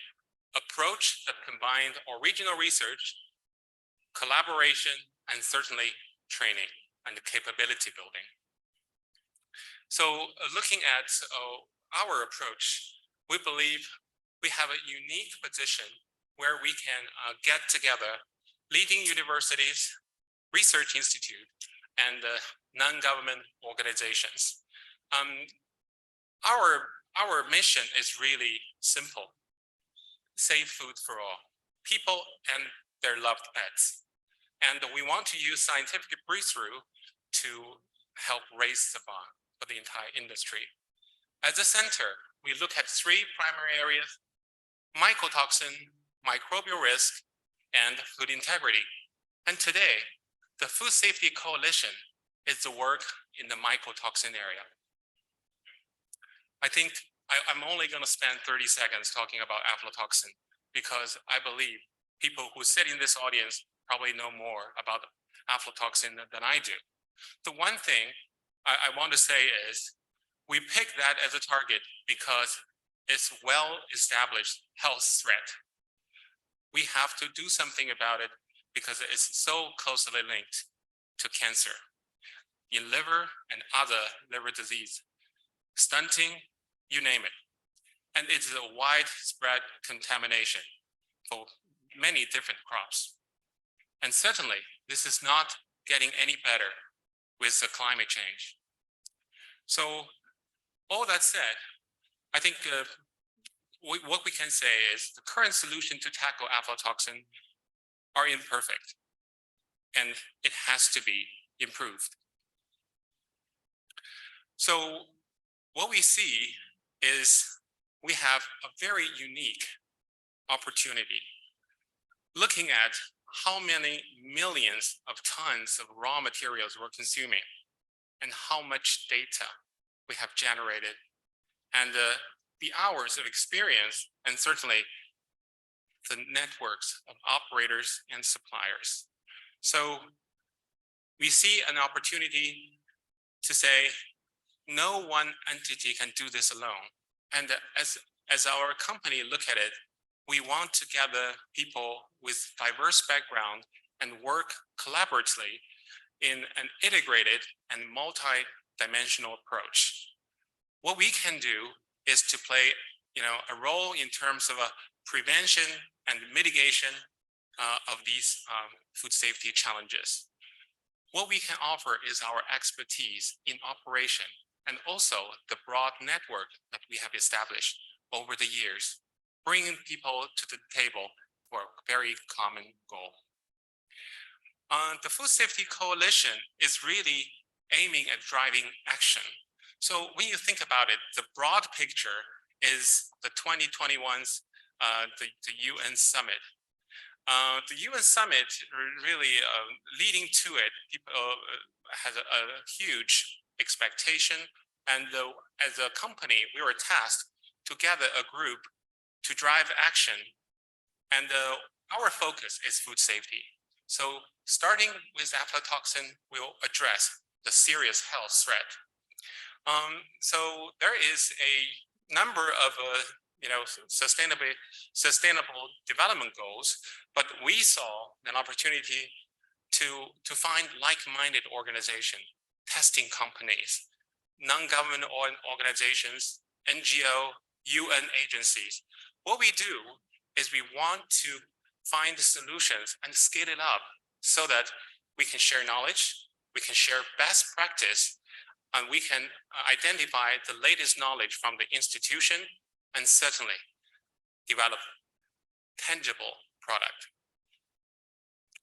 So if you look at the Food Safety Coalition, looking at the structure, we have 4 distinctive work streams. When you think about it, it was very similar to what we talked about earlier in the morning session. So a 4 work stream was developed in the areas of sampling and testing, risk analysis, and the communication of hazard data, aflatoxin prediction model, which is basically a test and learn.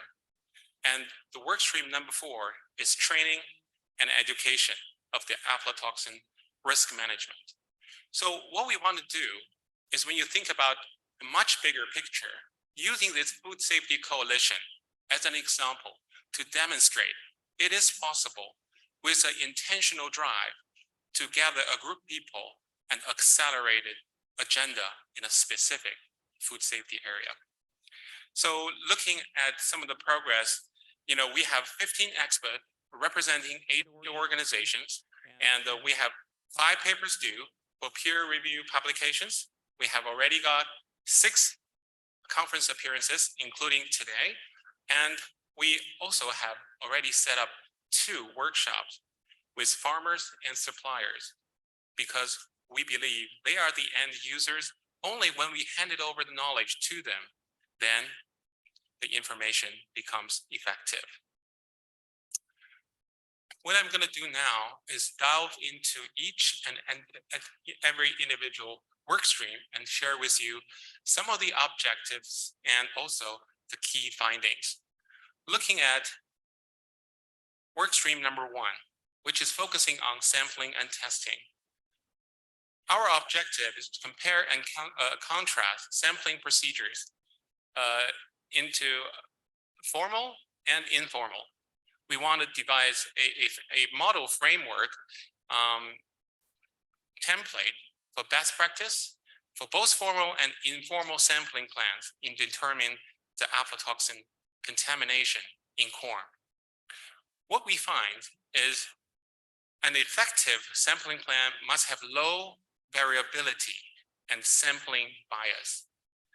This can be achieved by increasing sample size and the frequency. Also, sampling kernels via automatic dynamic sampling techniques helps a lot. It is crucial to ensure complete homogenization of aggregate samples for analysis.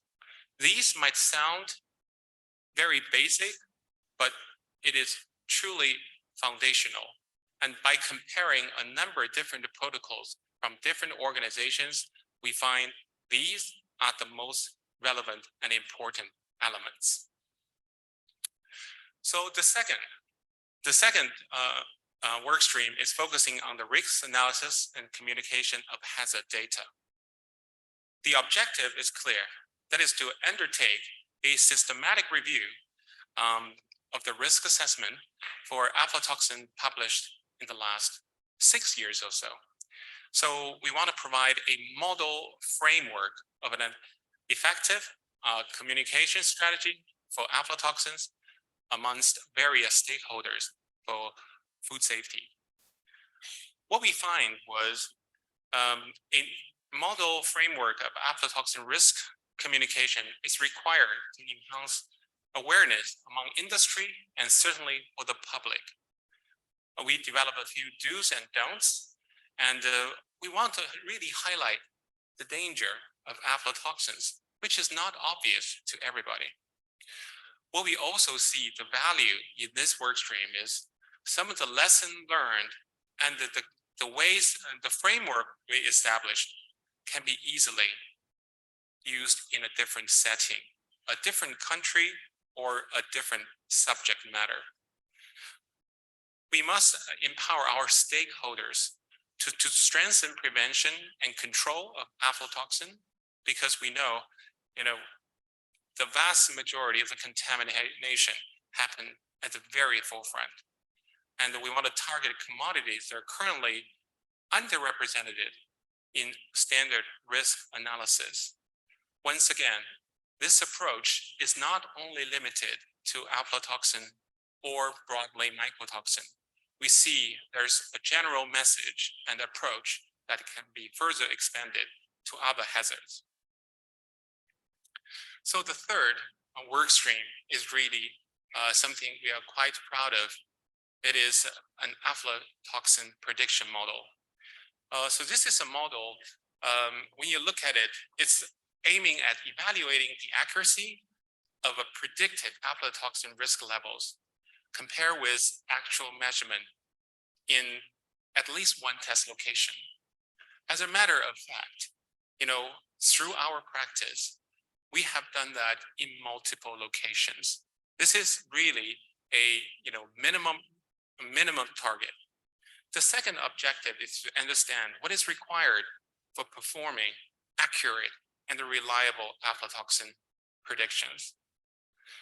By working together with our partner at Cambridge University, we have established a prediction model which leverages the climatic data to control aflatoxin risk through the supply chain. What we used is the information about their geographic location, their weather condition, the storage condition, a number of things in the pre-harvest and post-harvest, in combination with the mitigation method that can be used so that we can identify the risk level of each specific region. How do we use this? 2 levels. For food manufacturers, it will guide us in where do we source materials. Which area, based on the current climatic condition this year, compare with the past 6, then we might want to avoid that region. That's level 1.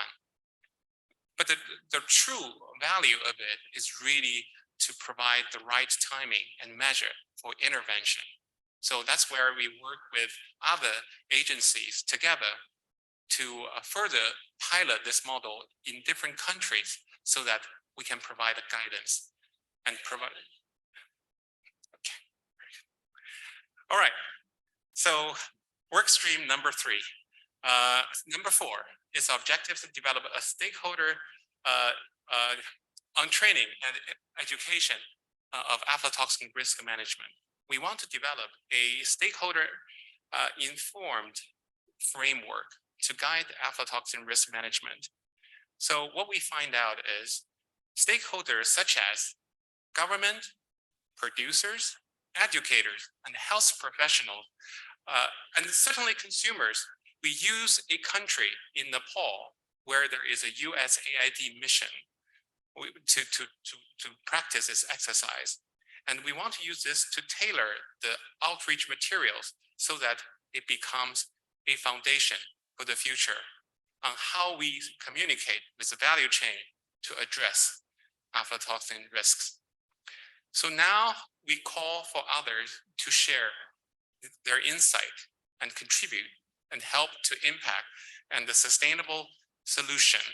So what we can say is there are more publications coming along, and the details will be revealed that way. Throughout this conference, there will be multiple appearances of this Food Safety Coalition work. On day 1, later on, in a panel advancing food safety through a partnership, Professor Chris Elliott from the Queen's University will participate representing workstream 1 and 2. On day 2, 11:50, Professor Jagger Harvey from Kansas State will talk about mycotoxins communication, focusing on workstream number 4. And on day 2, which is a technical session, the Cambridge team will talk about the aflatoxin prediction model. I want to spend a little bit of time to acknowledge these wonderful people from various organizations, and many of them you're going to hear later on. And specifically, I want to call out two people. The first one is Mr. Bob Baker, who's the founding director of the Global Food Safety Center. He retired last year, spending 34 years in the food industry working on food safety. And I also want to dedicate this talk to Professor Chris Elliott, who has been an outstanding collaborator, a leader in this field. So with that, I conclude the talk today, and thank you for your time.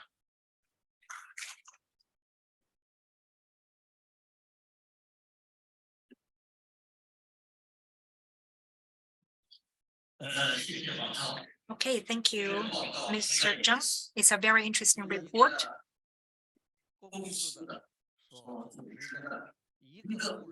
So on targeting one target, which is aflatoxin. So use aflatoxin as an example. The company shows how to work with all stakeholders to achieve the control of the contamination of aflatoxin. This is a very good example. In the interest of time, we need to go through the next section. And the next discussion actually is a very interesting topic. We know that setting food safety standards need to be based on science. However, standard actually is a result of compromise. It's not to say 100% following science, because considering the local situation at that point of time, and also dietary habits as well as political conditions will affect the setting of standards. So this conference has organized this panel discussion, which is about the role of science in setting food standards. It's our great honor to invite 3 experts to join this discussion. So I'd like to briefly introduce those participants. Ms. Christine Wolf is the counselor of Agriculture and Commodities Division from World Trade Organization, and she will share with us the perspective of WTO on food safety management. And standards is very important here because one important function of WTO is to address trade disputes among countries. So how to evaluate the disputes and what standards to be adopted is very important. That is the first panelist. Second panelist is Tom Taylors, who is the secretary of Codex Alimentarius. We'll know that Codex secretary is very important, and the secretariat is set up under FAO in Rome, and Tom is the secretary. And on the far right side is Martha Slick, who is also from FAO, but he's managing risk assessment, for example, food additives and pesticide residue.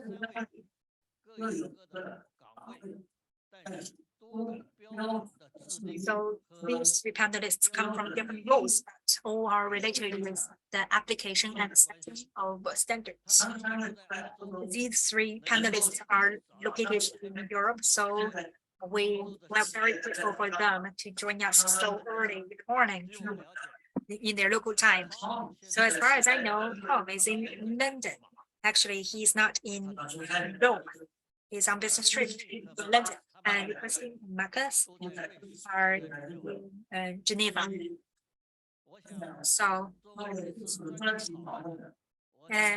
as for this panel discussion, I'd like to invite 3 of them to give a speech about 5 minutes each.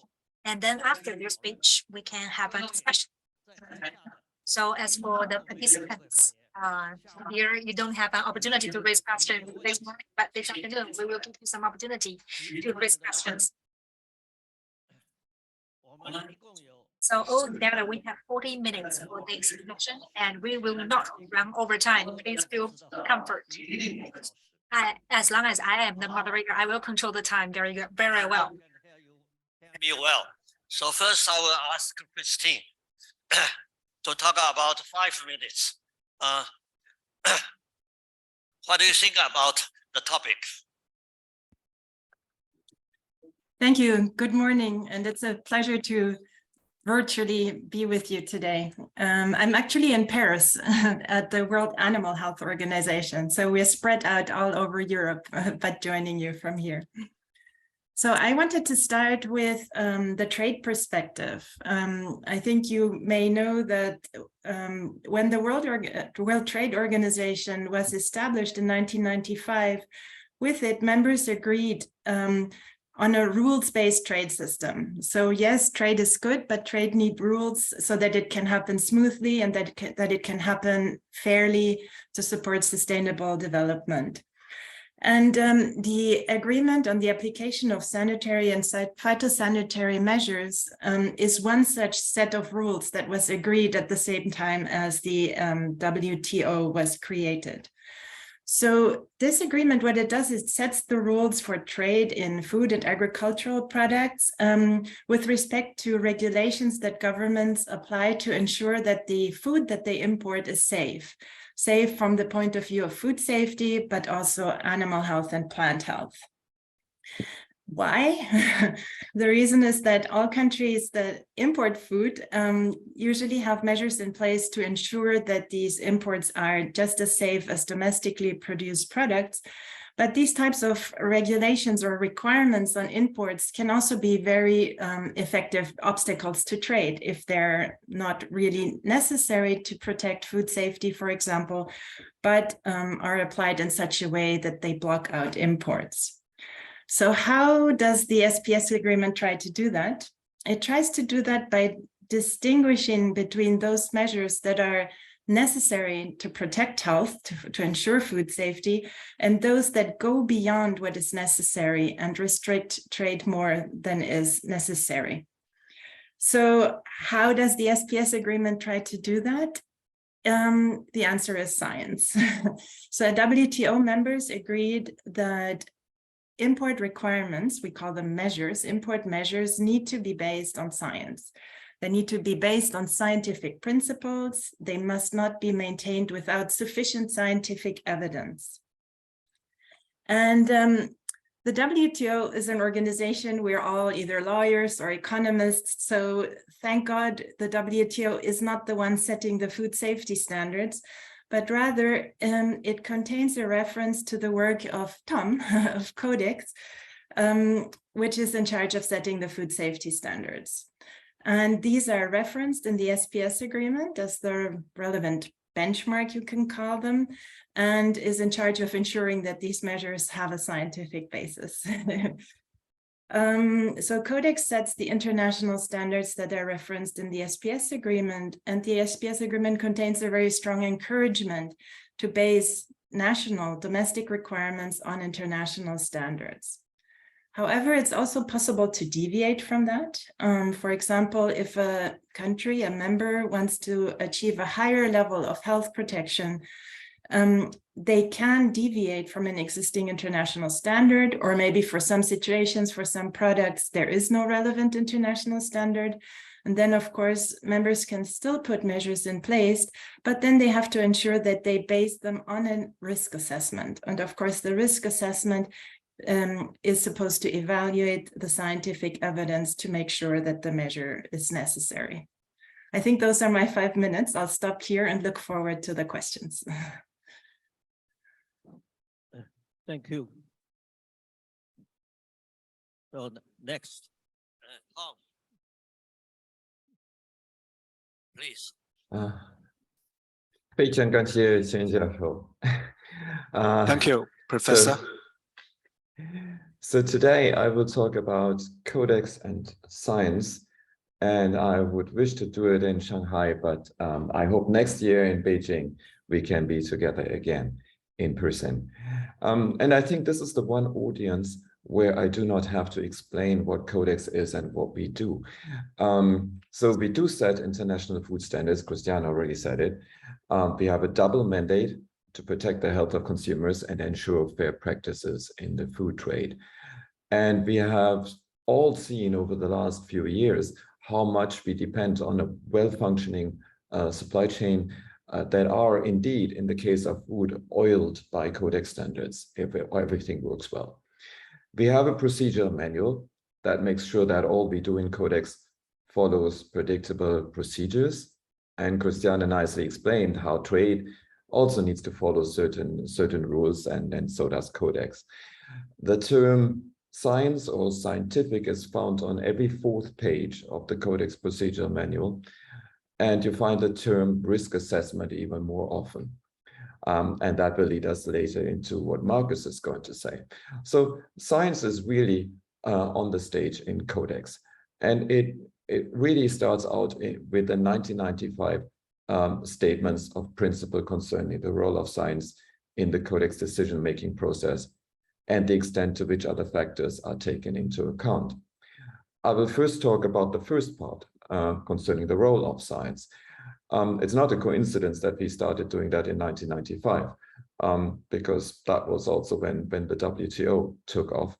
And to base codex more systematically on science was really the goal of our work that started then, because we said that the food standards, guidelines, and recommendations of Codex Alimentarius shall be based on the principle of sound scientific analysis and evidence, involving thorough review of all relevant information so that the standards assure the quality and safety of the food supply. There are 3 more statements to this, and they're very interesting, and Professor Chen, I know you're interested in that very much as well, and we're going to go into those a bit later, but I start off with the first one, which were then later explained in the statements of principle relating to the role of food safety risk assessment, namely saying that health and safety aspects of codex decisions should be based on a risk assessment as appropriate to the circumstances. Food safety risk assessment should be soundly based on science, should incorporate the 4 steps of the risk assessment process, and should be documented in a transparent manner. Now, after these statements, Codex started working for 15 years, integrating risk analysis into all its major food safety committees, and also the Committee on Nutrition, and roughly 80 pages of our 250 pages procedure manual now deal with that. So we have risk analysis guidelines for all of the food safety committees. And in most cases, in 98% of cases, I would say everything works well together. We have the risk assessment, we do the risk management in Codex, and everybody's happy. In some cases, it does not work out well. So why is that? When do we get into trouble with science? Well, there are different perceptions in the world, different dogmas, different views of the same thing. And we have in the statements of principle, we have this notion of how can we take other factors into account. But I feel that is what's getting us into trouble, because we don't quite know how to define those other factors. And really, aren't they based on science as well, just a different science? So, so there are lots of questions around what we do when science, it's not science that gets us into problem, but when our discussions get us into trouble, as you said. And as we're going to be this year in the Commission, just in a couple of weeks, in trouble with the eternal question of the hormonal growth promoters, where we have a very different view in the world. We have the science, but we have very different views in the world. And then we need to find a solution to that. And I will stop here and look forward to further questions and turn over to Marcus, who is, well, the guardian of science, for one of the guardians, let's say, one of the guardians of science to Codex. Thank you. Well, Okay. Marcus.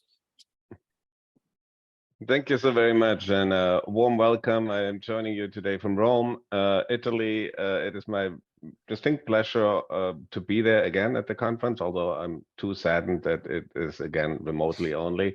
So let's hope for the future that we can all meet in person. But still, I'm very happy to be here. It's always a great event every year, and I'm very honored to be part of this panel. So thank you. So a hefty introduction here that Tom gave me, like the guardian or one of the guardians of science. I think it might be worthwhile to just step back for a second and think about what is the function of science. Fundamentally, we use science as a tool to create a common understanding, that we all can agree on what we understand, how we describe what we understand, and how we believe the world works. So what do we observe? Science is based on evidence, is based on observation. Every science, social science, natural science, chemistry, microbiology, everything, economy, even everything is based on observation. So we observe the world and we try to make sense out of it. And for that, we have created formal mechanisms, mechanisms of logic, mechanisms of deduction, and that makes, if you want, the scientific method that is applied in every discipline. And there are many, many different sciences. So one of the main aspects in food safety is, of course, the science of public health, if you want, or animal health, even if it comes to that. So, but fundamentally, the question is, what does it do to us humans? If we eat something, if we consume something, what does it do to us? What does it do to us? Is it unhealthy? Are we encountering any risks? Do we need to watch out for anything? Do we need to change our behaviors? So that's part of the fundamental consideration of the science in food safety. For this, we observe, we run tests from animals, we have human data that we can describe, that we can analyze, and then we deduce and we come to a common understanding. And that forms the scientific method, and that forms the language of science. And this language, or Christiane labeled it as rules, which is a different way to say the same thing, at least in my opinion. This is the foundation of all of our activities to coordinate among humans, among people, individuals, among countries. We only can coordinate and understand each other if we have the same language, and if we have put the same meaning to words, and if we have the same principles that we rely on. So that's the importance of science, as both my previous panel speakers already alluded. And FAO together, mostly together, or very often together with WHO, the World Health Organization, does perform these scientific evaluations. We actually do this since 1956. So the need for this risk assessment has been long identified by the members of FAO and WHO, and it's a joint activity since 1956. The first of these activities was the Joint Expert Committee on Food Additives. It does risk assessment for food additives, for residues of veterinary drugs in foods, for contaminants in foods. And we added over the years other expert committees for other specialties, such as pesticide residues or microbiological risk assessment and nutrition. And then we, if a topic doesn't fit any of those committees, we simply create ad hoc committees.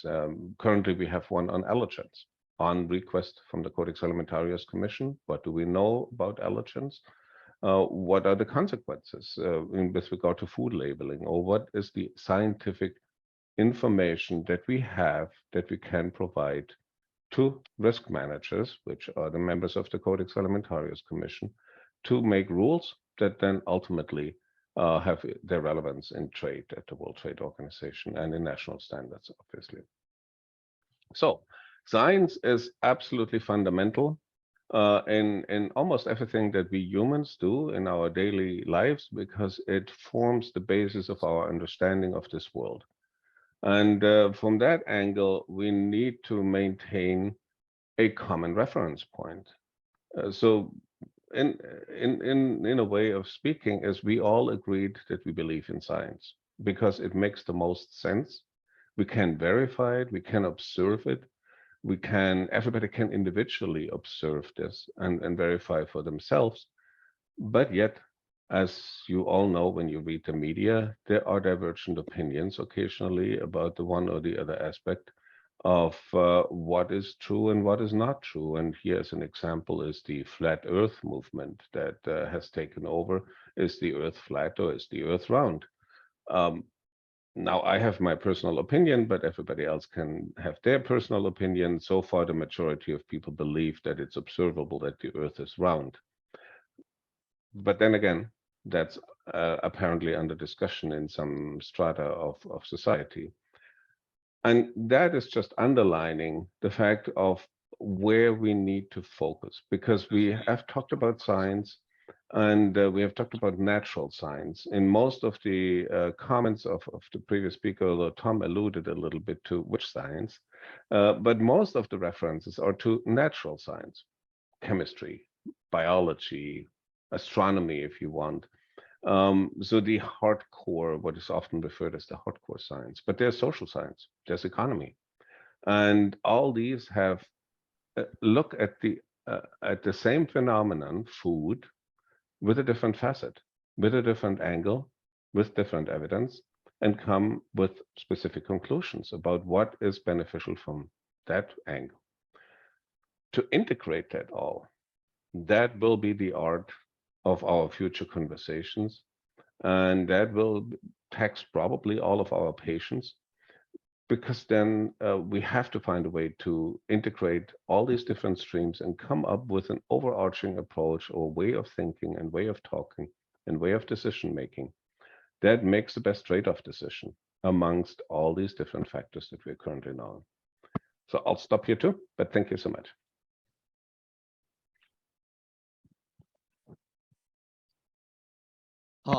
Okay, that's all for the three panelists' speech. And next, as for the audience here, any question to the three panelists? This is a very good opportunity, don't miss it.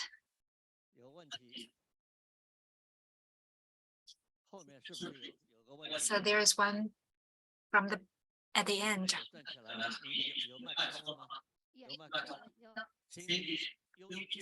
Okay, first of all, please introduce yourself. Good afternoon, my name is Yu.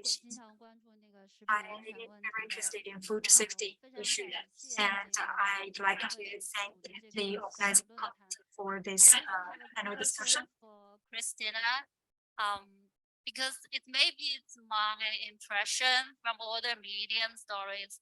It seems like the role of WHO has changed. For instance, like countries, they develop regulations or standards. Sometimes we consider that's a trade barrier or something, or also because we consider it's maybe local, like a protection, etc. So from the WHO's perspective, how do you think of those new rules or national standard regulations, you know, from your perspective, like do you have any thoughts or suggestions? Thank you. Okay, thank you for the question. We'll pass the question to Tom. Oops.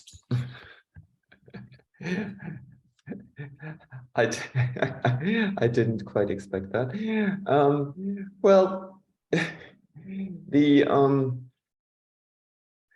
WTO, and Christiane will say more about that, allows deviation from Codex standards. Obviously, we like Codex standards to be applied, but Codex standards, we understand, are a compromise of 189 members. So there may be different requirements in different countries. They may have a different pattern of nutrition, a different pattern of the products that are consumed in a different way. And they are free, obviously, to do their own risk assessment and then set their standards based on the outcome of that risk assessment. And if they do that, that's my understanding of WTO, then they are totally fine, right? And WTO will also not come hunting them.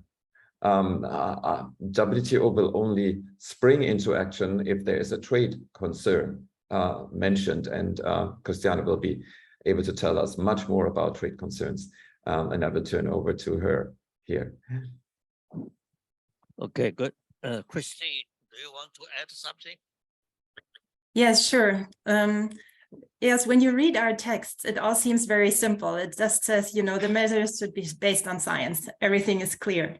But then when you start looking at it, of course, you realize that scientists do disagree all the time. And there's not one monolithic science that you can base your measures on and everybody will be happy.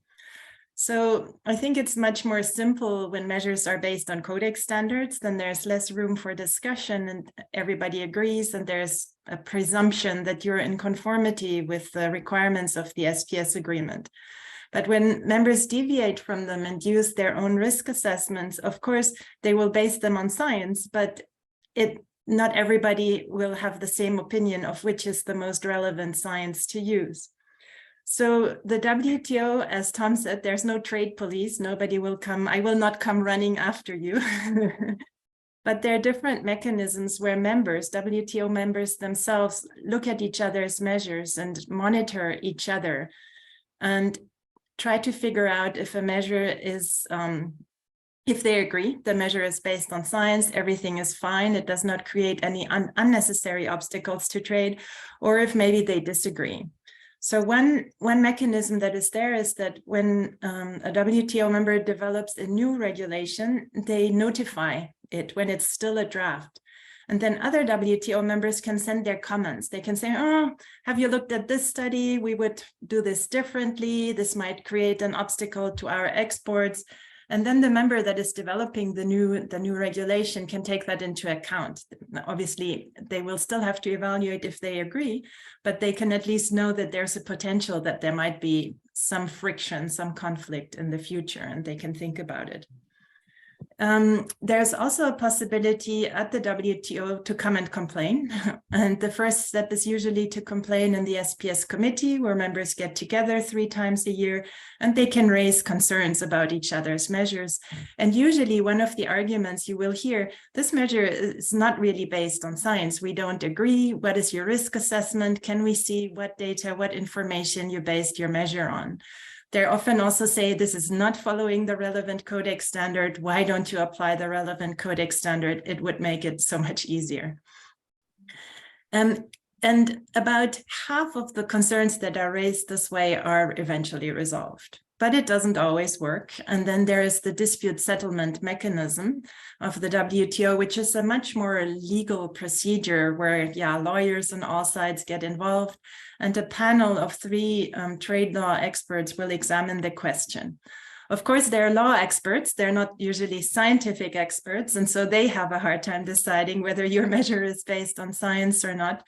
And what they will usually do is they, of course, receive all the evidence, all the arguments from the parties to the dispute, and then they go and they consult independent scientific experts. And that's how they try to decide whether the measure is necessary, whether it's based on the scientific evidence.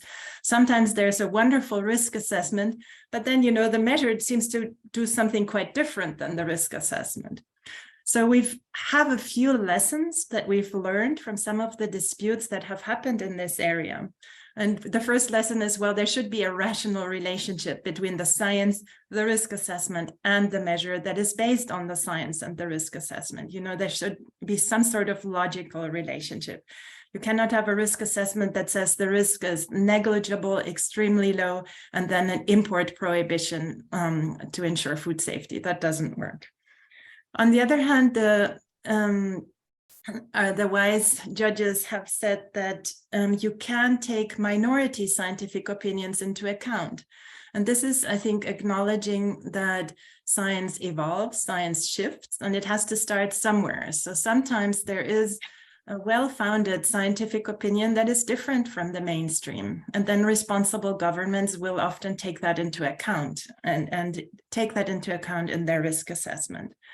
So what we can say is the science should come from respectable sources that other scientists would recognize, probably as following the scientific method that Marcus was talking about.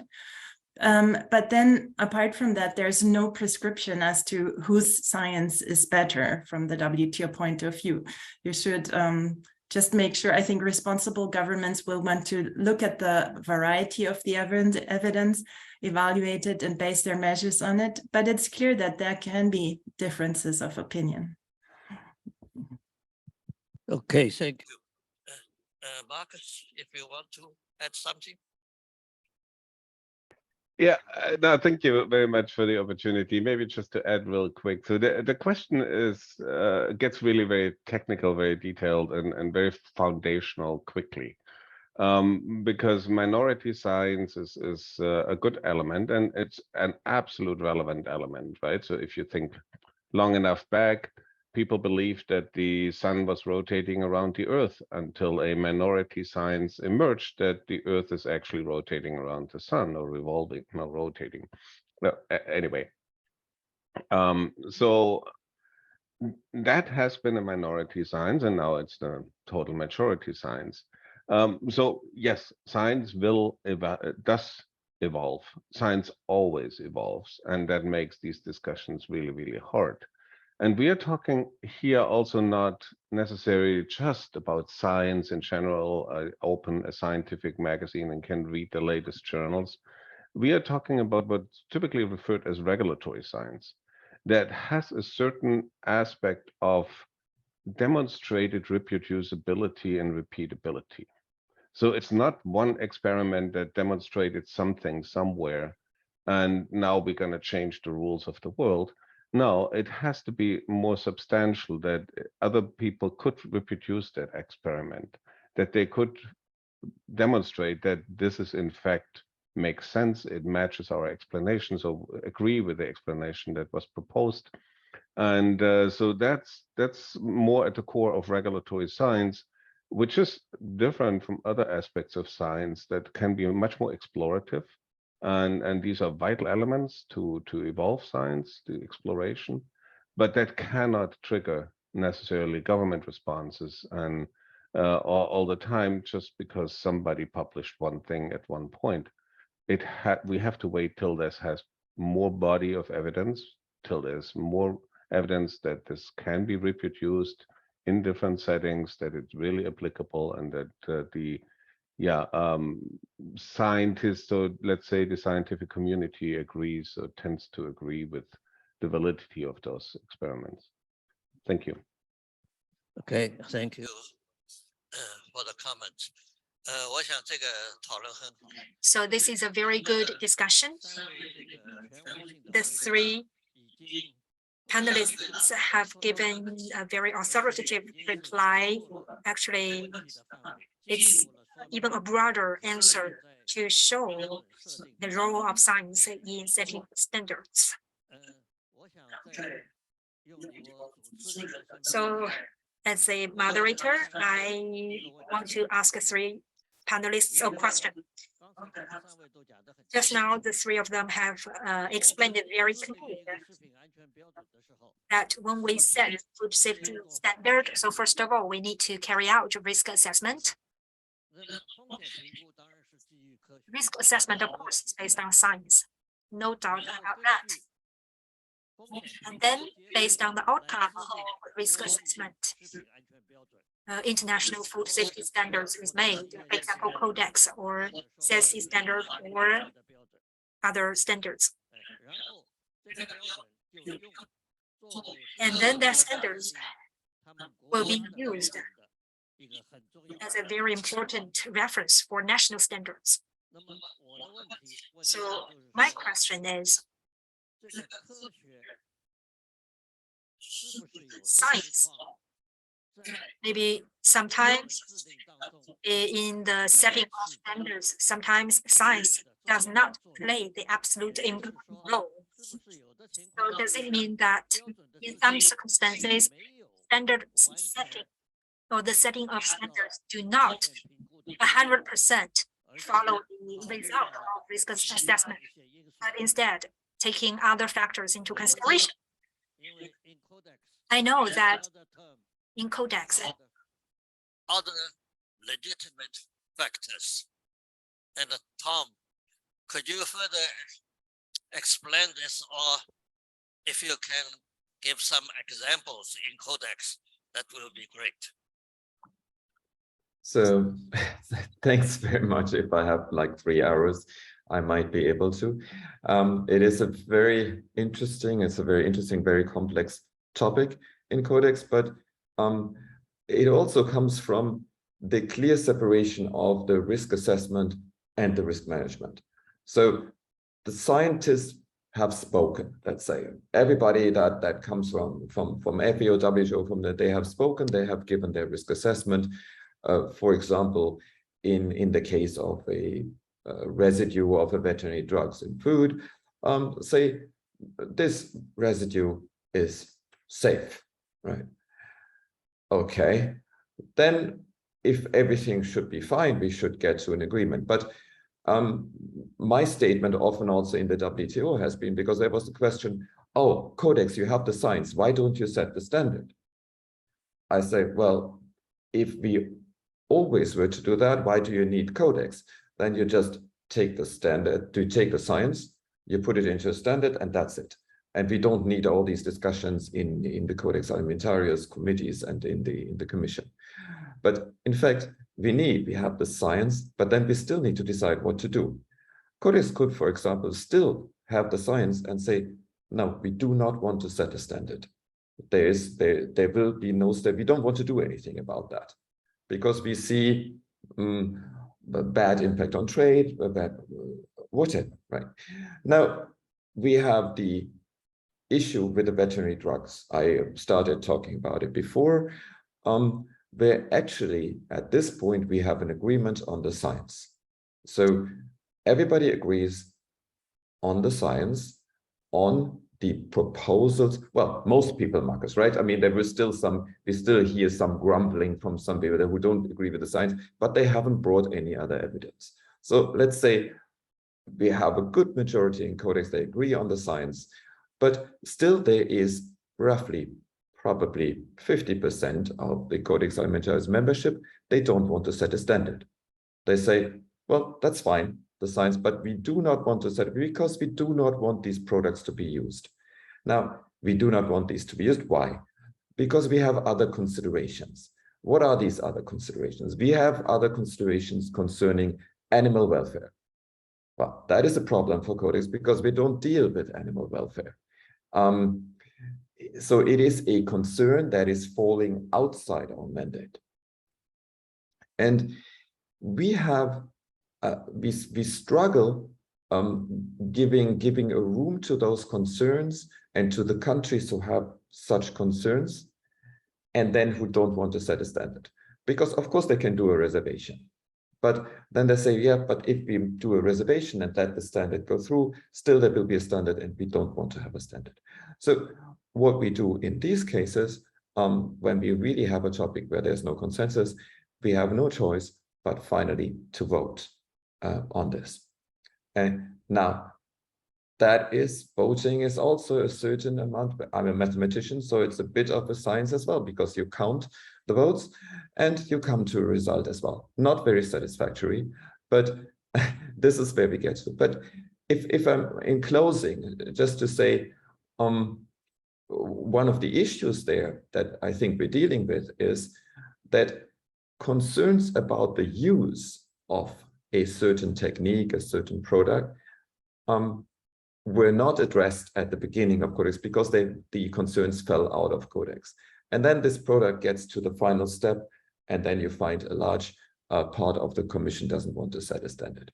I don't know if my colleagues want to say anything more about that. Thanks. Open, maybe Marcus.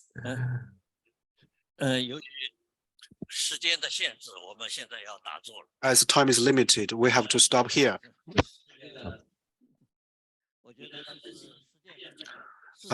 Time is very short. We only have 40 minutes, but we discussed very important topics. Last but not least, I just want to say one sentence.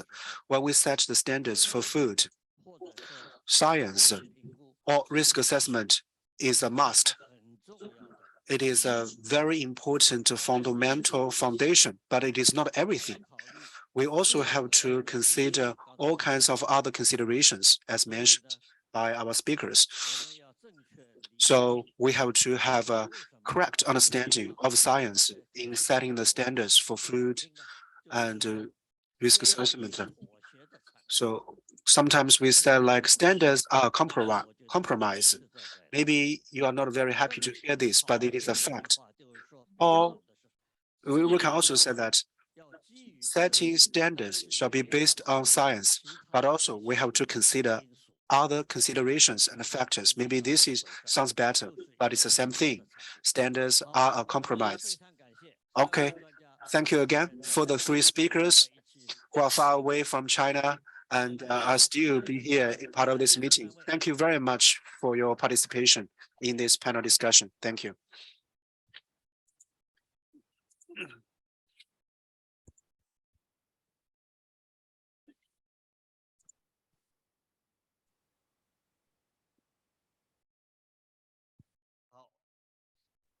Okay.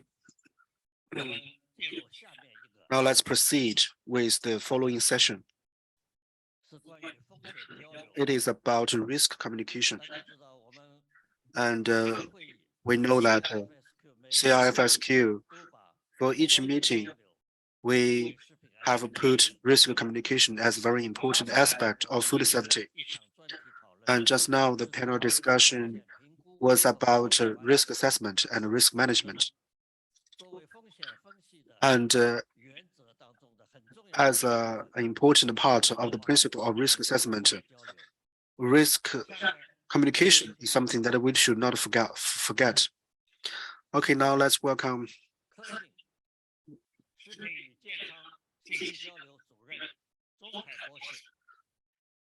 Zhong Kai, Director from China Food Information Center, to moderate the following panel discussion. Again, we have three speakers.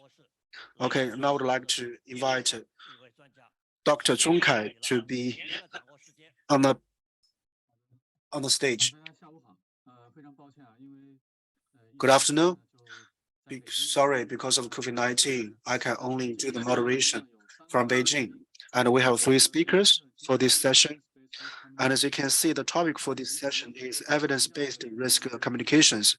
And actually, it is about the technology. So that's why you can see we have three speakers who have a very profound background of scientific research. And the first speaker is Patrick Wu from Dublin University. And Barbara Galani is the second speaker, who is the head of communication and partnership department, European Food Safety Authority, and Chen Si, associate researcher, division of risk communication, China National Center for Food Safety Risk Assessment, to share with us the evidence-based risk communications. First of all, let's welcome Patrick Wu, please.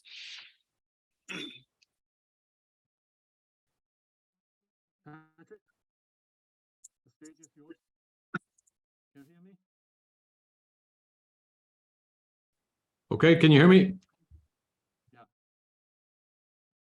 Please proceed. Okay, Zhong Kai, just while I get the slides up, sorry.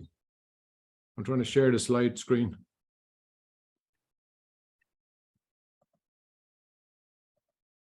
Can you see the slides, Zhong Kai? Yeah. Okay, well, firstly, I'd like to thank the organizers for inviting me. It's a pleasure to be involved, and I just feel that I should be there with you, but greetings to Professor Chen Junxi and my colleague Dr. Chen Si and yourself, Chairperson. This is a very important topic area because without risk communication, we can't have effective risk assessment and risk management. And I compliment Professor Chen, who always includes it in the program, but it's like the poor brother in risk analysis. Risk and benefit communication are key elements for improving both food safety practices and dietary consumption practices patterns in every nation. we have a very great changing landscape in communication, and we need new food safety professionals that can conduct research and evaluation of public risk perception, public's concerns, and how they process information. And Dr. Chen Xi and CFSA does this. The new food safety professionals are now required to have new competencies and the ability to be flexible and adapt to the rapidly changing communication environment. The previous one-size-fits-all approach to food safety and nutrition communication adopted by food agencies will no longer suffice if we are to respond to the needs of modern audiences who are consuming information very differently than our forefathers did. This is a huge area, audience analysis. It's becoming increasingly important because the population is not homogeneous, and in the population there are different audiences that require different information. There are many questions we have to answer, and John Kai, I'll just ask the questions and we can take them up in the panel discussion. How do we move the emphasis from risk to more holistic communication to achieve behavioral change? Risk is a negative word, but there's a lot of positive attributes about nutrition and food safety that we have to communicate. And how do we prevent misinformation getting traction with the social media? If a mistruth is repeated often enough, people believe it as a fact. Big challenge. How do we address echo chambers which reinforce bias? These are social network groups where people congregate with people who have the same views as themselves, and these views may be incorrect, but they get their views continuously reinforced. How can food safety professionals gain the same impact as celebrity influencers? So my good colleague, Professor Wu, is competing with an actress here. It's a challenge. It's a challenging because food safety is not kind of a sexy subject. So to get people's attention is challenging. But high celebrity influencers and bloggers have much more impact than top scientists, and this happens in every jurisdiction. One of our big challenges is how do we communicate uncertainty?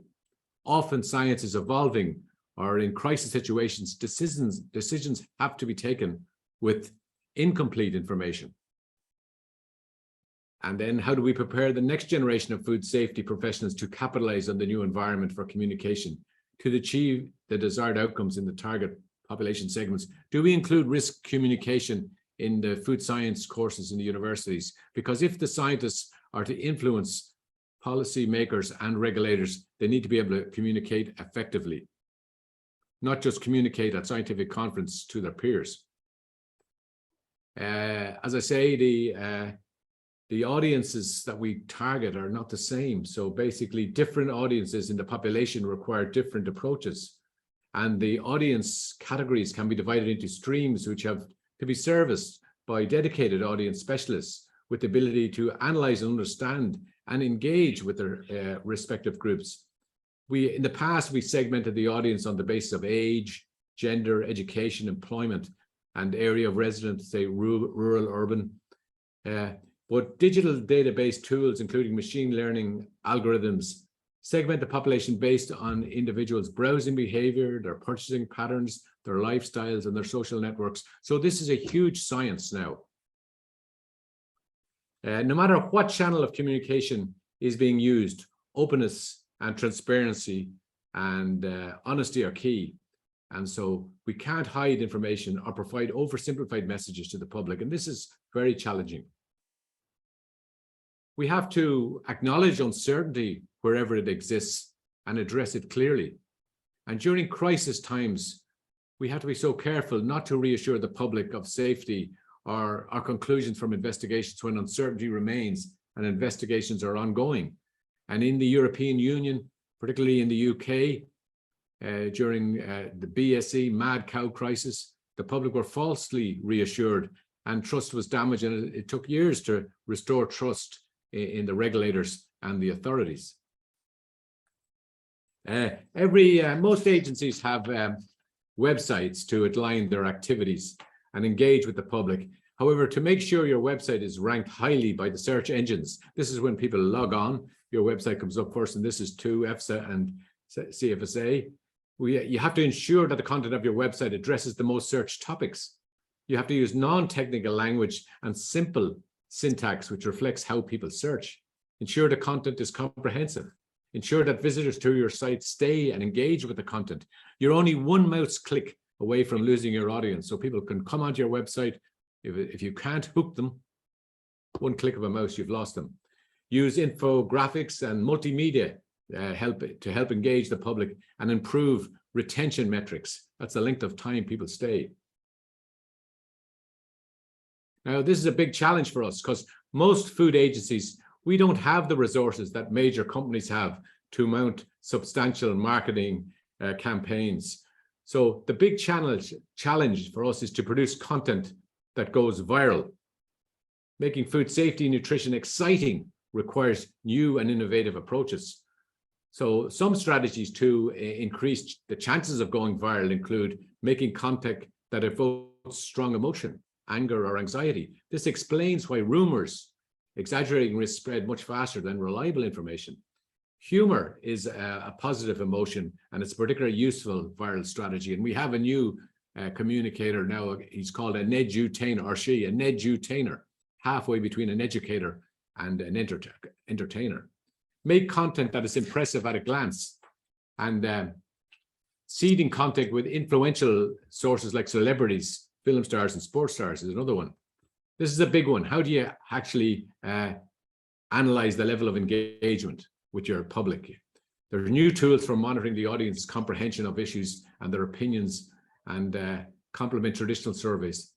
This approach will enable better tailoring of engagement with specific audience and the evaluation of the effectiveness of communication intervention. So you have to hold your audience. This is the big challenge.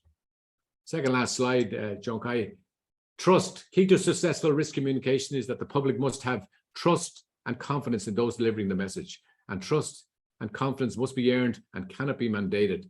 And it has to be built in peacetime rather than in the middle of a crisis situation. The last slide, if you expect the desired outcome, people need the right information at the right time, in the right format, using the most appropriate channels for them, and the required detail of comprehensive content for the different subsets of the population. Thank you.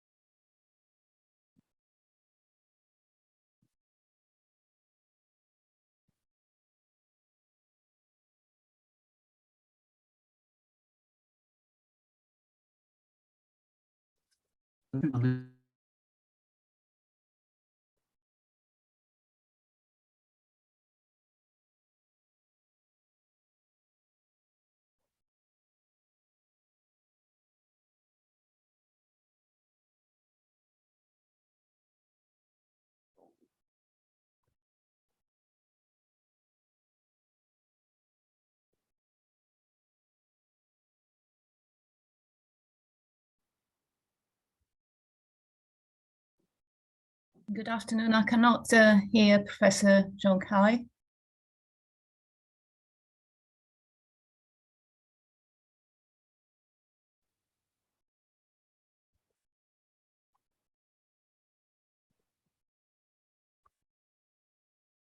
Can I just ask colleagues in Shanghai if you can hear me?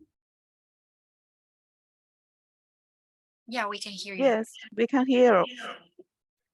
We seem, well, from Europe, we seem to have lost connection from Professor John Kai. Yes, Barbara, please go ahead. We can hear you. Thank you very much, and what a pleasure to be with you, at least remotely, and how nice it will be next year when we meet in person again. And what an introduction from Professor Wall. Thank you very much, Patrick. You touched on many of the principles of good risk communication in the context of food safety risk assessment. And I'm going to pick up from the comments that you made about audience analysis and audience segmentation and the potential that research has to assist us as scientists and regulators in better communicating. I work for the European Food Safety Authority. Is the European agency in charge of risk assessment. This includes food and feed safety, animal and plant health, and animal welfare. So the publications that are most relevant to today's conversation are the technical assistance in the field of risk communication and the future direction for risk communications publications in the EFSA journal that set out the challenges, the opportunities, and the areas of work where EFSA is heavily investing, thank you to the funding provided by the transparency regulation. And there are three aspects that I want to focus on today, giving you some examples of EFSA's work. Understanding audiences, involving audiences through different formats in product, and I'm talking about communication product testing and in communication product improvement, and tailoring communications and tools to specific information needs. Because we are moving away, because of our better understanding of communication sciences, from communicating to general groups of the population. There's no such thing as the general public, there's no such thing as young people. We need to better understand the values and the motivations of our audiences to pass on our messages and to interact with our audiences and to learn from them. So there are three tracks of social science research that we're doing at the European Food Safety Authority at the moment. And we work on the better understanding and engagement with partners and stakeholders in our ecosystem through focus groups, engagement events and activities. We try and understand society's concerns and behaviors through large-scale surveys and research and flash polls. And we also are getting more and more interested in the personalization of materials across different media. Obviously, in full respect of the GDPR, which is the European General Data Protection Regulation, which allows us to gather information about the users of communications to a certain extent. How do we involve our audiences? We have included in some of our online products some surveys that allow us to get feedback from the users of our information in real time. And we also provide a menu of options that the users of information can click on to really drive in the direction that is most relevant to them. So you see that in the contents and in the surveys.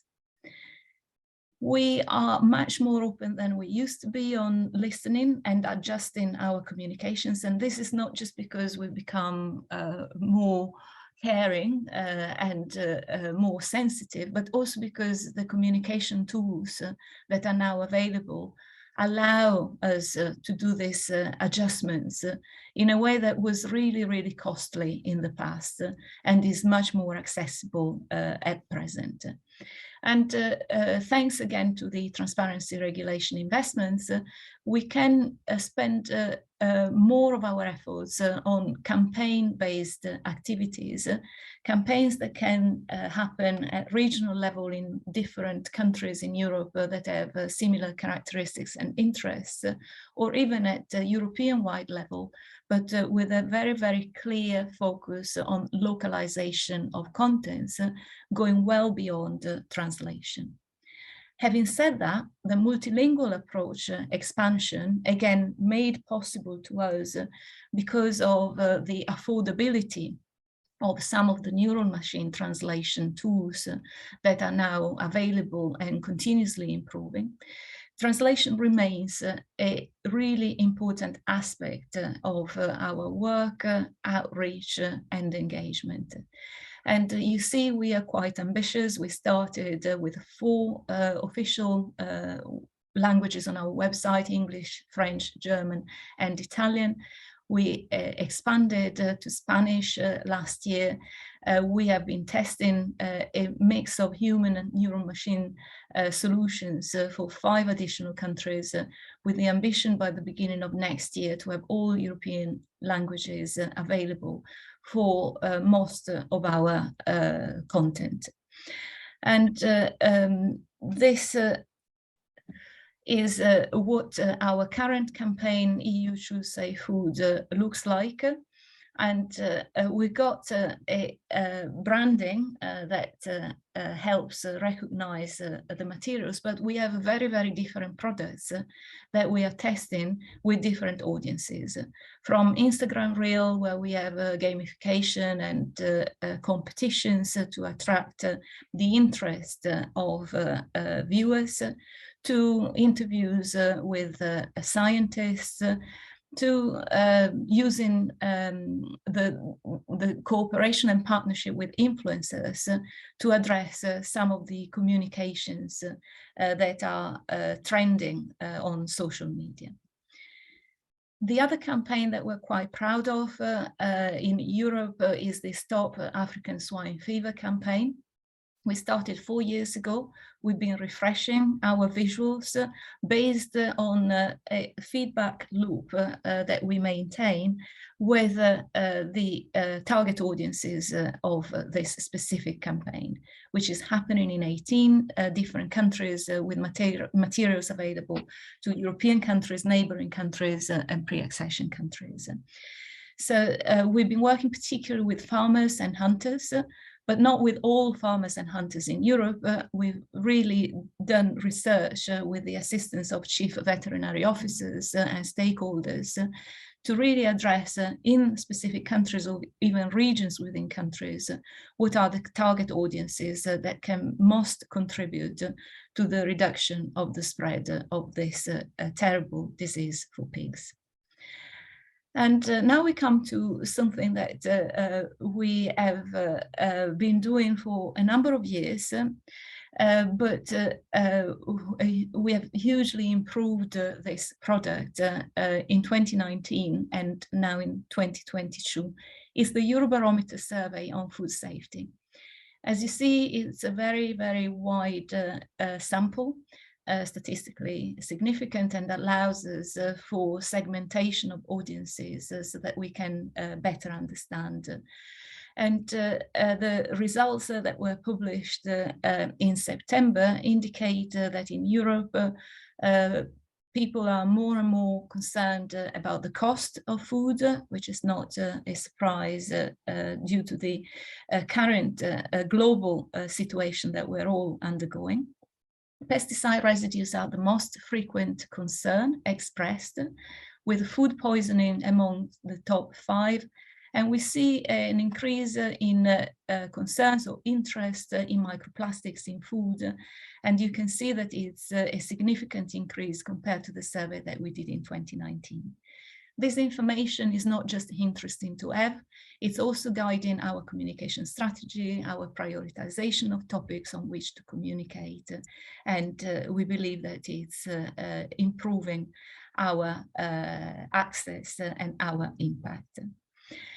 Consumers are equally concerned about having a healthy diet and about food risks. And there is a marked correlation between the level of education of consumers, whether they're concerned about the two things in equal amount or more one or the other. And we can do the analysis by country and by different segments. Television remains the most frequent source of information about food risks, even amongst the younger audiences.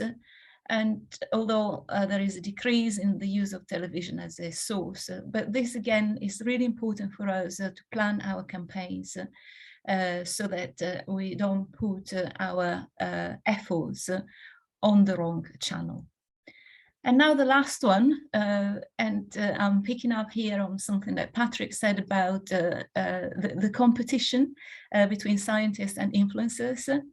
Self-declared sources of information seem to reflect the importance of general practitioners and doctors, as well as scientists working in publicly funded research organizations.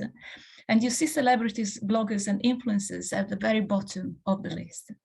So we need to better understand what is it that gives us the impression that celebrities and bloggers are running the world of communications, when in fact people seem to be much more aware of the importance of choosing their sources carefully.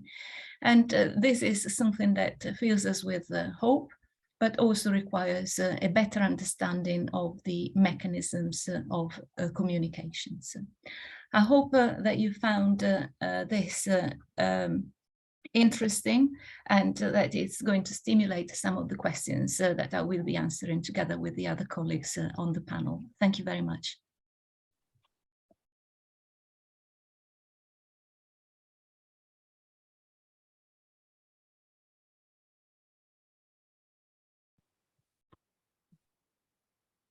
Thank you, Barbara, for your presentation. As the moderator is disconnected in the middle, so the last presentation will be moderated by me. And now let's invite Chen Si, the associate researcher from the Division of Risk Communication, China National Center for Food Safety Risk Assessment, to share with us. And he will also share with us through the online video. So I'd like to ask our staff to play the video of Chen Si's presentation, please.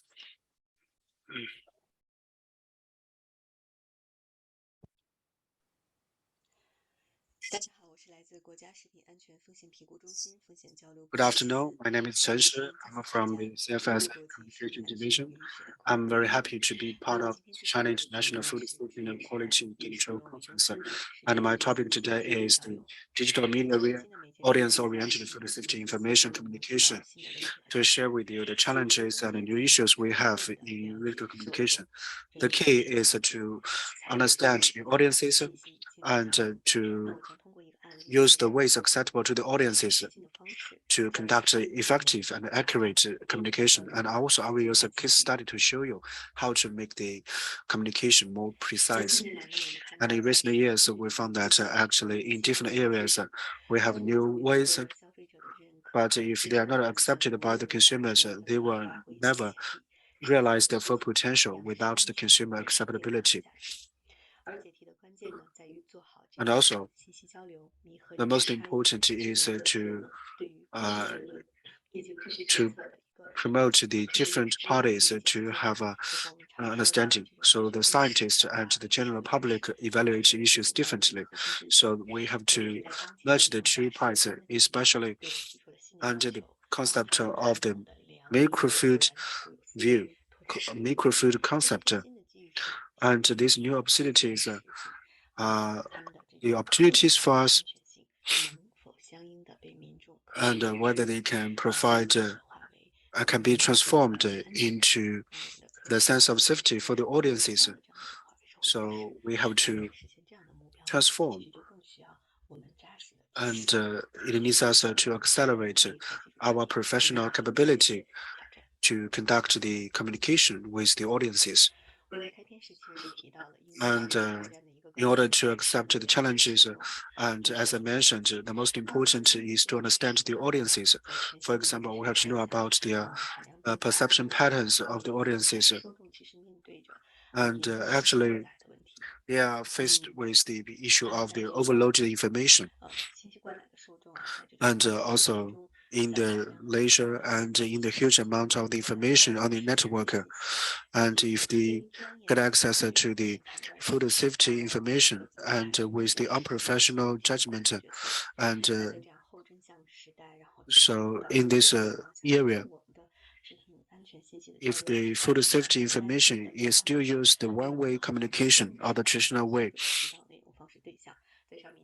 it will be very limited, and also we will have it will be very difficult to conduct effective communication, and it's very difficult for us to realize this goal. So we have to tackle these communication challenges. For example, the low efficiency, which means that the science information is not well communicated to the audiences, and the coverage is very small. And also, so the audiences cannot see the information. So we have to enter the common, like social media or the new media channels. The traffic is huge. But if the content is not interesting, not to the audiences, they do not stay on the content. So it will not realize the goal to communicate to the audiences. And the last situation is the anti-effect. And sometimes if you communicate more, it will also strengthen their emotions of the anger. And even cause more and more rumors if you have more frequent communications in this process. So, and we have some anxieties and cause to social risks. And in order to solve this issue, and we have adopted a completely new way, which is the two-way audience-oriented health communication. And Barbara has made a very good communication and to conduct the systematic scientific research in the system and to know about the full insight of the audiences of the country, and also to support the communication activities and also the communication products, as well as and through this scientific team to support the communication. And also to, as we mentioned, and also for our center is also dedicated to the effective ways to communicate to the audiences. And for the research teams in the past 10 years, and based on the social surveys and also researches, and we constructed this evidence-based communication and the audience-oriented health communication. And we use this way so that when the communicators will focus more on the reality and has very clear target and has a guarantee to this process. As the time is limited, I will not elaborate on this part. I will just want to use one case to share with you a new way of communication.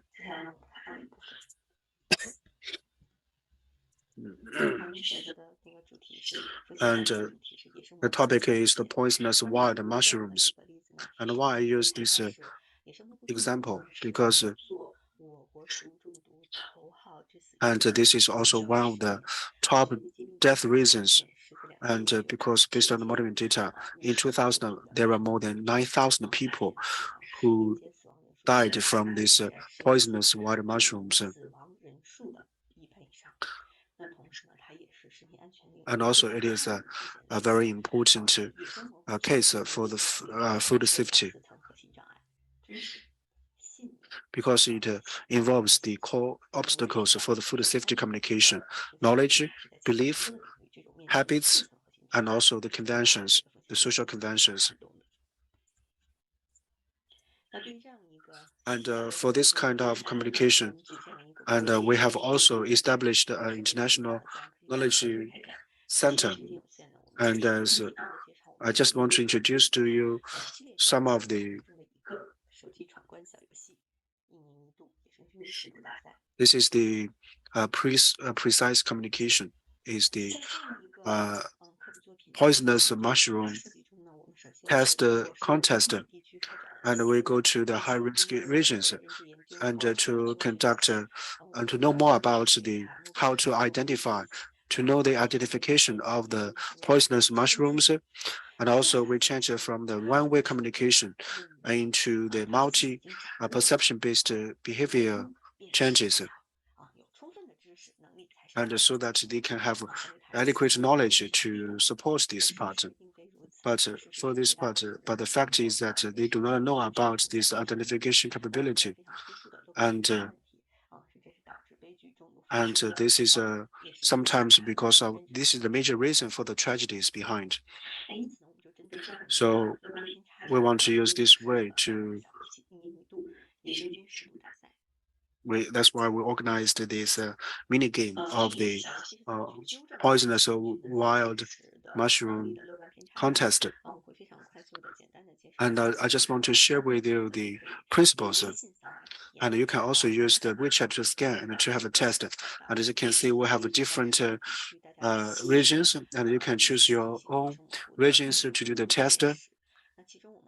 And we can see that for each picture, and it can be, you can zoom in, and if you identify right, you can go to the next session. And if it is wrong, and you will have this kind of window coming up.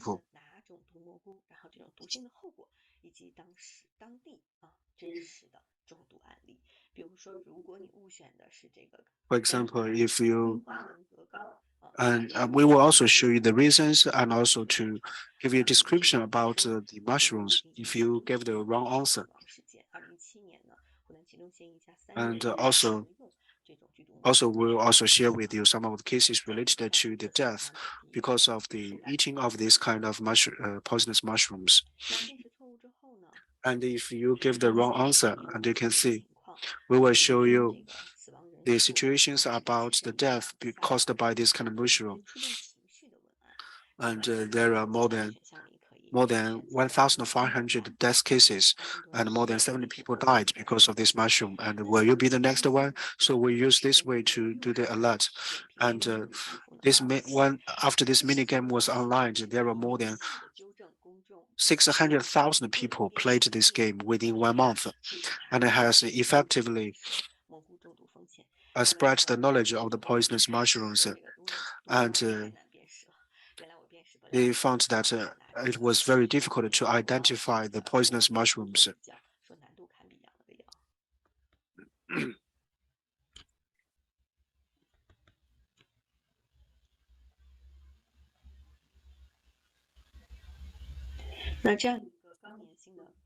And so based on this hot mini games, we use the and will provide the photos and of the mushrooms, which are very difficult to identify for the local people, and also will ignite the interest of the people to do the enjoying. And also it can show you the different, and it is we have a customized design, and for different mushrooms we will have different descriptions and information related to this case.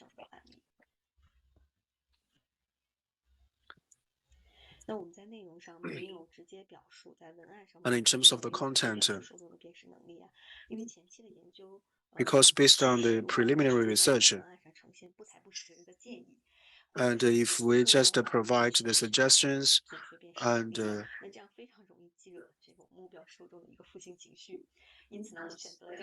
so that's why we use this way of the mini game to do the test, because it is very interesting for the audiences, because it is it is a competition. So they are so that they can find the identification capacity by themselves, so as to promote.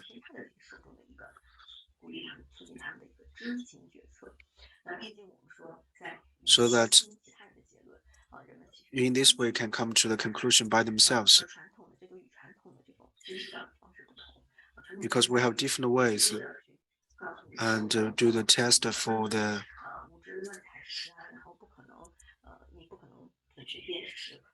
because it is impossible for you to identify all the poisonous mushrooms. So we use this way of the mini games to create or contest experiences to the audiences. And if they experience the audiences experience the mini game, and in the same way, they can also get a better understanding of the different poisonous mushrooms. And also, we will give them different levels of difficulties. And now for the more than 1,000 people, only 6 people can pass the test of the mini game.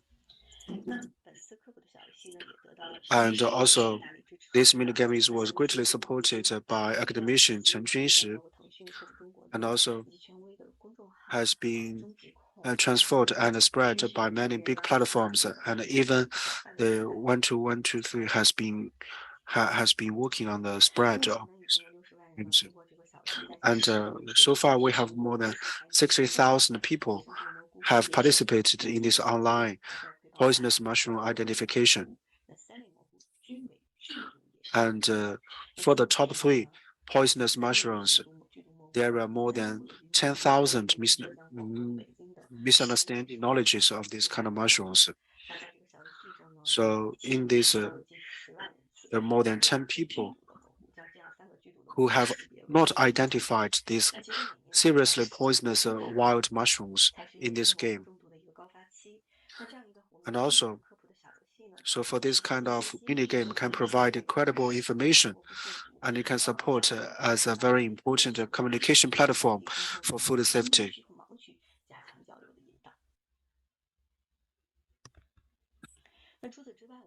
So on top of that, based on the characteristics of mechanism, we have launched some specific and targeted strategies, for example, like medical visa, etc. So that we can encourage the awareness. And some of the approaches have also been adopted and promoted, for example, in Hunan, and has been shown in the airport, and the mycetism has been reduced by over 30%. So communication is not standalone. So the most important is we need the communicator needs to be professional and understand the insight of communication, or understand the law or the rule of understanding. Otherwise, the channel for communication will not be well known to the audience, and the content for communication will not be able to trigger the key factors for awareness. So as a result, the communication will be invalid or not so effective. And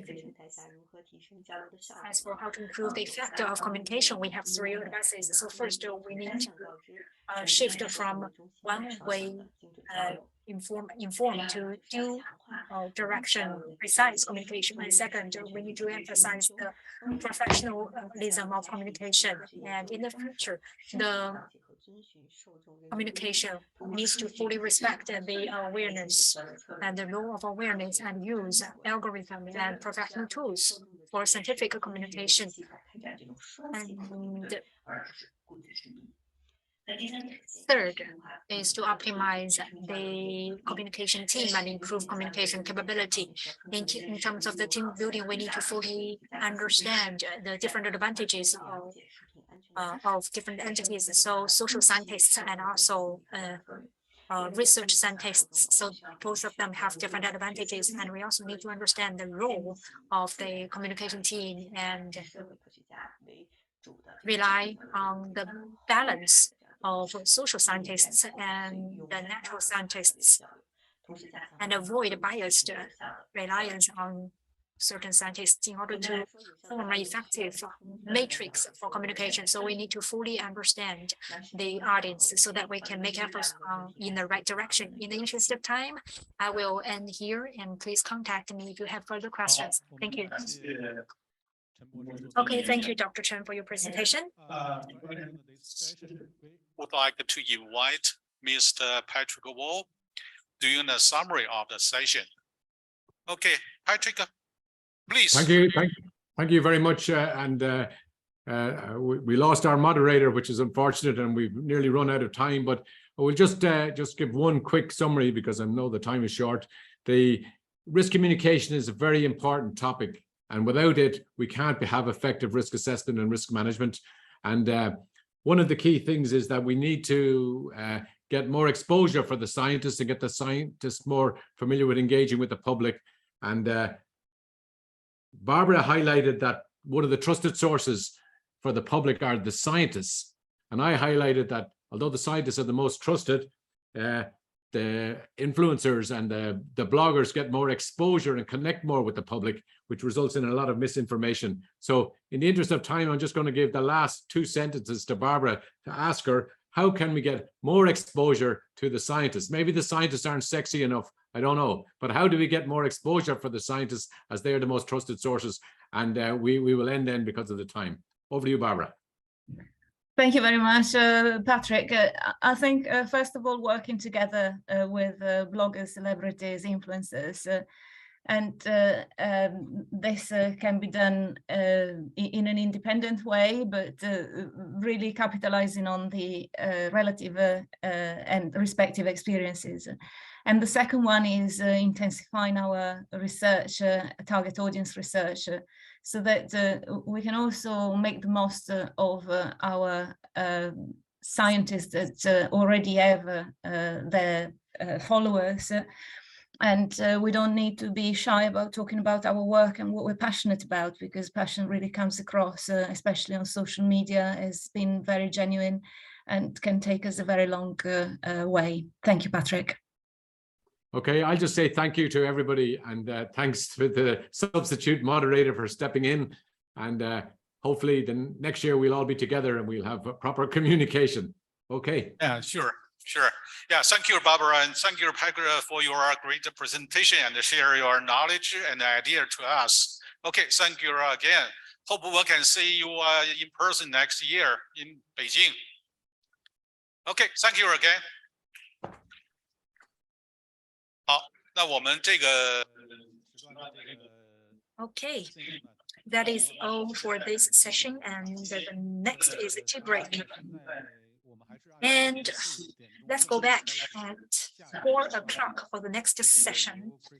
The next session will be chaired, we'll have a keynote speech by Christopher, and then Mr. Yi will chair a panel discussion.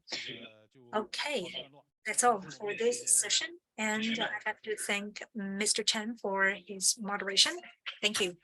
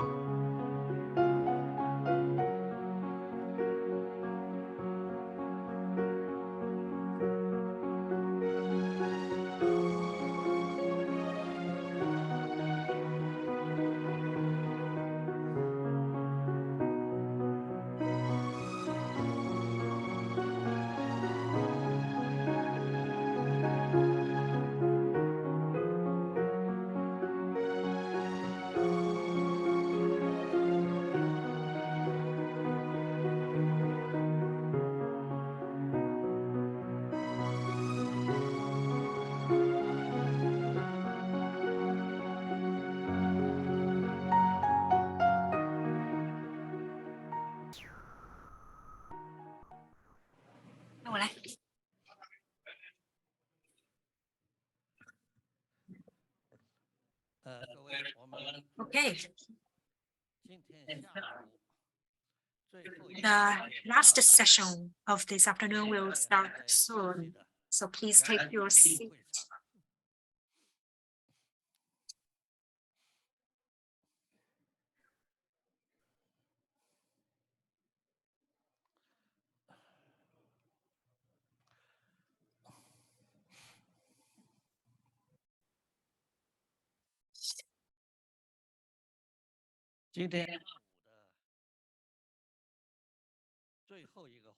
So the last session for this afternoon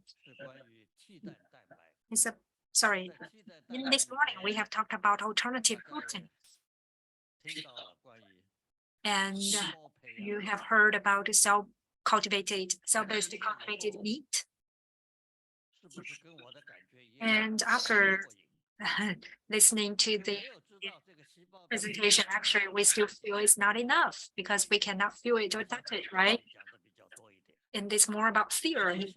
So this afternoon, we have invited Dr. Xiang to talk about cultivated meat.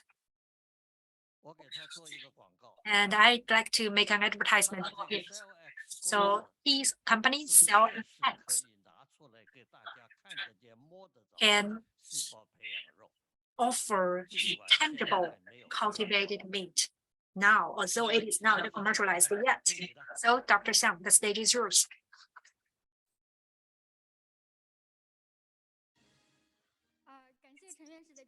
Thank you, Mr. Chen, for your introduction. It's my great pleasure to have the opportunity to share with you CellX progress in cultivated meat and the challenges and the technology prospects in cultivated meat on the market.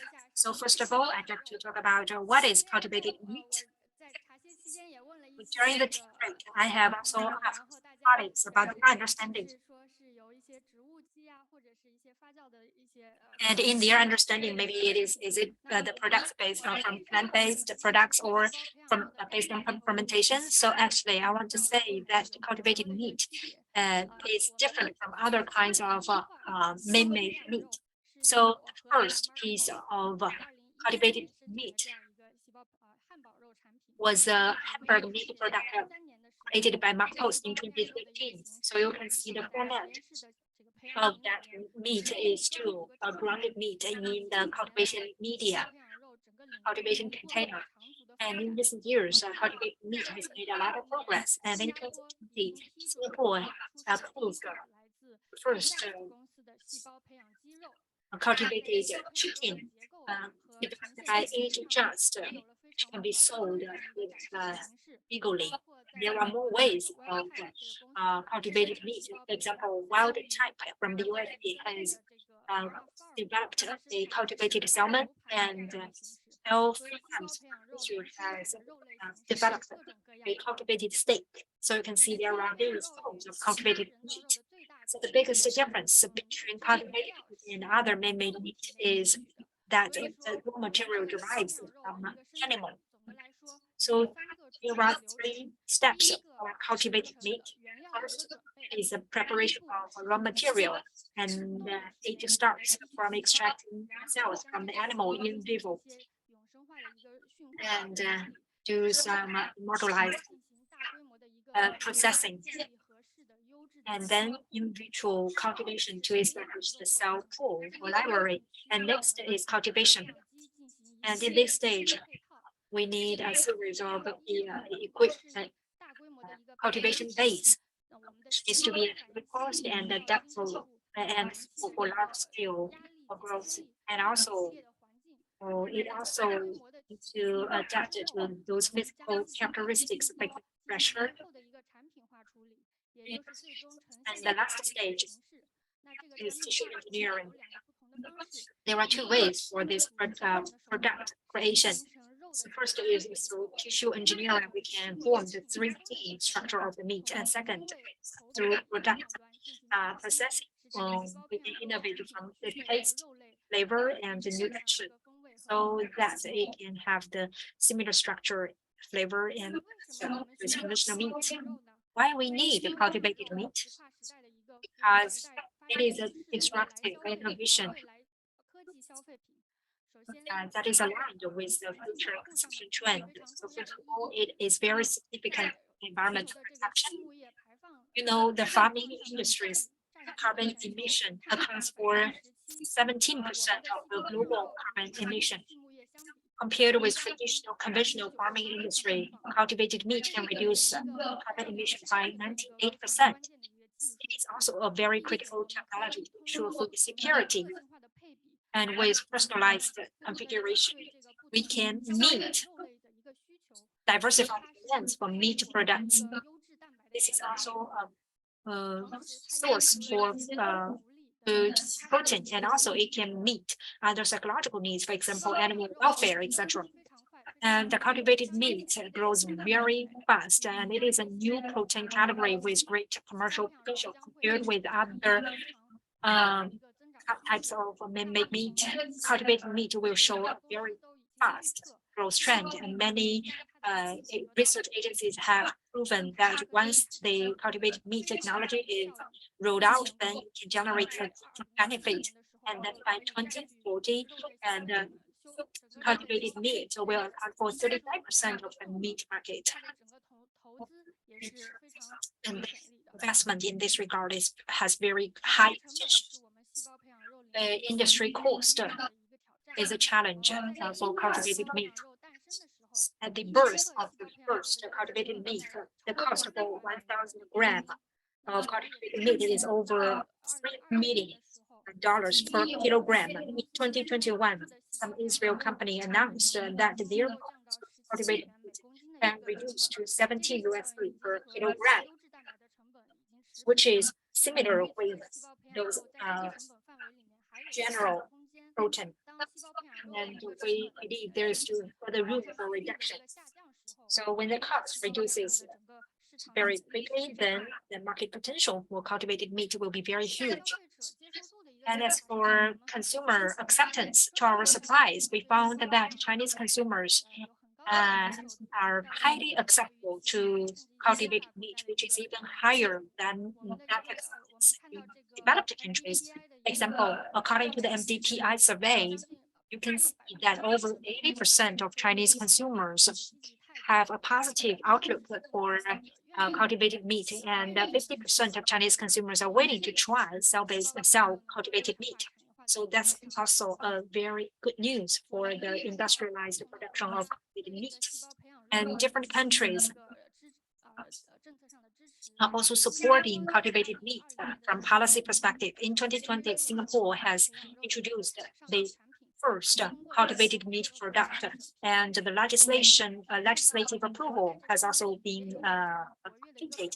The US is also quite active in this regard, and we estimate that this year we may be able to hear some cultivated meat approval progress in the US. And in China, the government is also very supportive in this industry. For example, the Ministry of Agriculture and Rural Affairs have also issued some policies about cell cultivated meat, and during the NPC and the NDRC, and also in NDRC's bioeconomy development plan for the 14th five-year plan, it has also mentioned the importance of cultivated meat to China's food industry. So despite all those supports and potential, the industrialized production of cultivated meat is still faced with a lot of challenges. So first is a technology challenge, and also industrialized challenge, as well as other challenges.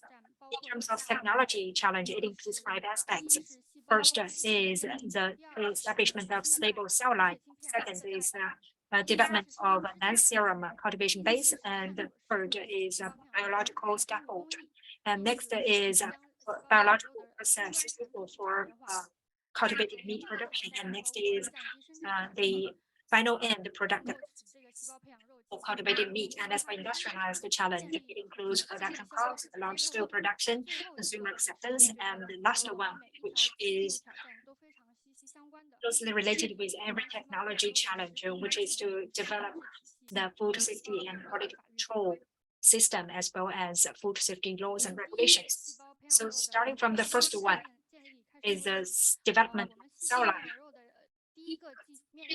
The first technology challenge for cultivated meat is to develop cells that is suitable for large-scale cultivation. So first is the selection of cell. Cultivated meat companies across the world have chosen different kinds of cells. Some have chosen stem cells, or, for example, like satellite cells. That is more easier for differentiation. So the choice or the selection indicates different conditions for industrial production. For example, as for stem cells, we need to analyze these differentiation pathways. And for some terminal cells, we need to think about, we need to develop the immortalized cell line and have the cell suspension and affirmation so that it can be for large-scale production. And I think in terms of the challenges about the food safety is in the process of the development of the cells, how to guarantee the stability of the heritages. So after the generations of the cells development, whether there will be risks because of the mutations of the cells, and whether we have monitoring methods. And this is something that we have to tackle, and the researches that we have to have in the future, the cell-based meat. And the second is the culture media, and it is the culture foundation is a very important task because the cost is around 90% of the production of the cultivated meat. And the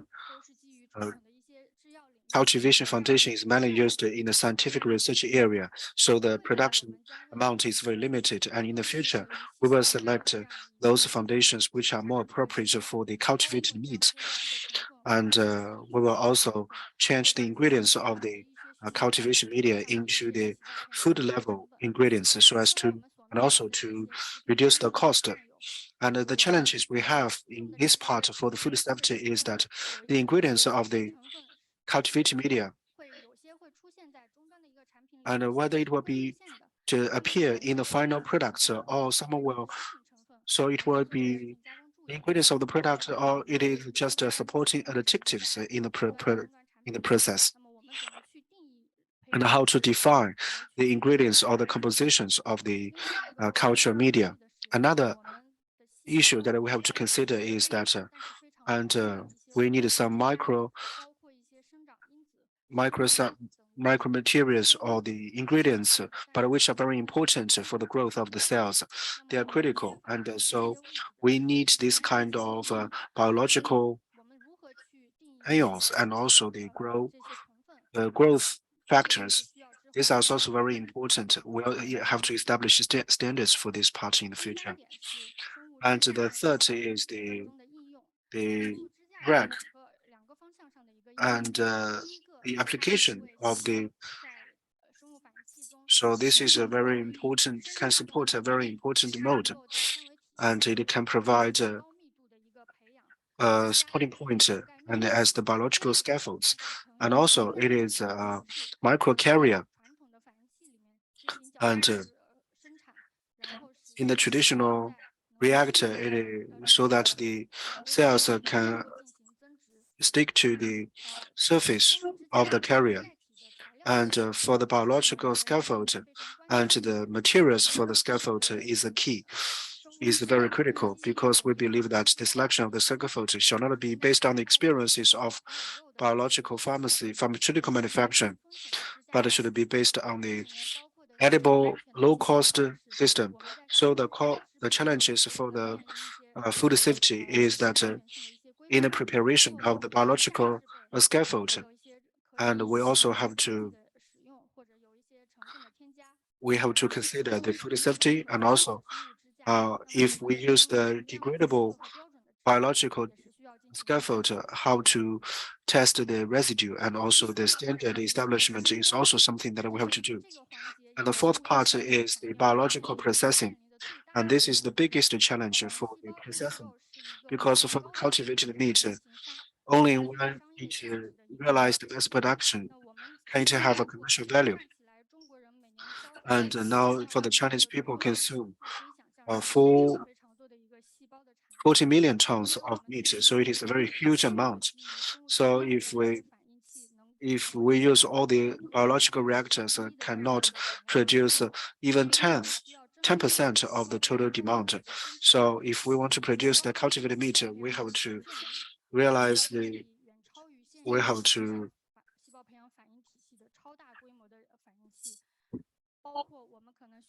and also we may have some new method and to organize some of the reactors. And the challenges we have is that and it involves the process.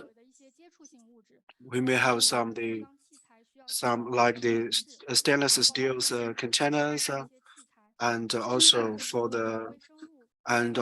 in the process of the production, the test of the microbials and also whether it is based on the food area or it is a drug level. So all these things have to be considered.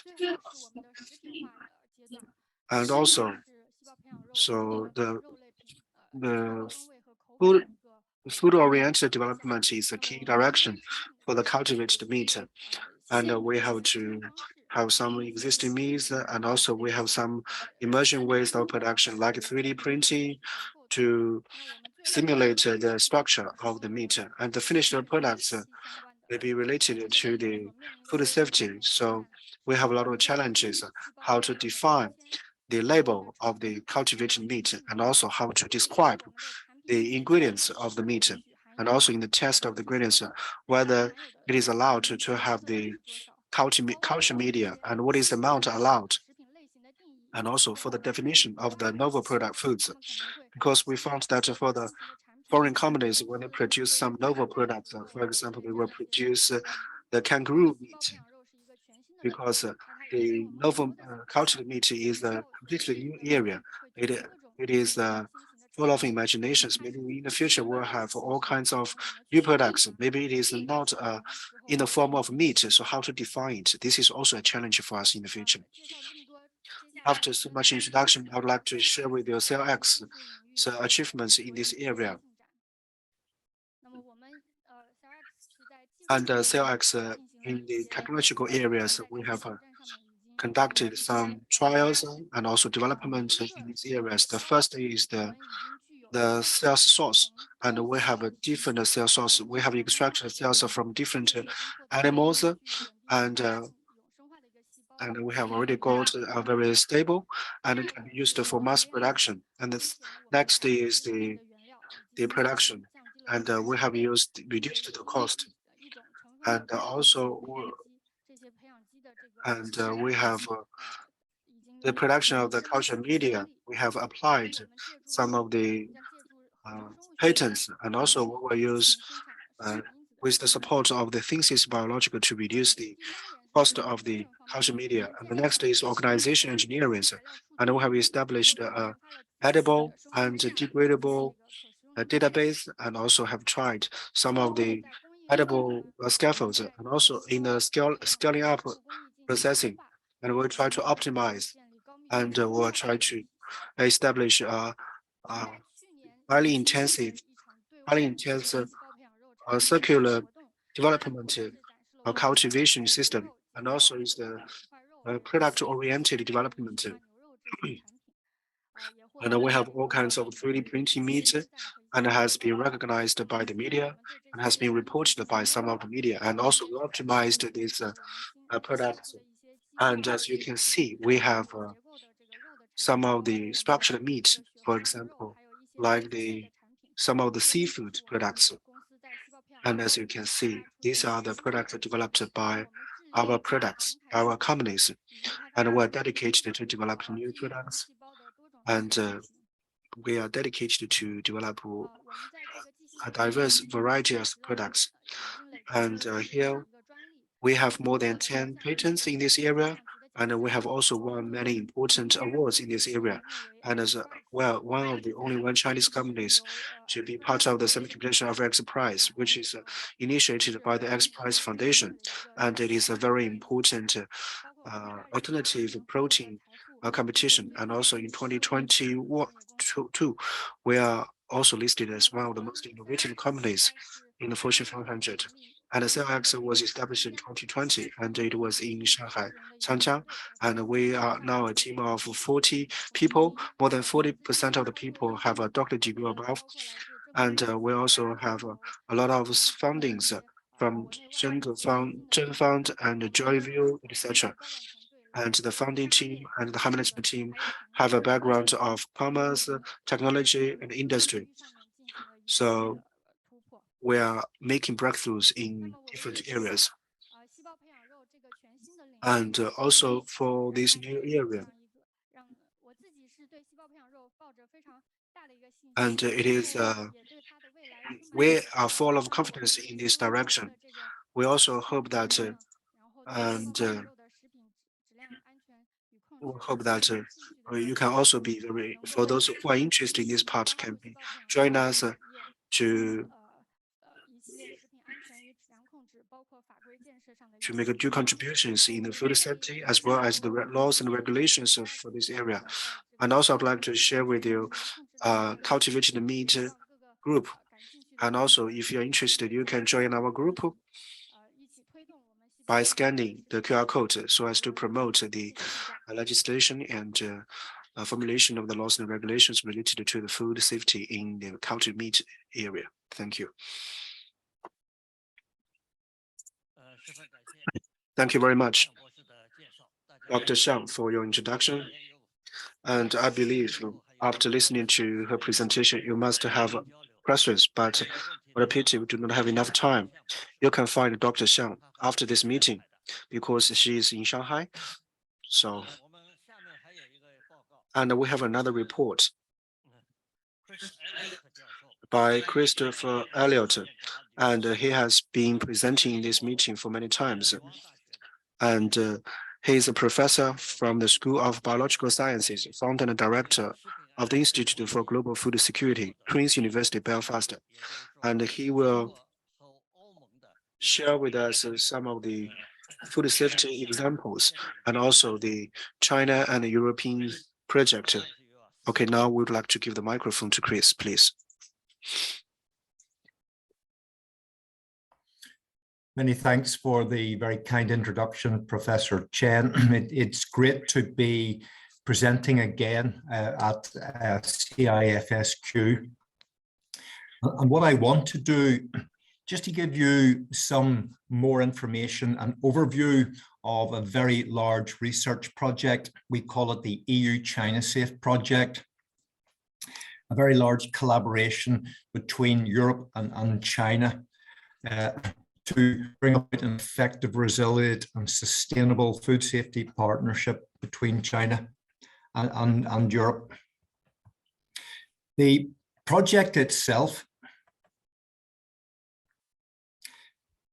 is large scale, funding of over 9 million euros, part of that coming from the Horizon 2020 program, part of it coming from the Ministry of Science and Technology in China.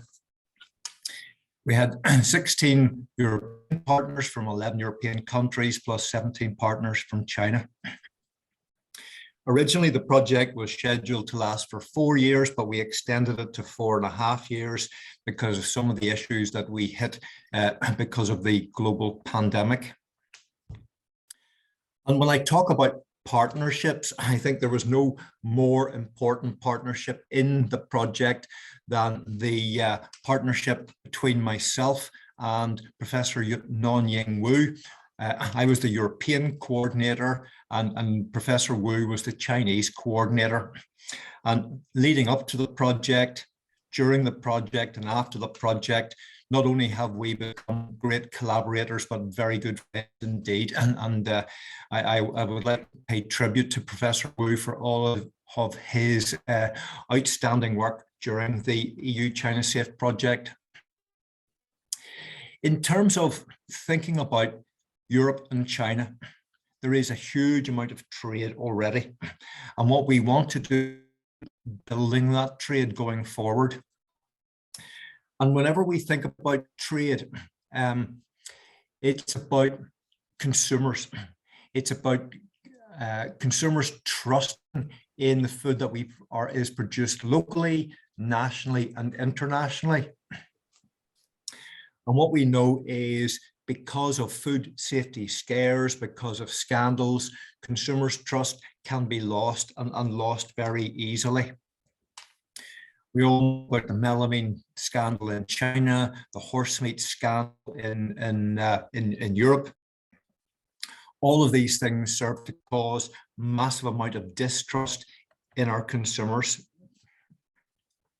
And because of this level of distrust between different countries, the ability to import and export food has been severely hampered.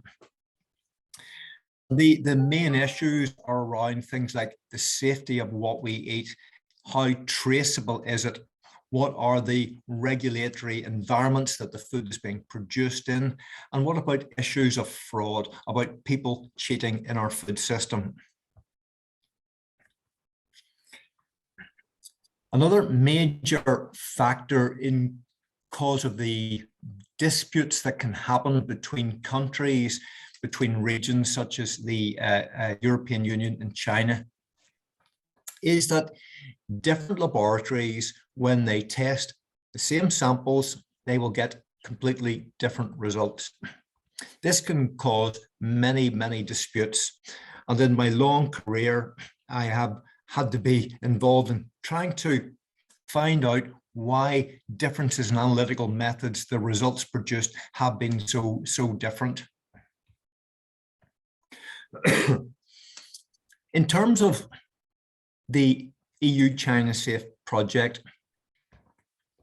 we really wanted to think about driving partnership to drive harmonization across areas of food safety, control, of legislation, inspection, how food safety laboratories operate, and how we share information amongst each other, amongst scientists, amongst regulators, but also how do we communicate better to the consumer, to the public of both Europe and China. So in terms of our project, we aim to develop and implement a shared vision of best practice between our two regions. We wanted to improve, we wanted to enhance food safety, both in China and Europe. We wanted to think better ways to try to deter fraud from happening, fraud across different types of supply chains. And we wanted to help drive an improvement in consumer trust, in the trust that the food that they buy and consume is wholesome, safe, and authentic. And to achieve this, we wanted to help deliver mutual recognition of scientific data and standards. So if an analytical test was performed in Europe, that the regulatory authorities in China would believe and rely on that data, and that scientific tests undertaken in China, the data would be deemed as being reliable in Europe. And of course, we want to support the trade, in agriculture and food between our two major economic blocks. And this is about providing economic growth, delivering new jobs for people, protecting existing jobs in so many of our industries associated with food production.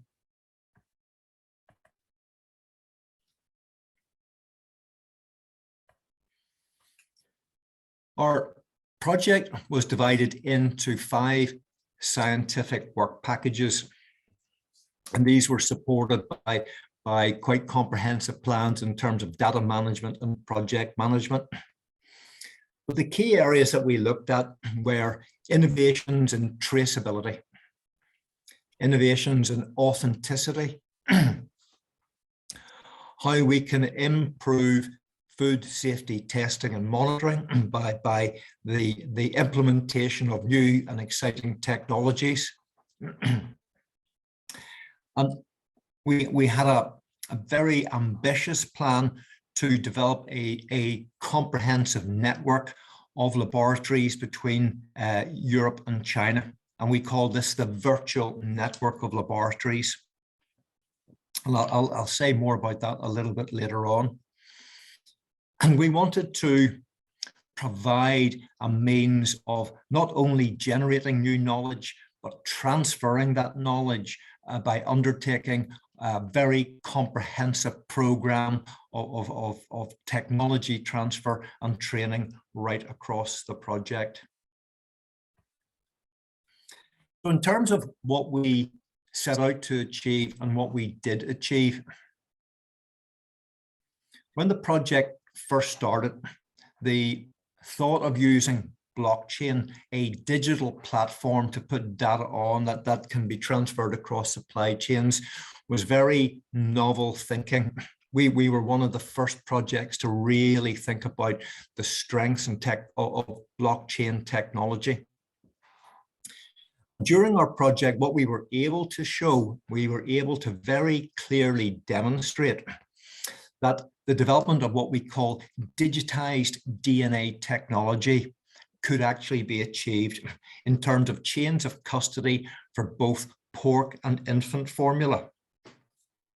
We were able to very easily track pork products and infant formula products that were produced in Europe or China and then exported to the other region. This was really very, very innovative. And I think the work that we did in terms of blockchain was such important to many people who could see the potential for blockchain technology. We also looked at other innovations in terms of food traceability. We did a lot of work in value chain mapping and analysis for the EU-China wine chain. There was a lot of data information that would suggest there was a lot of cheating, a lot of fraud going on in terms of that wine chain. And what we were able to do was, by doing the value chain mapping, by looking at that data, we could find discrepancies and inconsistencies in the flow of information, particularly financial information, that would identify fraud. And again, this has proven very, very helpful to the industries who import and export wine. In terms of combating food fraud, we also looked at a range of different types of technology platforms. And those range from really quite complex laboratory-based testing systems using things like high-resolution mass spectrometry, but also in looking at much more simple benchtop technologies such as molecular spectroscopy, things like near-infrared, FTIR, and also looking at the portability of devices. So implementing very low-cost handheld devices that can detect fraud in many different types of supply chains. Not only were we able to achieve this, but actually from this, we have launched spin-out companies that are actually using all of these different technology platforms to detect, to combat food fraud. And we've done it in many different types of food commodities, things like herbs and spices, organic food, meats, and infant formula. So a very, very successful part of our project. In terms of food safety, we looked at a number of different innovations, and using very, very powerful mass spectrometry techniques, we were able to develop and validate methods for detection of nitrates and chlorates in milk, able to detect veterinary drugs and additives in foods of animal origin, particularly nitrofuran drugs. And we have developed a completely new workflow for nitrofurans, which is much, much faster than was the state-of-the-art methodology, and able to include more nitrofuran compounds. And this test has now become ISO certified and is being used in European labs now to control nitrofurans. We've looked at measurement of food contact material, contaminants, and also using multi-analyte screening methods for pesticide residues in fruits and vegetables, tea and fruit juice. Not only are they useful in terms of the food safety side, but also they can be used to help authenticate whether foods are organic or not. And there was a huge piece of work conducted between partners in China and Europe in looking at tracking major microbiological food safety risks across the infant formula supply chain. So again, a huge amount of work happening in food safety. In terms of trying to build confidence and to try to facilitate trade, we conducted a very comprehensive analysis of those things that caused impediments to trading between the EU and China. And often we looked at what the divergence in standards was that were causing some of the problems in terms of trade blocks. And we developed a standard approach for the early identification and mitigation of food trade impediments. And again, we've worked with a number of companies and we have launched commercial services looking at potentially future problems based on things like predictive analytics now, which are become very powerful. Many companies have started to adopt these platforms that we developed during our project. But also it's about building confidence in our consumers, trying to find better ways to communicate about food safety risks, food authenticity risks, trying to identify the expectation of consumers, their attitudes and preference in terms of authenticity, integrity, and traceability. And what we've found is that in China and Europe, a lot of the expectations of the consumers are exactly the same. They want to trust the food that they buy, but understanding that periodically scandals that happen will really damage that level of trust. And what we know is it's about avoiding scandals by having much better monitoring systems, testing systems, the use of data analytics to prevent food safety scares happening in the future.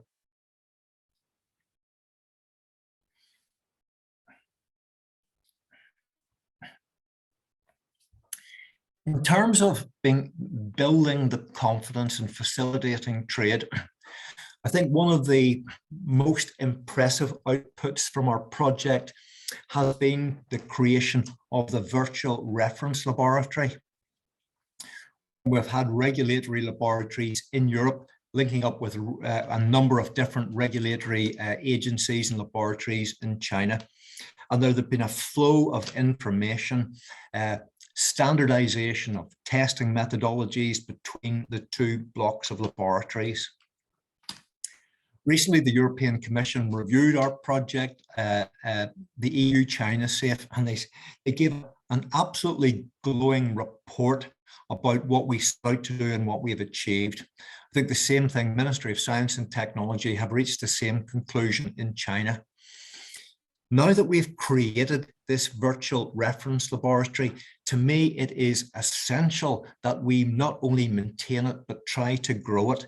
And my appeal to anybody, listening to this presentation, and I've asked people in Europe and Brussels, we have to find a way to keep the virtual reference laboratory up and running. It has been such a success. Now, it's not possible for me to talk about all of the different case studies and successes that we have had during our project, but there is a selection of case studies looking at the wine chain work, the authenticity work, the setting up the virtual laboratory, the standards in nitrofuran analysis, enhancing consumer confidence. All of those case studies are well documented and on our EU China Safe website. And at the very end of the presentation, I'll give you the URL for that. And I would very much like you to visit that website and look at our case studies. Now, as I said at the outset of the presentation, in the middle of our project, we were hit with a global pandemic. And like many other things in life, in society, in business, it caused us a huge amount of problems in terms of trying to keep the dynamics of the project. But because of the strength of our partnership and the way that we had worked together for several years before the pandemic, even the virus wasn't able to stop us keeping working on the project. And I think we achieved some unbelievable outcomes from our project. So far, we've published over 70 peer-reviewed publications. We've had videos, e-newsletters, a multitude of different dissemination events, over 50 different dissemination events. We have presented at many, many conferences, most of them online, but thankfully over the last 12 months, we've been able to deliver some in person. We've been active on various social media platforms. And our project website had many thousands of visits, and I hope you will think about visiting our website after this presentation at some point when you get some time. So in terms of our project, we have come together to work on some really difficult and serious issues. Even listening to some of the wonderful presentations today, we know there's going to be many future challenges in terms of food safety and authenticity as we move forward. I personally think the whole area of alternative proteins is one of those where we really need to work together. We really need to think about combining our knowledge, our expertise. And this can be achieved through partnerships between people visiting, interacting with each other between Europe and China. I think we've set up a wonderful example of how that can happen. In our training program, we have over 350 people trained in analytical methods and methodologies. We've had a huge number of workshops, and a lot of them have been online. So we've built up, I think, a very new community, a community of people that really want to work together. We developed an online education program called a MOOC and a SPOOC, and in that so far we've had over 5,000 participants, quite amazing. I think what I miss more than anything else is the ability to interact on a one-to-one basis with our colleagues in China. We had some wonderful meetings at the start of the project, and I very much hope that we will come together, perhaps CIFSQ next year when it's hosted. But what we have done is we have formed this dynamic, this ability to work together, the ability to communicate together. And just to finish off with, I think that the trade relationship between Europe and China has never been more important, particularly post-pandemic, where so many issues about supply chains were uncovered. We have delivered many new tools in terms of trying to guarantee the safety and the authenticity of all of our food for European and Chinese citizens. So I think our project has been very much the right project for the right time, something we're very proud of.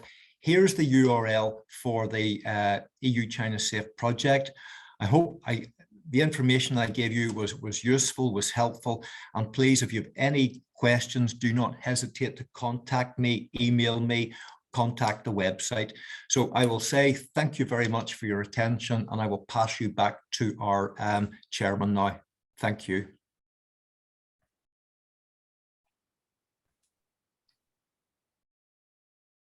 Thank you, Chris. 谢谢 Chris Elliott 教授。这个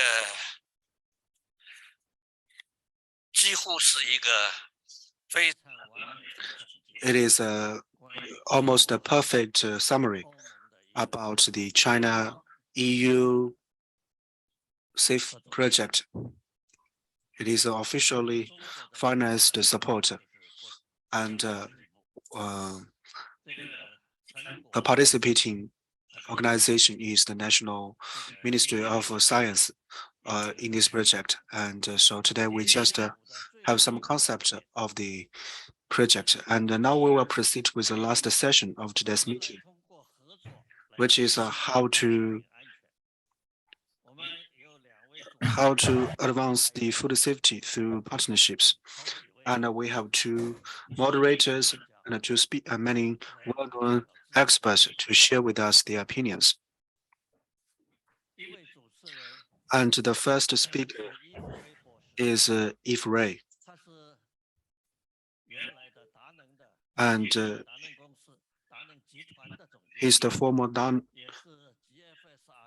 Danone Corporate General Manager and GFSI Chairman. And he has participated in the CIFSQ Conference every year. So in the international food area, he's very well known. And after retirement, he continued to push the development of food safety in the global market.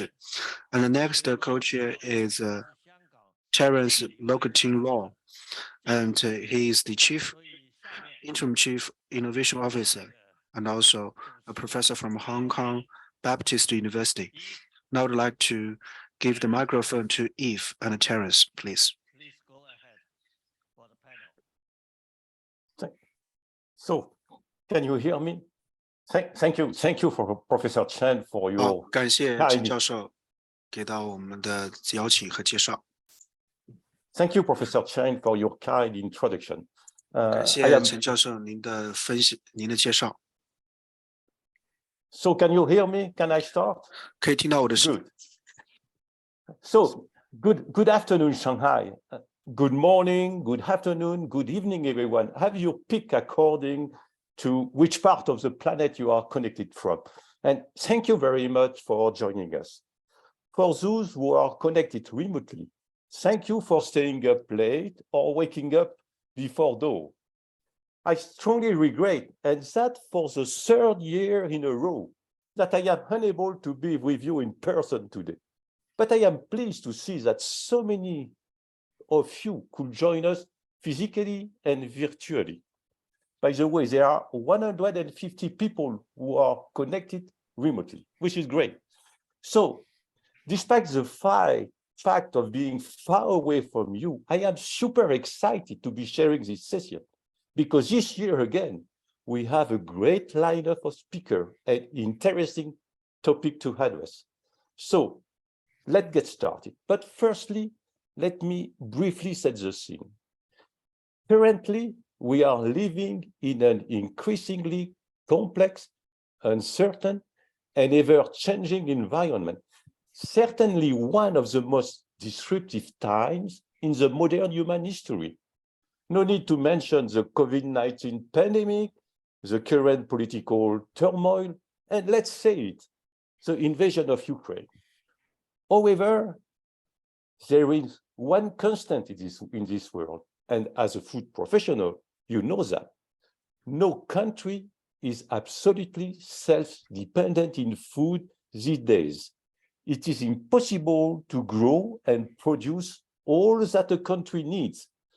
The global food trade is an integral part of the food system.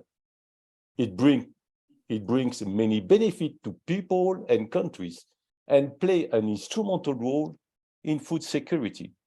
So now it's loud and clear. There is no road back. Nourishing the planet is at stake.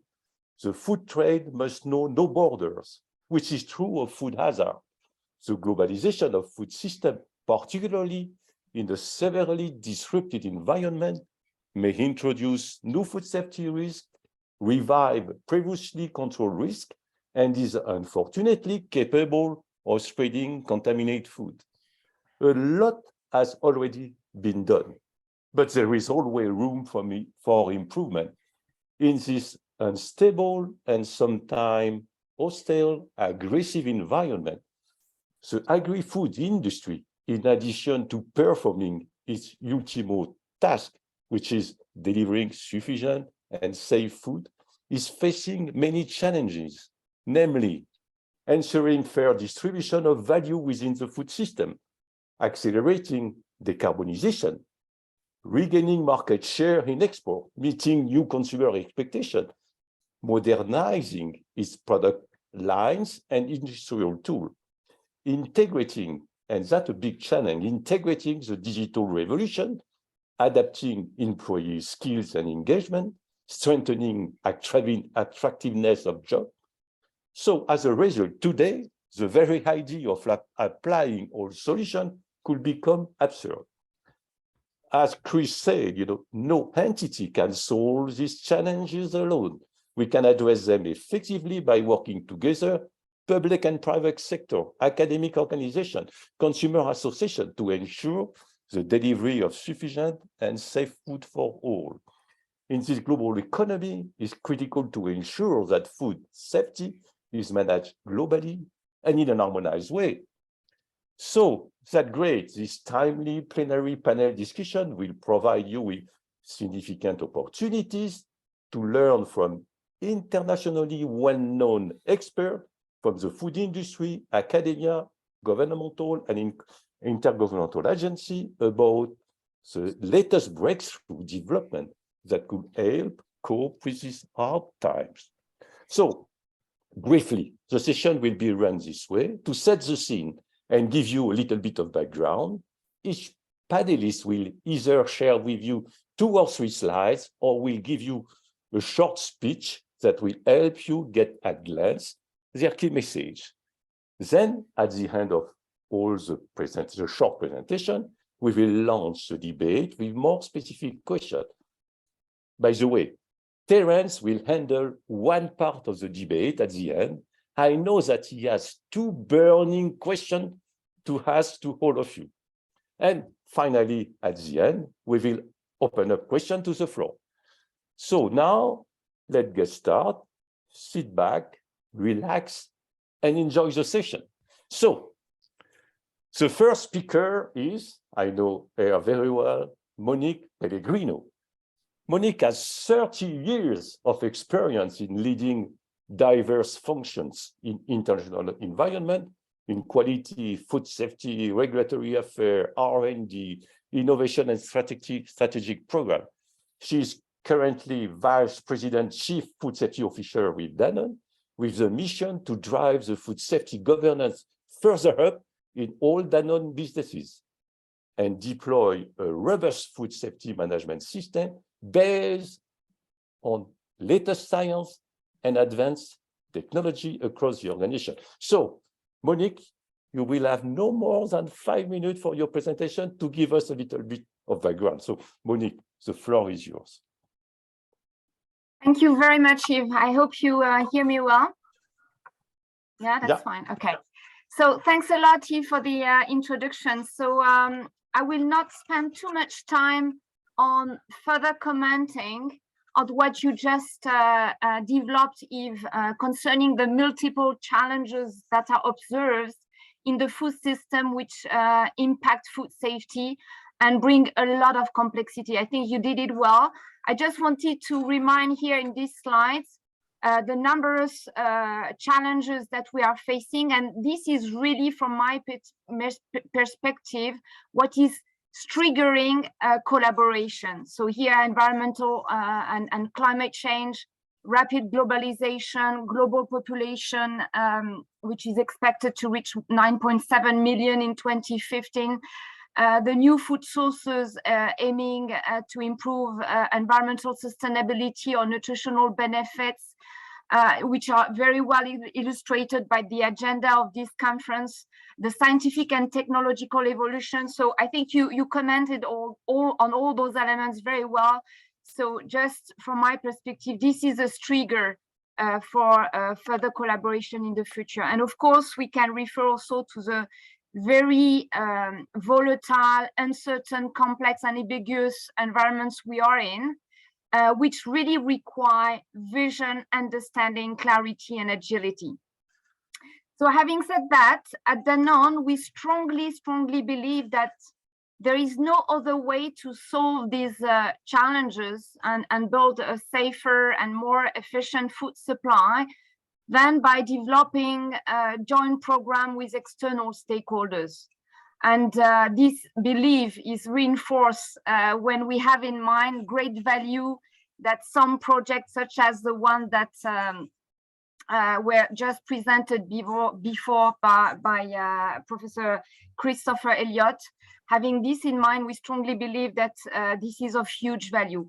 And we have in Danone multiple objectives by engaging with external stakeholders, by sitting in organizations which partner with public sectors, or by partnering ourselves with this sector.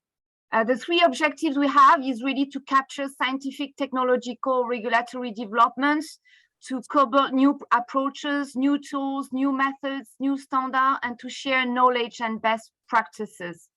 And this slide illustrates through a few examples the different connections we have with governmental, intergovernmental organizations, with food business operators, with academia institution and scientific and trade association.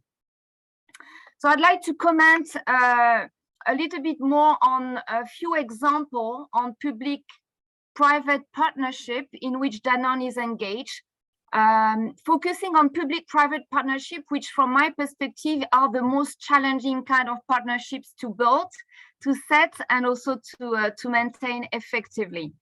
So starting by two organizations that are quite well known, which gather food business operators and which have succeeded in collaborating with public sector.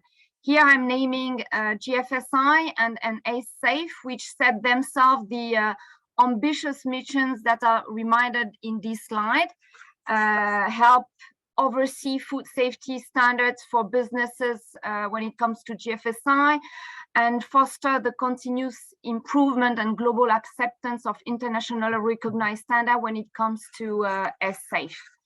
So I think those organizations are well known, but why mentioning them when it comes to public-private partnership? Because you see that at GFSI, we have three ways of engaging the competent authorities and international organization in the GFSI agenda.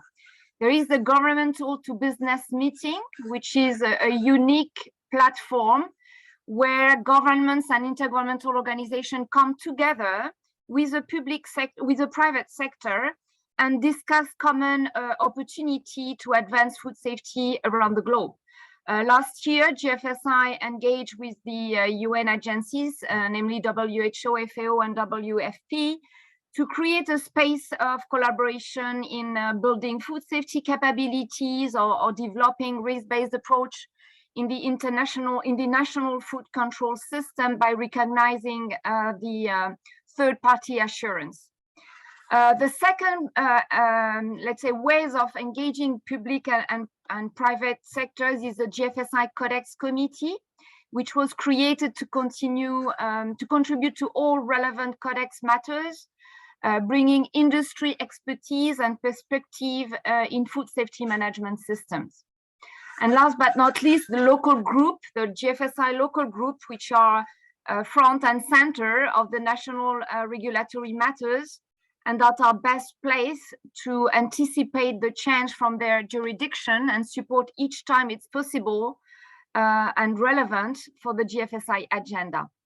And when it comes to Essensing, you see that we are interacting with intergovernmental partners, OIE, FAO, Codex, STDF, also with universities that are mentioned here in this slide, and other partners, GFSI, ISO, FFSC, FIA. And by working closely with public sectors partners, Essensing works on key issues impacting the production of safe food, jointly developing new solutions, new tools, making them freely available worldwide for anyone to use. So those are, I think, great examples of public-private partnership through international organizations such as the two I mentioned. But I would like to lastly share two examples of partnership between Danone and the public sector. We are very proud about the partnership we've set with FAO since 2019, as well as the partnership we've been nourishing with CFSA since 2016. As you can see in both cases, we work together on emerging risks that are powered by a robust horizon scanning process to anticipate and prevent these risks at best. We collaborate on topics such as AMR, food contact materials, allergens, or technologies such as WGS. Really in the spirit of sharing knowledge, building capability, developing new approaches which benefit to all food business operators. And through our partnership with CFSA and SAFE memberships, we were involved in the European China SAFE project, which was just before this panel presented by Professor Chris Elliott, and which from my perspective is a wonderful example of public-private partnership. So this is just as an intro, how to illustrate public-private partnership from a food business operator's perspective. Thank you. Thank you very much. I guess your presentation was very interesting. You raised very important point, which is, it's only by working together that we can achieve what we expect to get. So thank you. I guess I have many questions, but I will ask this question to you, at the end of all the presentation. So the next speaker is Chris. I know Chris for many years, and I am very pleased that Chris can join us today. Chris, you know him. I can introduce him, briefly. Chris is currently professor of food safety and founder of Institute for Global Food Security at Queen's University, Belfast. He has published more than 500 peer-reviewed articles. Over the year, Chris has developed a high-level network of collaboration across Europe, the United States, Middle East, and Asia. And that is really important as well, and I would like to mention it. He has pioneered, the global effort for mitigation strategies to protect food against intentional organization. So now Chris will be sharing with us a tiny part of his immense experience. So Chris, the floor is yours. Thank you very much, Yves. It's an absolute pleasure to be part of this panel, to be part of discussions about partnerships in food safety. I guess what most of us, if not all of us, know is food safety is something which is non-competitive. It is an issue that spans every possible part of food supply chains, and often the issues are highly complex and need complex solutions. And what I would like to do is just to give an example of a public-private partnership that I'm very proud to be part of at the moment. It's really a follow-on from the UK the UN Food Systems Summit. And as part of that, there was a meeting of CEOs of many, many large multinational companies. And as part of that discussions on the consultation, it was very clear that there had to be new dynamics in terms of driving food safety through partnerships. And a lot of the issues were about how to get people to work together, how to get sharing of information, how you disseminate that information. As a follow-on from the World Food Summit, Mars Incorporated convened what we call the Food Safety Coalition. And that is really the coming together of the good, people from industry, academia, regulatory organizations, NGOs, to think about some of the really big challenges in food safety And we chose one of the very big food safety challenges to work on, and that is aflatoxins. Aflatoxin, the mycotoxins that cause so many issues about public health, so many issues about food safety, so many issues about food loss and food waste in many parts of the world. And the coalition came together, but I have to say has really been led by a couple of wonderful people from Mars Corporation, Dr. Guangtai Zhang and Bob Baker from Mars, who've done a wonderful job in keeping us all together. And the project itself is divided into 4 separate work streams. The first work stream is about sampling and testing for aflatoxins. The second is about risk assessment for aflatoxins. The third is about predictive analytics and how you can predict where the next outbreak of aflatoxins might happen during crop production. And the fourth area is about risk communication. And again, I'm very pleased that I led 2 of these work streams, and that was through support from Mars that allowed me to use some of my really talented postgraduate students in thinking about how we can deliver new ways, new thinking about, particularly about sampling and testing.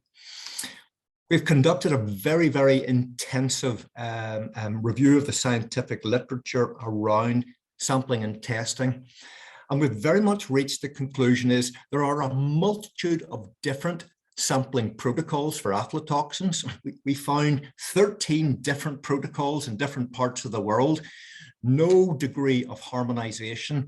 And also what we found is some parts of the world have no sampling protocols at all, particularly, guess what, where a lot of the aflatoxin contaminated crops are actually produced.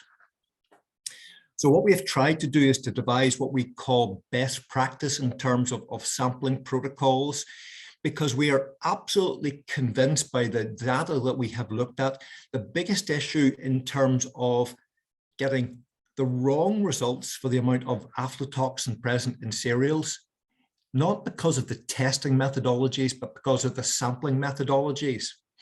And what that will result in either unsafe food entering the food supply chain or safe food being wasted. So I think that's our outcomes, and hopefully we will be publishing this in an international scientific journal within the next few months. The second area we looked at was risk assessments. And again, we found many different risk assessments conducted in different parts of the world for different commodities that all can be impacted by aflatoxins. And again, we find a great divergence in terms of the way the risk assessments are conducted and the conclusions that they have reached. But what we are really finding is some commodities there's no risk assessments for at all, yet they are badly impacted by aflatoxins. And again, what we are coming up with are, we would call it guidelines or recommendations in terms of harmonization of risk assessments for aflatoxins. I think what is very clear.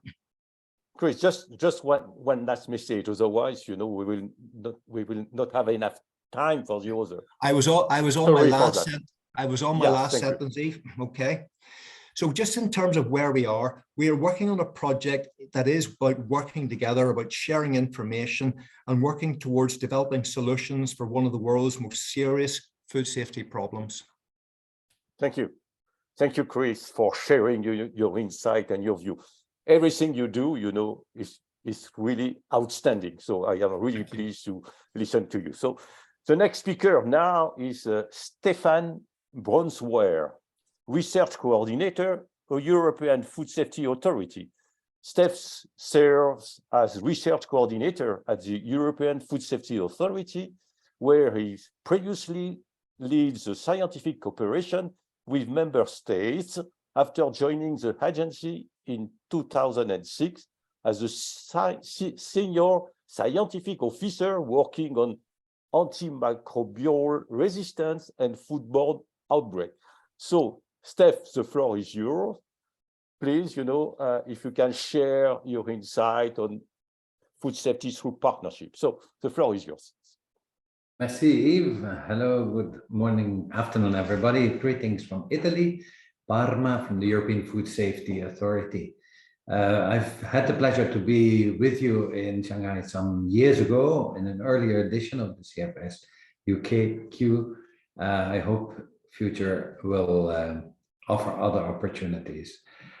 As we heard before from my colleague Barbara Galani, EFSA does risk communication and EFSA does provision risk assessment, and we provide scientific advice on food safety, mostly on request of the European Commission, sometimes also on request of the Parliament and the member states.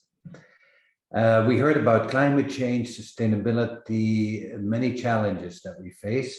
And we indeed, as risk assessors, also with the growth of data and the refinement of the assessment methodologies, as just we heard from Professor Elliott, we see the complexity actually increasing for regulatory science, for providing scientific advice. Also the speed of the technological innovation and the need, the request for more holistic approaches and more transparency means that we need to face up to these new challenges. Therefore, it's obvious that not one single organization, even a big one, is able to master all this complexity by itself. So we need to work together, we need each other, and we need to think how each actor of this ecosystem actually can contribute to the different pieces of the puzzle. And maybe the best way actually to gain this trust, to work together, is really to work together, to have concrete projects, as we heard earlier, because that allows us to focus on common objectives and increase trust, not only amongst ourselves, but also to expire that trust, to transpire that trust to the outside. And to discuss this in a bit more detail, in Europe, we actually in June convened a large conference, the One Conference, One Health, One Planet, One Society Conference, as we called it. And then we invited many of our stakeholders to discuss exactly on the cooperation. And we got some recommendations that I would like to share with you in brief. First of all, the first thing is open science. In order to be trusted, to be seen as trustworthy, obviously we need to make sure that our data and our science is findable, is accessible, is interoperable and reusable, the FAIR principle, like for data.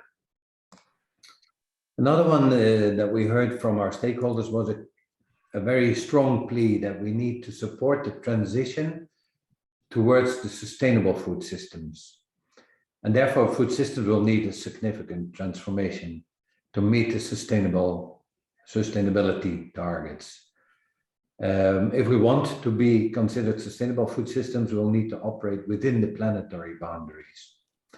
And in Europe, we've had the European Green Deal, and also part of that Green Deal, actually, there's what we call the Farm to Fork strategy, which sets really rather high ambitions to make also the EU food system more sustainable and more resilient. Food from now on will not only be expected to be safe, but also to meet the highest standards of nutrition and sustainability. And therefore, we should understand also food safety from a broader perspective, not a narrow perspective of food safety only, but consider sustainability and resilience, environmental impact. The other take-home message we got from the One Health Conference is that we need to team up with other actors across Europe. So that is really the central theme of this conference. We need to unlock the cooperation, and therefore probably we need to incentivize also this cooperation in, for example, work programs that allow more resources to those that do cooperate. And then finally, a lot of emphasis was given at the conference on this One Health approach, transdisciplinary cooperation. We need to work beyond scientific disciplines and beyond different tiers. So we need cooperation at local, regional, national, and global level. So maybe I stop here. I see Eve. Thank you. Excited. Thank you. Back to you. Thank you very, very much for your interesting, speech. You raised very important points. That means, without collaboration, nothing can be achieved. So thank you, Steve. Thank you, Steph. So the next speaker is Steve Crossley. Steve is the Director of International Affairs, Recall, Incident, and Strategic Science at Food Safety Standard, Australia and New Zealand. So, Steve, the floor is yours. If we can make a short speech, that could be great, because we will have more time for the question and answer at the end. Thank you. So the floor is yours. Thank you, Yves. Can you hear me okay? No, yeah. Okay, well, welcome, good afternoon, everyone. And for those in Shanghai, ni hao, deja hao. So I've got 3 slides here, which I'll go through pretty quickly. The first slide is just to indicate where I'm from. So it's from the Australian regulatory agency called FSANZ, which is in our health department. And our main role is setting food standards, not only for Australia, but also for New Zealand as well. And those are science-based and evidence-based standards using risk assessments. So we have offices in both countries. So in the context of science-based standard, I'd really like to mention the importance of the Codex standards and the underpinning scientific risk assessment advice provided by the FAO/WHO Scientific Advice Program. Because I think in terms of and we heard some about this earlier today, in terms of collaboration, it's really important that this is recognized as the ultimate global collaboration in terms of the scientific risk assessment underpinning our food safety. And that's particularly important because we've seen in recent times divergence in the scientific assessments by some regional and national authorities. An example of that would be titanium dioxide, where in recent times we've seen very different conclusions between different regulatory actors. And I think we need to think of the FAO/WHO risk assessments, including those like JECFA, as being the authoritative assessment representative of the global scientific consensus and as the foundation of Codex standards. So on to my last slide. Beyond Codex, national regulatory agencies frequently collaborate through partnerships. And in this slide, there's a number of examples where my agency are collaborating with other government food regulatory agencies overseas. So examples of our bilateral collaboration would be with Health Canada, where we do joint safety assessments for genetically modified food. Singapore, we also collaborate. We've established 5 different work streams. For example, we have a work stream on alternative proteins and novel foods. And in the multilateral space, we also collaborate through leading the work in APEC Food Safety Cooperation Forum. We're one of the founding members of the International Heads of Food Agency Forum, which was established in 2000, now has about 15 member countries. There are a number of international regulatory liaison groups covering a whole range of different subjects, such as chemical safety, microbiological safety, and so on. And then in terms of a new initiative, we're about to launch a new regional science and food safety steering committee in partnership with the Republic of Korea. And that'll be initially for those who are interested in East Asia and Southeast Asia. So just in conclusion, Chair, why do we do this? Well, partnerships and collaboration facilitate the convergence of regulatory approaches, the convergence of scientific methodologies, the exchange of information, and also offer work sharing opportunities in a resource-constrained environment. So I see increasingly international partnerships supplementing the work done by Codex as being the way forward. Thank you. So thank you. I completely agree with the point you have raised. Collaboration between the private and public sectors, regulators, academia is really instrumental in order to ensure the delivery of safe food to all. So the next speaker is Thiago Moreno, Global Director of Food Safety, Quality and Regulatory Affairs, Cargill, Agricultural Supply Chain, helping nourish the world for the last 16 years in food and agricultural raw material quality and safety domains. Thiago is passionate with innovation, simple and smart solutions, to help grow talents and building effective teams. So Thiago, the floor is yours. Thanks, Yves. Do you hear me well? Yeah. Great. Let me share my Go screen. I only have one slide, so we make it faster. Let me know when you see it, please. So yeah, hello everyone. Greetings from Brazil. It's a pleasure to be here. It's always good to learn and discuss about how we can be better at producing safe food. I only have this slide, and I know this is a bit populated, but I wanted to graphically show how intricate we see the relationships are in the food system. Hence, good partnership among all players and stakeholders is the best, and I would risk saying the only one way to promote the safety of our food. Largely, it all starts at the farms. We need to have a good care of both quality and safety of our crops and animals since the beginning, and farmers are key on that. The sooner we avoid safety problems, the cheaper and easier it will be to control them. Then products are moved very closely or through international and intercontinental supply chains, either to customers or industries. Quality and safety of goods must also be taken care of both and at any step.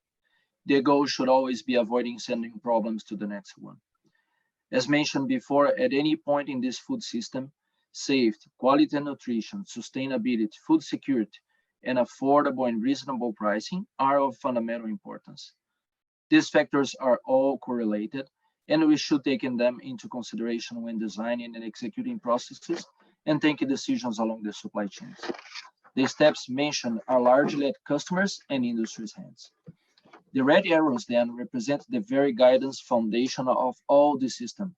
Requirements, so customers, and regulations, governments. These tell the industry what is expected and allowed and help us assessing the hazards and mitigating them. Well, the more standardized and globalized the requirements are, the easier for the industry to work with. Hence the very important role of organizations like GFSI. Standards making processes more efficient, and efficiency leads to better prices, among other benefits. Along with that, academy and research in general have its role on developing science around hazards, quality, and nutrition. Global sharing of knowledge is of paramount importance here, and Codex is a good example of global sharing. Science should be the foundation of regulations worldwide, so we don't create unnecessary and unreasonable barriers to food movements. All displaying well, we should be able to nourish the world properly. That's what I had. Yves, back to you. Thank you. Thank you. Thank you for your interesting presentation. As you said, global security is best served when open market allow crops to be cultivated in climate where they can be grown most efficiently, productively, and sustainability, and with the required skills. So Cargill is doing a very good job in this field. So the next speaker is Li Jin. Li Jin is Vice President of Food Safety and Quality Management, China and Korea for Tyson Food Incorporated. So Jin, the floor is yours. Good afternoon. It is a great honor for me to be here as a speaker to share with you. And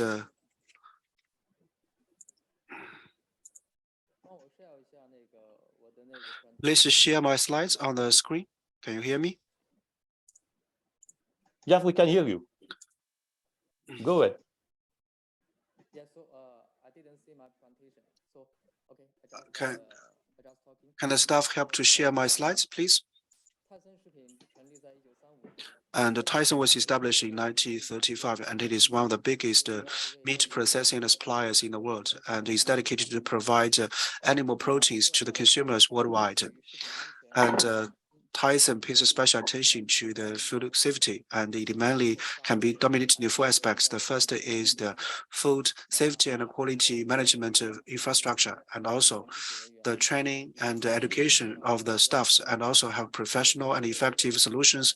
And also we have a top and down whole participation, safety and qualification mechanism, and through the efforts in the 4 aspects to provide better quality products and services. And what is more important is to output the culture and the staff.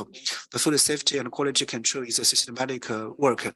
It also not only possible with it is not possible without the self-management of the enterprises, but also the management from the society as well, the regulators and also the governments. So we have established a very important partnership with the consumers, regulators, and government departments. And the relationship with the 4 external parties have also played a very important role in the food safety management in Tyson. And also, we have a very close relationship with the monitoring departments in terms of the formulation of the laws and legislations, and also the interactions of the communications, and also the popularization of food safety. And also in terms of the cooperation with the academic institutions, we have participated in the research of some of the topics and have introduced some of the good technologies to support the development of the enterprise, and also to provide the training and the popularization of food safety knowledges to improve the awareness of food safety in the consumers, to avoid the unscientific doubts and questions. And also in the industry, we learn from each other with our counterpartners, and we try to share the best practices in the industry. And we want to use the resources to communicate about the risks in this industry. And we also have close communications with the clients to meet the requirements of the clients continuously. Please turn my slide to page 5. And these are some of the cases of cooperation and also some of the photos taken in our events. And also we participated in the formulation of the Chinese animal welfare standards. And we have also participated in some study and research about white collar broilers with NHC, MOA, and academic institutions. And also, for example, we leverage top-tier resources such as Ecolab, Silker, Rockwell, and Intralox to get access to quality resources and facilitate the industry development. Nowadays, with the trend of globalization and industrial development, so industry cooperation and social co-governance is a sure choice for the business and academia and all stakeholders. It is also related with the customer and business's interest. So continuous providing stable and high quality services to the customers requires strict internal quality management, and also require us to utilize the external resources of partnership so that we can co-build a food safety system. That's all for my sharing. Thank you. Thank you. Thank you. Thank you. Let's move on now to the question and answer part of the session. I was listening to your presentation and it has put some thought into my mind. So I can't wait to ask a question to this panel of experts. So the first question that I would like to ask, but you have already, provided a lot of information about the partnership, which is progressing pretty well. My first question was about, the evolution of this world. We know that we are moving from an interconnected world of collaboration, hospitality, and sharing to a world of isolation, protectionism, and fear to others. But because for the mere fact that food should know no border, at least to ensure food security, this tendency could negatively impact our continuous march toward advancing food safety through partnership. You already provided a lot of positive information about that. I would like to hear your viewpoint on that, just in concise and short sentences. Because I mean, we talk about global partnership. We know that sometimes political issue can override, let's say, global food safety issue. What is your viewpoint on that? Please, somebody want to answer? So you already properly answered this question. So we don't need to go further. So the second question, but this morning a lot has been said about that, is about novel food. Novel food can offer health benefit, potentially use fewer natural resources, and even be cheaper to produce compared to traditional food. But you know that to put novel food on the market, it's sometimes a bit tricky. I would like to get your viewpoint on that. How can we speed up the process in order to be sure that, you know, all the innovation which are being done, and which is, by the way, costly in a food company, how can we put more easily this novel food on the market? Somebody want to say something about that? This morning, Chris talk about that. Oh, so go ahead. Sorry for that. Yeah, it's Steve. Yeah, I think that from the food regulatory perspective, the challenge is really getting the right balance between the imperative and ensuring that food is safe on the one hand, but also having a regulatory environment that really allows new innovation, because new innovation will drive growth and so on. So I think that's really the challenge. And of course, related to all that is consumer acceptance and the need to ensure that consumers are brought and the community is brought along on the journey so they maintain trust.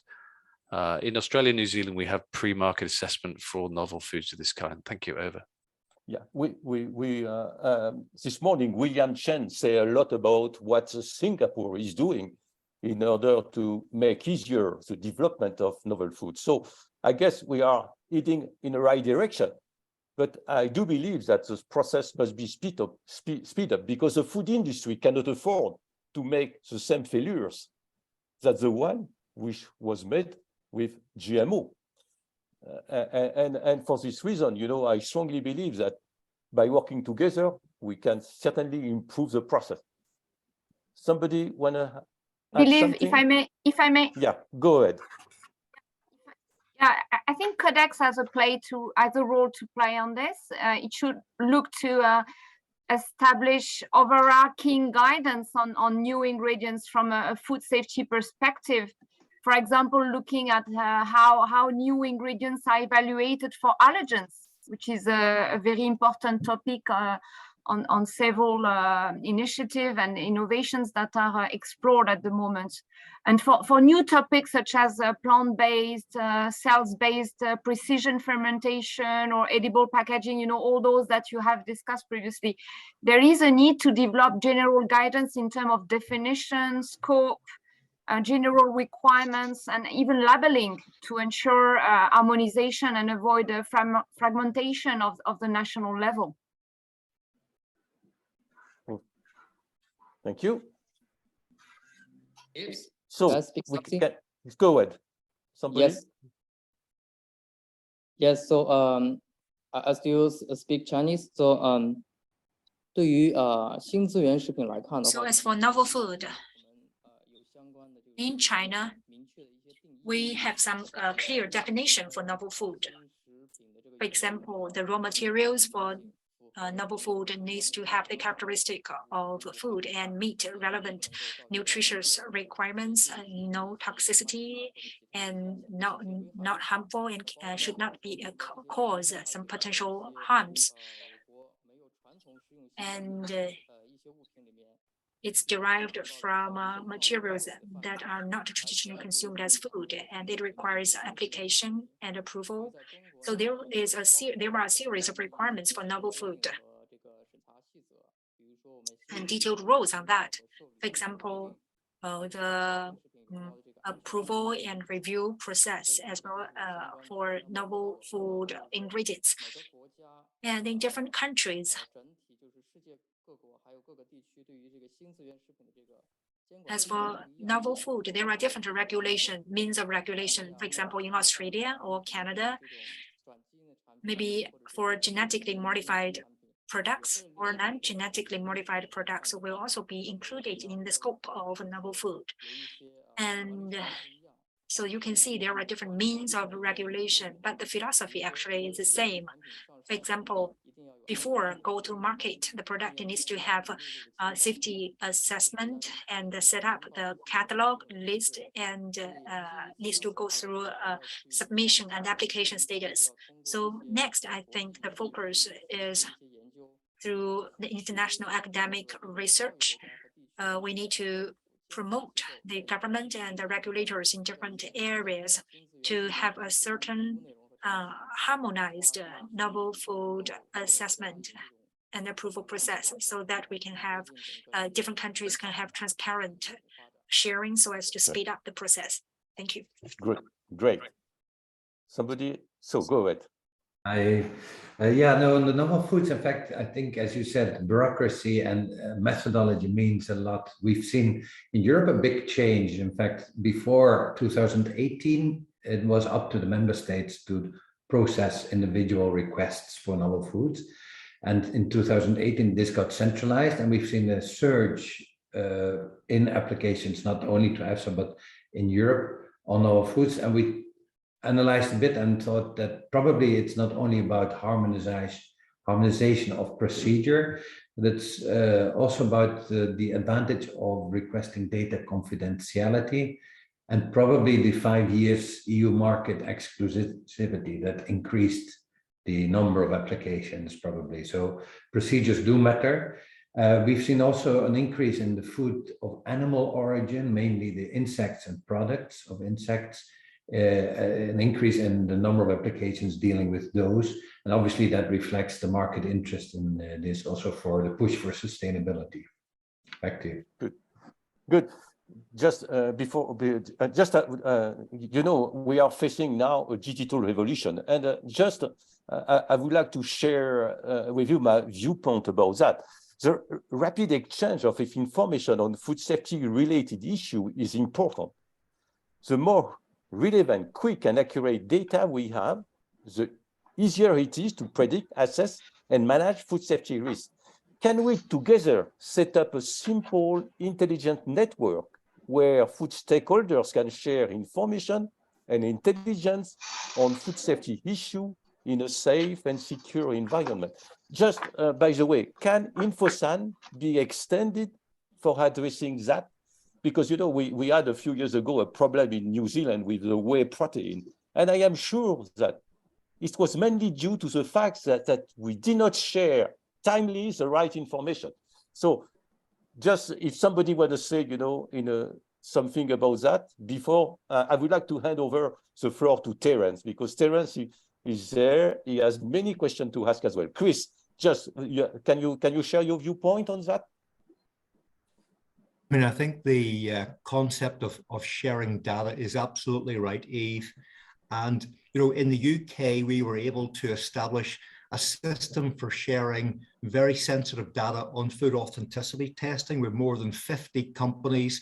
We've got a very, very good system in place. And I think that could be replicated in terms of sharing food safety data as well, because it would be enormously important to many companies. So technology is there, systems there. It's just a case of getting enough, I think, well-meaning companies together to get the initiative off and running. Great, thank you. Interesting comment. Terence, I guess you have many things to say. You are there for more than 40 minutes. We are saying nothing, but now the floor is yours. Take it over. Thank you, Eve. Thank you. And very nice to see all of you. Actually, I'm in the time zone now is 4:40 a.m. So thanks actually Eve for all the preparation, but this is a very good conference that I cannot miss, and I really like to see all of you even virtually, and some old friends, some good friends. So I will not spend a lot of time just picking up from where you've mentioned about the novel food. I was told analytical methods may not be able to cope with the requirements, safety requirement for the safe level of consumption, just like novel food. We don't know what it will be, or some sort of a backyard garden, rooftop garden, so especially those from very short food channels. Do you think that we may have a need to come up with some more easy to use, accurate, non-target methods that allow us to, evaluate and analyze the ingredients that for food production? And do you think it would be would be useful for establishing all these methods, or do we have needs for that? So just would like to listen to some of your ideas. Anybody?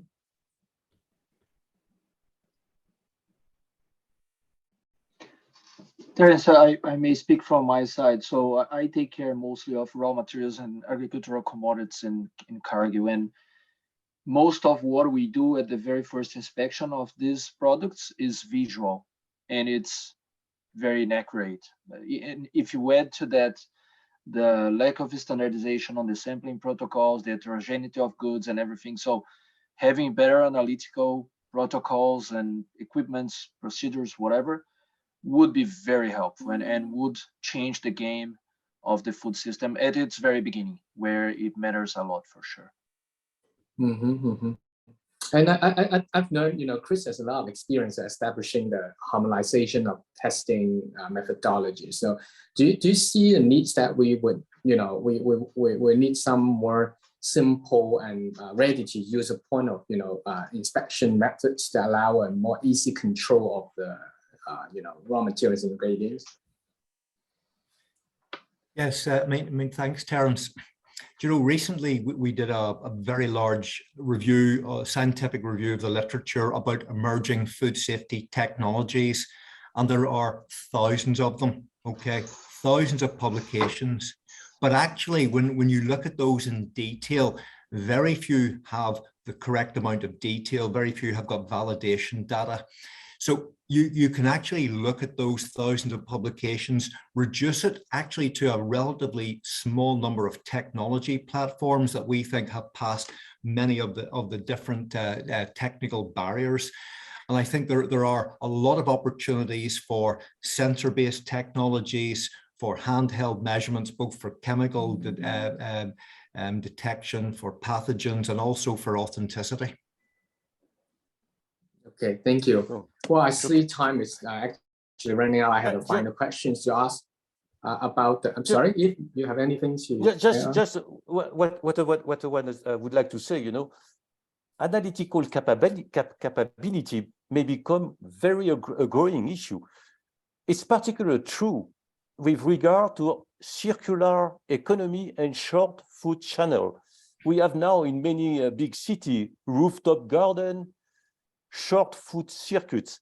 There is an urgent need to develop easy-to-use, accurate, affordable, quick, non-targeted analysis method and apparatus for controlling ingredient and finished product. And ideally, this must be interconnected in order to get the information as quick as possible.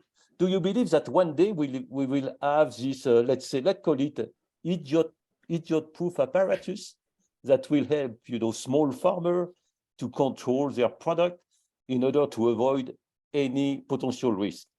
Terence, I am sure that you have developed something, in order to make that, let's say. Well, I believe so. That would be the, the most, the best way, for our people to, or producers or farmers or whatever is in the food chain to ensure the safety levels of all the materials. But I think the key point is to have the methods, very easy to use, very low cost, and also, but with the advancement of sciences and also the interconnectivity, all over the world, I think it would be possible. I mean, we're looking forward. I think a lot of good scientists are working on that, and if there is anything coming out, so that would be really helpful for ensuring the food safety in the whole production chain. Yeah.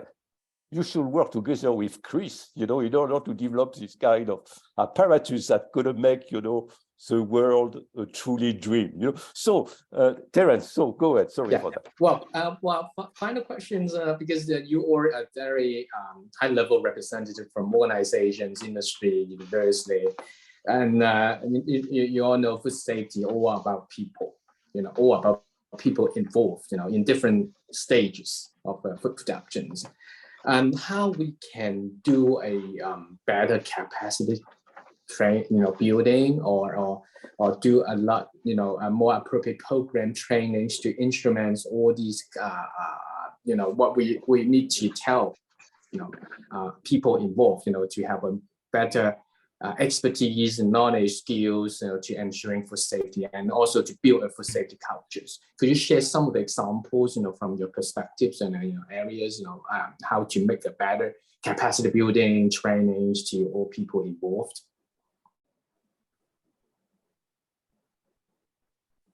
Anyone from industry? Monique? No, actually, if you look at the example I shared with you, especially the SAFE organization, the ambition of this organization is at first to build capabilities, really developing tools, methods, new approaches that we make available to everyone. So we strongly believe that today we are missing experts. I mean, on the market, it's very difficult for food business operator when we lose one expert to replace it. And also we need to maintain their expertise and competencies. Science is evolving, science and technologies are evolving so quickly.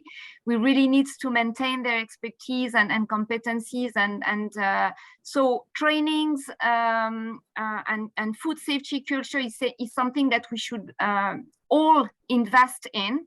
I think through many partnership and collaborations, such as the examples I gave you, we are really looking for this, and we are really spending a lot of time on this specific topic, which is capability building. So strongly believe that this is something to be invested in all together.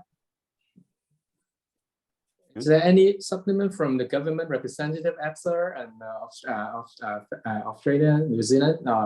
From your perspective, government actually has a very important role on building capacity. How we can, do better together with industry and academia. Steve, go ahead. Hi, yeah, Steve, yeah, please. Yeah, we built in developing a food safety culture, and we've established a working group under our national strategy for foodborne illness reduction.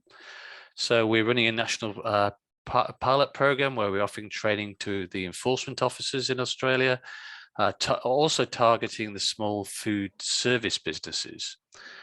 So we do believe that through the building of a shared understanding of food safety culture among both the food regulators and the food business sectors, particularly food service, we can help deliver a better food safety outcome. Thank you, Eva.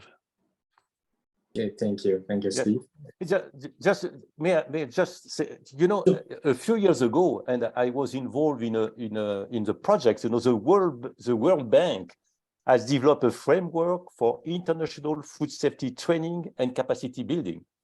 It was very interesting program, but it must be implemented and it must be supported by academic organizations. The program is ready to be used.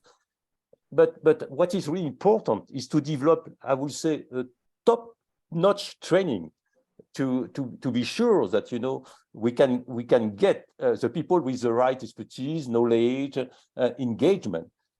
So I guess academic organization must take the project over and do something, because I am sure that the food industry will be pleased of that. Terence, do you remember this project which has been, so Thiago, go ahead. Now, my comments would be, I see two big challenges. One is making these trainings attractive, simple. So, I mean, there are too many things getting our attention these days, right? So it is a technical matter. We need to make it simple and attractive. And the other one is a paradox that the better we train, the better our food safety performance will be. More likely we will be complacent and we will have problems. So it is a constant battle. We need to be always on top of that. It will never be perfect. So we can't give up. Great. Going better and better. Well, I think this is the direction. Yeah. Thank you. So I believe that we're closing to the end of the sections and running out of time, but I hope you all of you enjoying, the audience enjoying the discussion. and also thank all the panelists. Thank Eve. Actually, I'm the first time traveling outside China since early 2020. So hopefully we can see each other next year. And when the pandemic's gone, then we can have a more interactive discussion. Zoom, even though it's a very great platform, it's not very good for interactive discussions because people cannot jump in easily. So I'm looking forward to a more interactive discussions with all of you and seeing you in person, not virtually. I feel trapped, into the European border, and I have a flying bird, and flying around the world, you can gain so much, insight and good ideas that I am sure that, one day we will reopen up the border. So, I guess, so as the session is drawing to a close, do you have a last word before we leave? Just if you want to say something? Because, I don't want to impede, time on the welcome party that will follow, this session not for us, for sure. We will have our party alone, we can share a drink, a glass of beer, but so I guess what I would like to thank you all, for your contribution. It was really outstanding. I am sure that by bringing together experts like you, I am sure that the sky is the limit, and we will get it, in the near future. And when the border will be reopened, we will speed up the process. So, for the people who are in Shanghai, I know that sometimes networking and peer-to-peer conversation are the most valuable takeaway of the conference. So, I would like, for the attendees which are in Shanghai, I wish you, to enjoy it. So, I guess we can close the meeting. I would like to thank you again. I would like to thank all the attendees in Shanghai, all the people who are connected, through Zoom. Thank you, and I would like to give you, far away from you, a big round of applause. Thank you very much, guys. Enjoy your day. Thank you. Okay. Thank you. Take care. Thank you, Mr. Ibrahim. Thank you, guys. For everybody. Any question from attendee on site? Okay, no question. Okay, thank you again. 那么这样，我们今天的这个 Okay, so much for the first day's conference. And tomorrow we will have different forums for different topics, and we'll have 6 topics in the morning and 6 topics in the afternoon. You have the agenda in your hand, and you're welcome to be in our meeting tomorrow. Thank you for your participation. Thank you.